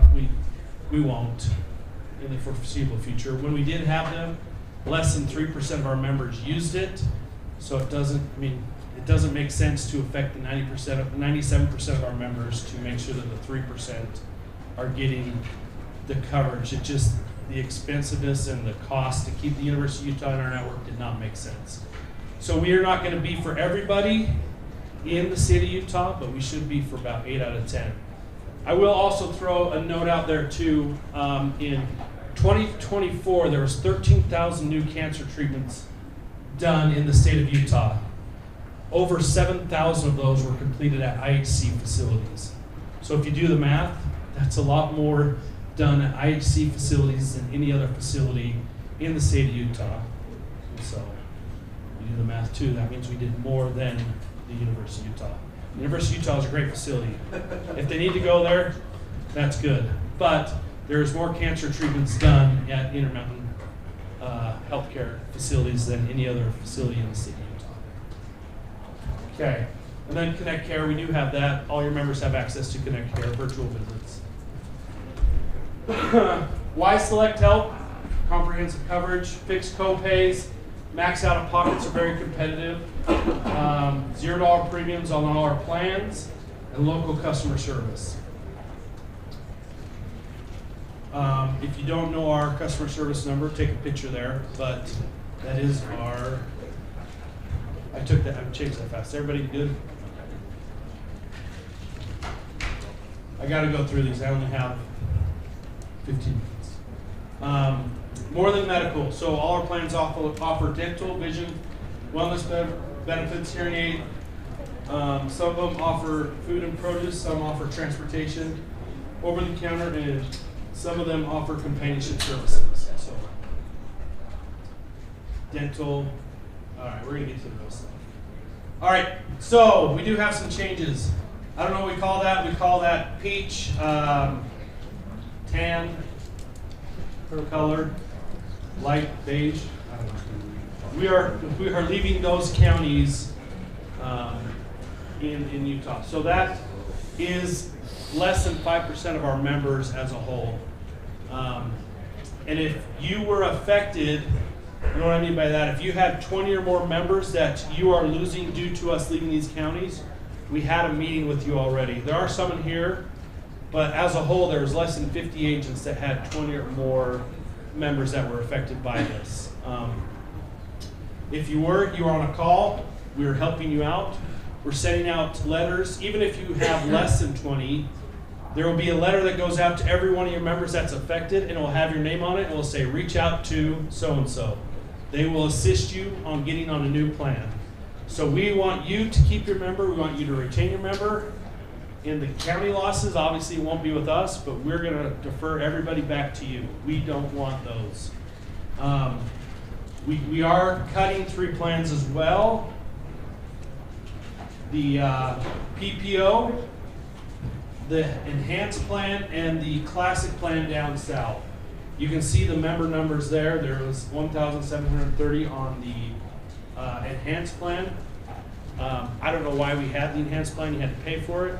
And the money that you paid for was only the amount of money that you got back on some of your benefits. So it did make sense for me to have it. But you know, some of your members are going, oh, you got to pay for it. It must be the Cadillac or the, I don't know, what's the next brand? Papa Pals. Yeah. They did have Papa Pals. So you were paying for Papa Pals. You paid for Papa Pals. So that is the bummer. But we only had 1,700 members on it.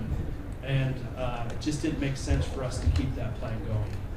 The PPO, it started selling more, but I don't think people knew how our PPO worked truly. And it did not make sense, and it was an expensive plan for us to keep. So we are no longer doing the PPO plan. And then the classic plan, we have tried to get these 3,000 members off the classic plan for a few years. They have not gone away for it, so we said, the bus has stopped. You are off now because you didn't listen on the last 10 stops that we had. So, No crosswalking on those? no, sorry. No, I forgot to ask. No. Shane, I'm sorry. No, you're good. He's the one I should apologize out of everybody in this room, right? So the classic plan, a lot of those members can go on the essential plan down south or the Kroger plan, depending on the county. So, all right, we'll go into the plans real quick. If you notice, all of them are $0 plan. The max out of pocket across the board is pretty competitive. You will see that the co-pays did go up on some of them. The hospital inpatient stay is 1 through 5. I know some carriers went 1 through 6 and lowered the dollar amount. I don't know if that was just to make it look like it was cheaper, but ours is still 1 through 5. I will say the changes, right? I'll go over the big ones. So the Kroger has a $200 deductible on the pharmacy now. That is still the best deductible that I've seen so far, though, on any plan in the state of Utah. That's worth selling, right? And so, and that's only on tiers 3 through 5. So tiers 1 and 2, you don't have to meet your deductible before you pay that. I'll tell you this as well. So this is an older stat, but for Select Health, the amount of members that hit the max out of pocket is less than 4%. It's like 3.7% So 96% of your members will never come close to hitting your max out of pocket. Once again, this is an older stat. The average money spent out of pocket on your medical is less than $500 a year for your members. So that's on average. Obviously, you have people that are going to hit their move. You have the 3%, but on average, people are paying less than $500 a year for their medical expenses. So even if you're raising these up, you're not spending that much money out of pocket for your members on average. The essential plan, very good plan. The dental is at $1,000. You have $0 copay for preventative. On basic and major, you do have a 20% copay. Just makes your $1,000 go a little bit further. That's a joke. I've been telling you. And nobody laughs until I say that's a joke. So but the preventative and major do go towards that $1,000. So they both are included in $1,000. Vision, $200, and that's every year. I know some carriers are every other year. That you still get $200 every year with us. And then the other thing, we've heard a lot of people going, hey, we want silver and fit. So we put silver and fit back on the essential, and we took away the wellness your way on that. So your members that do want to golf and ski or want to choose what gym they go to, you'll want to put them on the Kroger plan. The people that just want to go to a gym that's already picked out and have the silver and fit, that is the essential plan. And then you get $50 over the counter quarterly on the essential as well. So the Kroger plan, like I said, the deductible is $200, and that's for Kroger or any other pharmacy. Before it used to be, if you went outside of Kroger, you had a deductible. Kroger was zero deductible. $200 across the board on all pharmacies. And then you have tiers 3 through 5, and that's for tiers 3 through 5. And then you just have flat dollar amounts on the tier 2 for your prescription. You do have $1,500 in dental, and you have 20% co-insurance. Once again, the preventative and major and basic go all towards that $1,500. So it's not separate; it's all in the same $1,500. Vision, $200. You do have your $200 in wellness your way, and the grocery benefit went to $30 a month. I'll say this again. I'm going to try to spin this as a good thing. A lot of agents, and I have some agents in here that said, hey, we're just selling groceries, they're not selling a plan. So in my opinion, $30 seems a little bit better where you're actually selling a plan and you get $30 in groceries instead of worrying about selling a grocery benefit with a plan as the end result, right? So $30 still seems fair in my eyes. You do need to qualify. Let me go over that real quick. The qualification, there's been some confusion, and I'll take blame on part of this. So most members should qualify. It's not an automatic guarantee.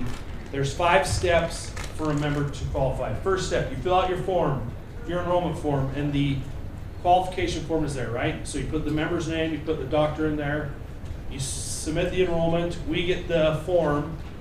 From that form and from the enrollment, we do 2 things, steps 1 and 2. We do a prescription history and a claims history.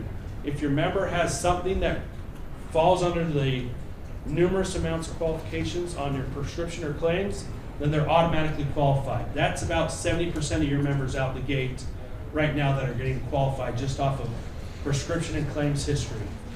After that, there's steps 3 and 4. These ones are not as effective. That form, we get it, we send it to your doctor and say, hey, okay that your member has this, and then we call the doctor's office for step 4. If the doctor gets on the phone and approves it, then we do it. Those 2 aren't as effective. Doctors aren't okaying it, right? They don't have time. Doctors aren't going to get on the phone every time. There are some doctors that will, but those are not as effective. Step 5 I would bump this up to step 1B. There is a form you can give to your member. They can take it into the doctor's office. They can have the doctor sign it, get it back to you, and you can upload it. We have made it now. This happened 2 weeks ago. There is an upload link within your member's profile on Link that you can upload it. It goes right to enrollment. As soon as they get it, it will get activated. And that's a 2-week process. So it's 3 to 5 days for enrollment to get it done. And then it's 5 to 7 days for us to get that money to Nations and them to put it on their card. So it's like a 2-week process from when you upload the signed document until your member has their grocery money on their card. Okay? Great. So no gym membership under Kroger? There is $200 in Wellness Your Way. So you can still ski, golf, and other gyms, whatever you want. This is Silver and Fit, so that one's chosen for you. This one is open to choose what you want to do. Thank you. And same with, this is Silver and Fit on the Essential down south. Is Silver and Fit the standard for the? It's the standard, and as of now, you cannot buy the premium one on, like you can't pay to up it. So it's just a standard Silver and Fit as of now. They just select one gym, or do they go to different? I think you can go to any of the gyms. I don't know how the standard. I got to look into it. It's new to me. So. And then, do you have access to their play records if they haven't been selected on plan or prescriptions? That would probably be the hard part. Is we probably don't have access, so we would have to have access to their doctor. So like an Intermountain doctor, or someone that had Select Health in the commercial world or something like that. But like I said, we're getting them auto approved at about a 70% rate right out the gate. Does that make sense? So once again, there are so many conditions you'd have a hard time finding one that your member wouldn't have, but it's not an auto approval, if that makes sense. And that specialist copay really needed to more than double. Yeah, we're just trying to be competitive with everybody. Because that's what Hey, people are gonna one have thing, a Art, your book is wrong. You're going to get your books. Everybody is getting a kit sent to them. You are all getting a box sent to you with materials if you sold with us. If you don't have any sales with us, you've got to order your own materials. So, because if you don't sell with us, then we don't care, right?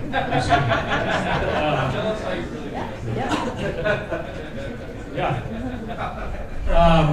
If you have one sale with us, you're getting a box. You can order more materials on the 15th. So what's that, 3 days? Or 6 days? Wow, 6 days. The stuff is online now that you can look at it. What I was going to say is there is a goof on the Essential one right now. It says for specialists you need a referral. In the state of Utah, you still do not need a referral for specialists. So no referrals required in the state of Utah still. Grayson, is that $30 on the groceries and $30 on all the? Yes, it's combined this year. So we combine the OTC and the grocery. So you cannot use the OTC if you are not qualified for the grocery benefit as well. It's the same bucket of money. So let me get through these other ones real quick and then I can ask some questions. Or you can ask questions. DSNP, very competitive. We still have Papa Pals. Another big thing, unlimited non-emergent medical transportation. So if you see there's zeros across the board, we did lower the dental to 1,500, and we lowered the food from 110 to 86. So food, utility, and over the counter for your dual members. It's still competitive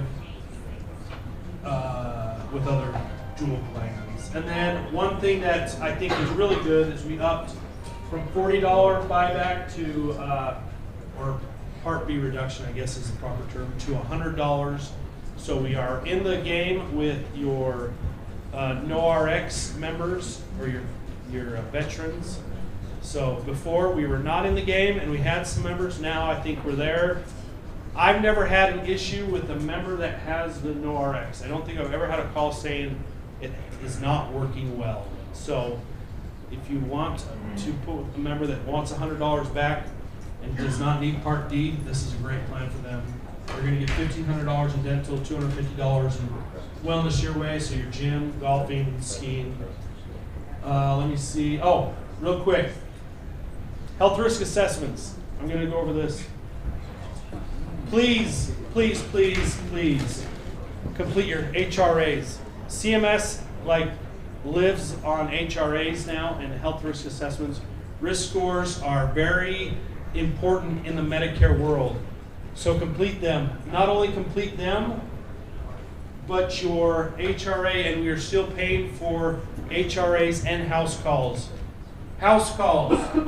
This could go away if we don't get better at having your members notified that they're going to get a call from us to complete a house call.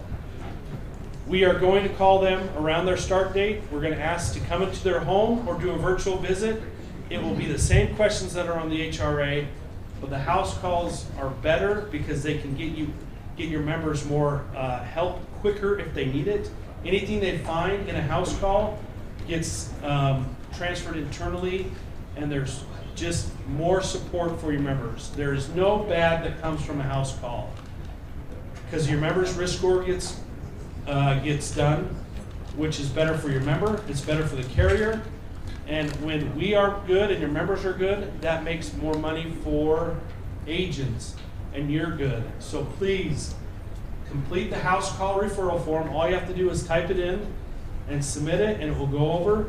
You will get paid $50. If these don't get better, they're going to start only paying you if it's been completed by your member, a house call. But as of now, it's still a form. And the HRA is still getting paid. So that's an extra $100 on everybody new to Select Health that you can still make. And we are paying full commissions for all your members. So you get a raise in January on your renewals. You get full commissions that CMS allows from Select Health on all of our plans that are still active. Right? Good question. HRA, is there going to be a link on Sunfire so we can do the HRA right on Sunfire if we do the Veronica? Right now it's not on there. HRA and Sunfire? You have to go into select. Not yet, and not next year. They were going to charge us a grip load of money. Okay, I just want. So we have to wait 2 or 3 days to then go into the select health. The house call form is the same form, so just save that form. Use that every time. It resets after you send it. Okay. The house call form is the same. HRA, if you do it in Sunfire, you're going to have to go to link, but you have 14 days to complete it. Sunfire was, we don't have the pull that Agent Boost does. They could probably get it for free, but we don't. And it was going to be a lot more money than we wanted to spend to have that link put in there. So,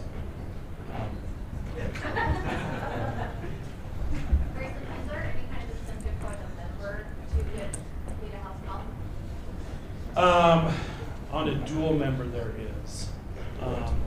As of now, there's not, but there is an incentive to get them to complete their primary care visit. So, yeah, so we're still doing healthy living for all that. I actually think they added a few more ways for them to make money this year.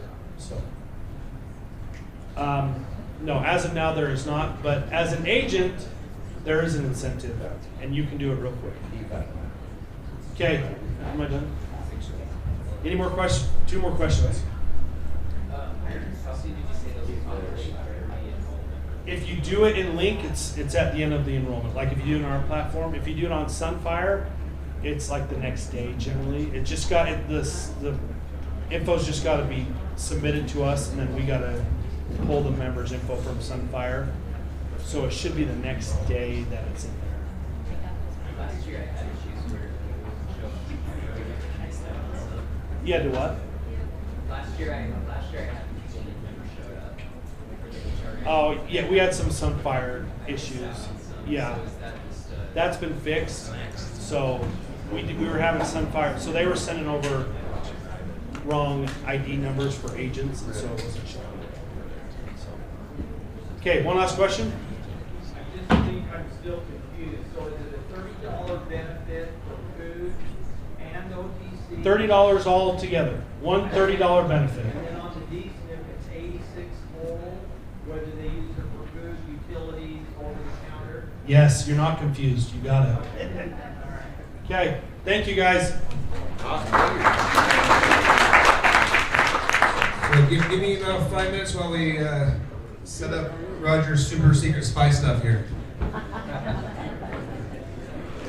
And by the way, I saw you all taking pictures of these slides. You do know we have the first looks on our website with these slides you can download, right? You don't have to zoom in on your small pictures you took.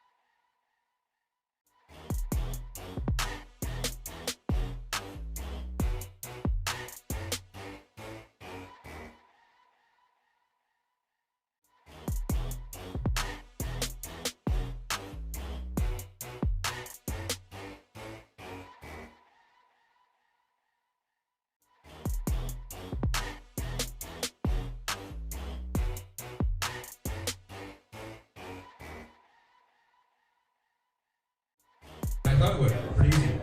All right, we've got United Healthcare here today. Roger Rees will be discussing the overview, the products for Utah here. Let's give a warm welcome to Roger Rees, United Healthcare. Great. How are you doing today? Thanks for your time. I have 30 minutes, and I know I'm going to be held to that, so I'm going to move through this pretty quickly. Want to let you know we got lots of online enrollments starting tomorrow, one every week, all the way through October 14th. If you like, there's a lot of information here. I'm not getting enough information. You have questions, we're going to be available for all of that. You know my team, same as last year. Kirsten and Patrick supporting me in this market, ready to go. That's you can contact either one of them at any given time as we go forward in this AEP. So as we dig through this product overview, I'll give you some basics. I have a pretty tight agenda, but the first thing I want to talk about is what you're facing in this market. I'm not unaware of what's going on in this market. A lot of you have been in this business for longer than some of the carriers you're going to be selling for this year. That's pretty interesting. United Healthcare has been in business for 45 years. For 45 years, there's nothing that we're going to do that's going to jeopardize another 45 years in business. We're looking forward to how we can build a sustainable market and how the plans that we provide, that you provide to your members, are going to make sense for them from a healthcare perspective. The funny thing about this business over the past decade is it's always gone down to like line item benefits, but that's more from outside of this ecosystem of field agents that understand the local market, understand the network, and understand how healthcare is a very personal thing, and it's healthcare first, ancillary benefits second. If you're selling in a way that you don't have to do the same work every year just to tread water. On the screen, you see Patrick with his father. You see Kirsten with her Oma. That's what she calls her grandmother. They're with United Healthcare. And you know that with that kind of relationship, you're going to want the best plan for your family. And that's what they've chosen there. The gentleman in the middle is a long-term agent of ours. His name's Jerry. He lives down in St. George. He's been on United Healthcare since he turned 65 just a few years back. United Healthcare, U.S. News World Report says the best Medicare Advantage plan available. That's an award you're going to see. We're proud of it. You're going to see it posted on some of our collateral coming up. All right, let's dig into the agenda. We're going to go over the latest industry trends. I'll go through that rather quickly. Some plan features I want you to be aware of. The local benefits. I'm going to go through new tools and resources and next steps if time permits. I got a clock right here so I can keep on going. All right, latest industry trends. Quickly to let you know, and in a year of upheaval and a year of change, you're in the right place. You understand the right products. As you can see across the board here, the top numbers from 60 in 2018 to projected in 75, that's millions of Medicare Advantage customers. You have 75 million people by the end of the decade. Currently, you're around 70 million, give or take. So you've got a lot of customers out there. 36 million are on Medicare Advantage, 33 are on original Medicare. So we've crossed that level where 51.7% of all Americans get their coverage through Medicare Advantage. Why do you care? Because you know that kind of constituency that's out there is very powerful. They vote, they get their health care this way. That gives you job security.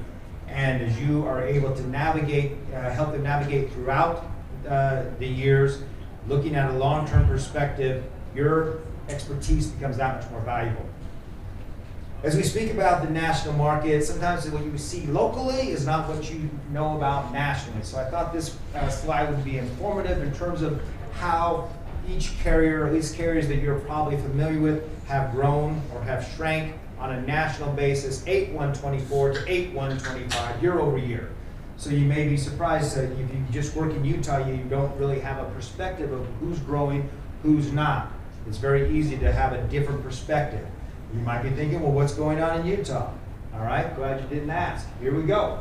124,000, almost 125 United Healthcare. Again, this is membership currently right now. You can see the other carriers down the way. So you get a sense of we have a very healthy market, very good competition out there. The market does speak pretty loudly though, and it has spoken pretty loudly for a long time. This gives you a perspective of what's going on both national and local. Overall, if you include some of our group members on Group Medicare Advantage for very large corporations, not a whole lot here in Utah. There's over 10.2 million MA members, 4.3 Med Sup, 3.5 million on the PDP. So it's a full planned portfolio. Value United Healthcare, you see those three things: access to lower cost, quality care, plans tailored to individual needs, member support, access to preventive care. United Healthcare, along with our partner with Optum, has been a pioneer in value-based care. You heard about that a lot. Sounds like an industry buzzword. The reason why you care about value-based care is it makes the industry what it is, if it's done correctly. Ancillary benefits are because of the efficient use of Medicare dollars. If you don't have efficient use of Medicare dollars, then you're going to have a hard time to maintain that product and have those ancillary benefits. Plans tailored to individual needs. I would ask you to take a look at H plans for the year. You know what an H plan is? Every given plan has an H plan. It's like for example, UT4 is H4604-011. Those plans change from year to year with some carriers, but not United Healthcare. I would ask questions as to why those change and why they stay the same. Remember we used to call it Plan 1, we used to call it Plan 2? Yeah. Those same H plans are still there. We don't do lead plan. You're not going to hear lead plan, featured plan. You're going to hear full portfolio, let's meet the market where it's at. That's how we look at it. We don't have a great plan one year and then the next we do make changes. I'm not saying we don't make changes, but it's never going to be, this is the one I want you to sell this year. Don't sell that, sell this one. United Healthcare in the Utah market, what I know, what I can speak of, that's what you see. That's an interesting dynamic. If you're not familiar with that, haven't had a conversation with an industry veteran, probably a conversation worth having. 90 to 95% of all costs are paid by United Healthcare plans for our members. 10% don't pay a dollar based on our own internal claim data. So a lot of people are getting a lot of quality health care for a small amount. $3.2 billion paid out in healthy foods and utilities purchase. You hear the word billion, million, and trillion so much anymore, it's kind of hard to conceptualize what that means. I did the stats. If you took every Smith store in Utah, all its sales, 365 days for the year, I think the most current year I looked at was 2024, could have been 3, but it ended up being about 2.2 billion. So a way to conceptualize this is every single sale at Smith's for food, we pay more than that out in the food benefit across the country. So that gives you a sense of what that means in terms of food. And of course, $130 million earned reward. Hopefully you're getting your clients to engage with that. Not only does it make them healthy, they like working with that, especially on the app, makes them used to working with the plan, creates a lot less work for you come AEP. Another stat that's worth putting in your head, 50% of our members pay less than $300 out of pocket each year. Again, another stat for the Medicare Advantage proposition, that you pay less money with great quality health care. There's a lot of $0 plans out, or $0 co-pays out there. I wouldn't definitely go through all of these, but that's still a great value. And I think it gets lost because we start looking at this plan, and I know you're probably so overwhelmed by all the carriers and all the information you had to take in today. I understand that, but remember that on a baseline, the value is still so strong. I mean, who wouldn't want this plan? Who's on a group plan or on an individual plan? Want to talk about PPOs and HMOs. Want to make sure everybody's clear. I've had a couple conversations that caused me a little bit of concern. from even industry veterans and agents where, well, PPO has been described to me twice in the past 3 months as just a med-sup plan with copays. That is not a good way to describe a PPO plan. Not at all. There's so many differences on that. First and foremost, a little bit, you ever read the EOC? It's great reading. You should take it out. Take a look at it. It's 200 pages of legalese, but it's basically the contract. Funny thing about EOCs, evidence of coverage, is there's a lot of similarities. You see that? Let's see if my pointer works. This section 2.3, that's uniform through many carriers. I haven't looked at every single carrier and every EOC, but that's uniform language. Let's read it. As a member of our plan, you can choose to receive care from out-of-network providers. However, please note providers that do not contract with us are under no obligation to treat you except in emergency situations. I don't know if this is news to you or not, but it's important to remember that. Now that doesn't mean that they won't accept them, it just means they have no obligation. However, if you're under contract, another key phrase, that do not contract, so that's only the ones that do not contract, then that's less of a concern. But if you think like a PPO, just a med-sup with copays, that's not great for you, that's not great for your member, it's not great for your E&O carrier. So remember what that is. Again, just keep in mind what it means. Fortunately with United Healthcare, you've got 1.3 million members, you've got a national HMO, you've got a national PPO. You've got great partners in Common Spirit, Mountain Star, Intermountain Health, one of the backbones of this state's healthcare network, and of course University of Utah, which includes Huntsman Cancer Institute. So you're not wondering who's going to be in network. You don't have to worry about like obligation. And by the way, when I say Control F obligation, if you're looking at a PDF and you hit Control F and you search for a particular word, you go straight to that. That's what that means. So that's something to keep in mind. Not to worry you, but just keep in mind. And again, I'm guessing 99% of you in here would never describe a PPO in that way, but just on the off chance you're new, just be aware of that. One of the big things we're pointing out this year is referrals are going to be required on HMO plans. Now, why are we doing that? Why are we doing that? This year, 37% of all people were using the PCP on some plans, 47% the year before. People are using specialists on their own. You know, a specialist has a depth of knowledge on a very narrow band of medicine, whereas a PCP sees all kinds of people with all kinds of conditions. I personally love my PCP. I'm relatively healthy, but my PCP has a broad spectrum. He's looked at things that, maybe in my family history, he has a good perspective on that. A cardiologist is good on everything that's related to cardiology. So we're trying to get people to reestablish that relationship with their PCP. Some things on the referrals, I think it's on some of my further slides here. Grace period for the first 3 months. Grace period for the first 3 months so that we get not only members, but also doctors aware of the need for the referrals. So you won't be denied, there's not going to be an issue that way. United Healthcare won't be denying specialists. That's not what we're going to do. We just want to on file the PCP's aware. Another thing is like medications. If you have 5 different specialists, nobody knows who's taking what. That can be very bad for health. Part of what Medicare Advantage does is try to provide that value for your members. So as HMO plans, it's a way to better control costs. You have the ease of having that relationship with that PCP, and you have that guidance from the PCP. In this day of the internet, people look up their own conditions, diagnose themselves, and head off to a specialist. Where you cannot replicate the value of a PCP. That's why we're moving that way. I mentioned before the stability of our plans and how we meet the market. The Essentials plan, UT4, formerly known as as Plan 2, still the same H number. Extras, once known as Walgreens, still the same H number, ends in 018. That's there as well. The SNP is going to continue on, including some expansions, which we'll dig into here in a moment. I'm going to run through this pretty quick. DSNP, also the same portfolio that you saw this year in terms of the H numbers. There's going to be some changes in the plan. I'm under the impression that you are quite well versed in the SSBCI VBID changes. Is this true? Would that be a fair thing? I won't spend too much time on that. Probably the biggest takeaway, there is a difference certainly on how SSBCI treats drugs relative to VBID. We're going to have 90% of our members are going to auto qualify on the DSNP side for the food benefit. The 10% that don't, we were using the phrase self-indicate, say, hey, I think I do qualify. We'll give them 60 days that we'll work on the verification process. It's also going to be in your book of business so you can see what's going on in that regard. So it won't be, as we're going to try to minimize that change for you going ahead. Again, here's that 90% stat. We'll provide more and more training throughout September and October so you're well aware.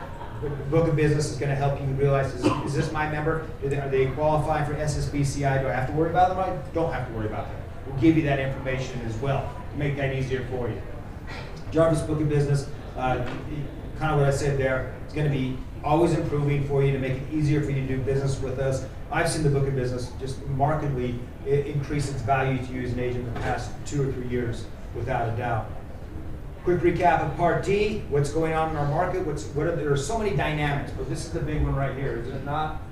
This. How much, and this is for UHC, I suspect that most carriers are following the same thing. The financial responsibility for the drug portion of a plan has gone up substantially. That's why you're seeing some of these changes. Part D benefit updates, you're probably familiar with the standard Medicare Advantage max for the prescription deductible, the out-of-pocket of $2,100, and then the first year of drug negotiations. Drug cost estimator will continue to improve itself to make it easier for you to make those assessments to see how drug changes will affect your clients, whether it be they're changing their prescriptions or they're changing their plans or maybe at healthcare. The U card is going to have a magnetic stripe. Everyone's going to get a new stripe. Make sure they're using the 2026 card in 2026, so be aware of that. That'll be coming through. Want to also touch on briefly dental for non-SNPs and anything that is not DSNP, non-DSNP rather. Here's the basic structure. Be aware of that. The biggest change you should be aware of on some is this 50% co-insurance. Be aware of that as you go through your plan so you're not caught unaware. DSNP, say $0 copay, so not a whole lot of change there. Of course, the maxes can change from plan to plan. There's also a dental rider that's going to be more uniform than in years past. Available on some, but not all plans, $44. And here's what the benefits look like. You have to have them enrolled within 3 months of that plan effective date. They're new to Medicare, and it's not a 1-1, or within the first quarter of the year in order to jump on that plan. If you have any questions, you can answer that. Vision is also on a 2-year cadence. Not going to spend too much time because I want to make sure I get to the plans for you. Hearing, also relatively stable with some nuances. Transportation on selected plans. Fitness, Renew Active is going to be there as well. So some of the things you know about and you're familiar with are going to remain the same.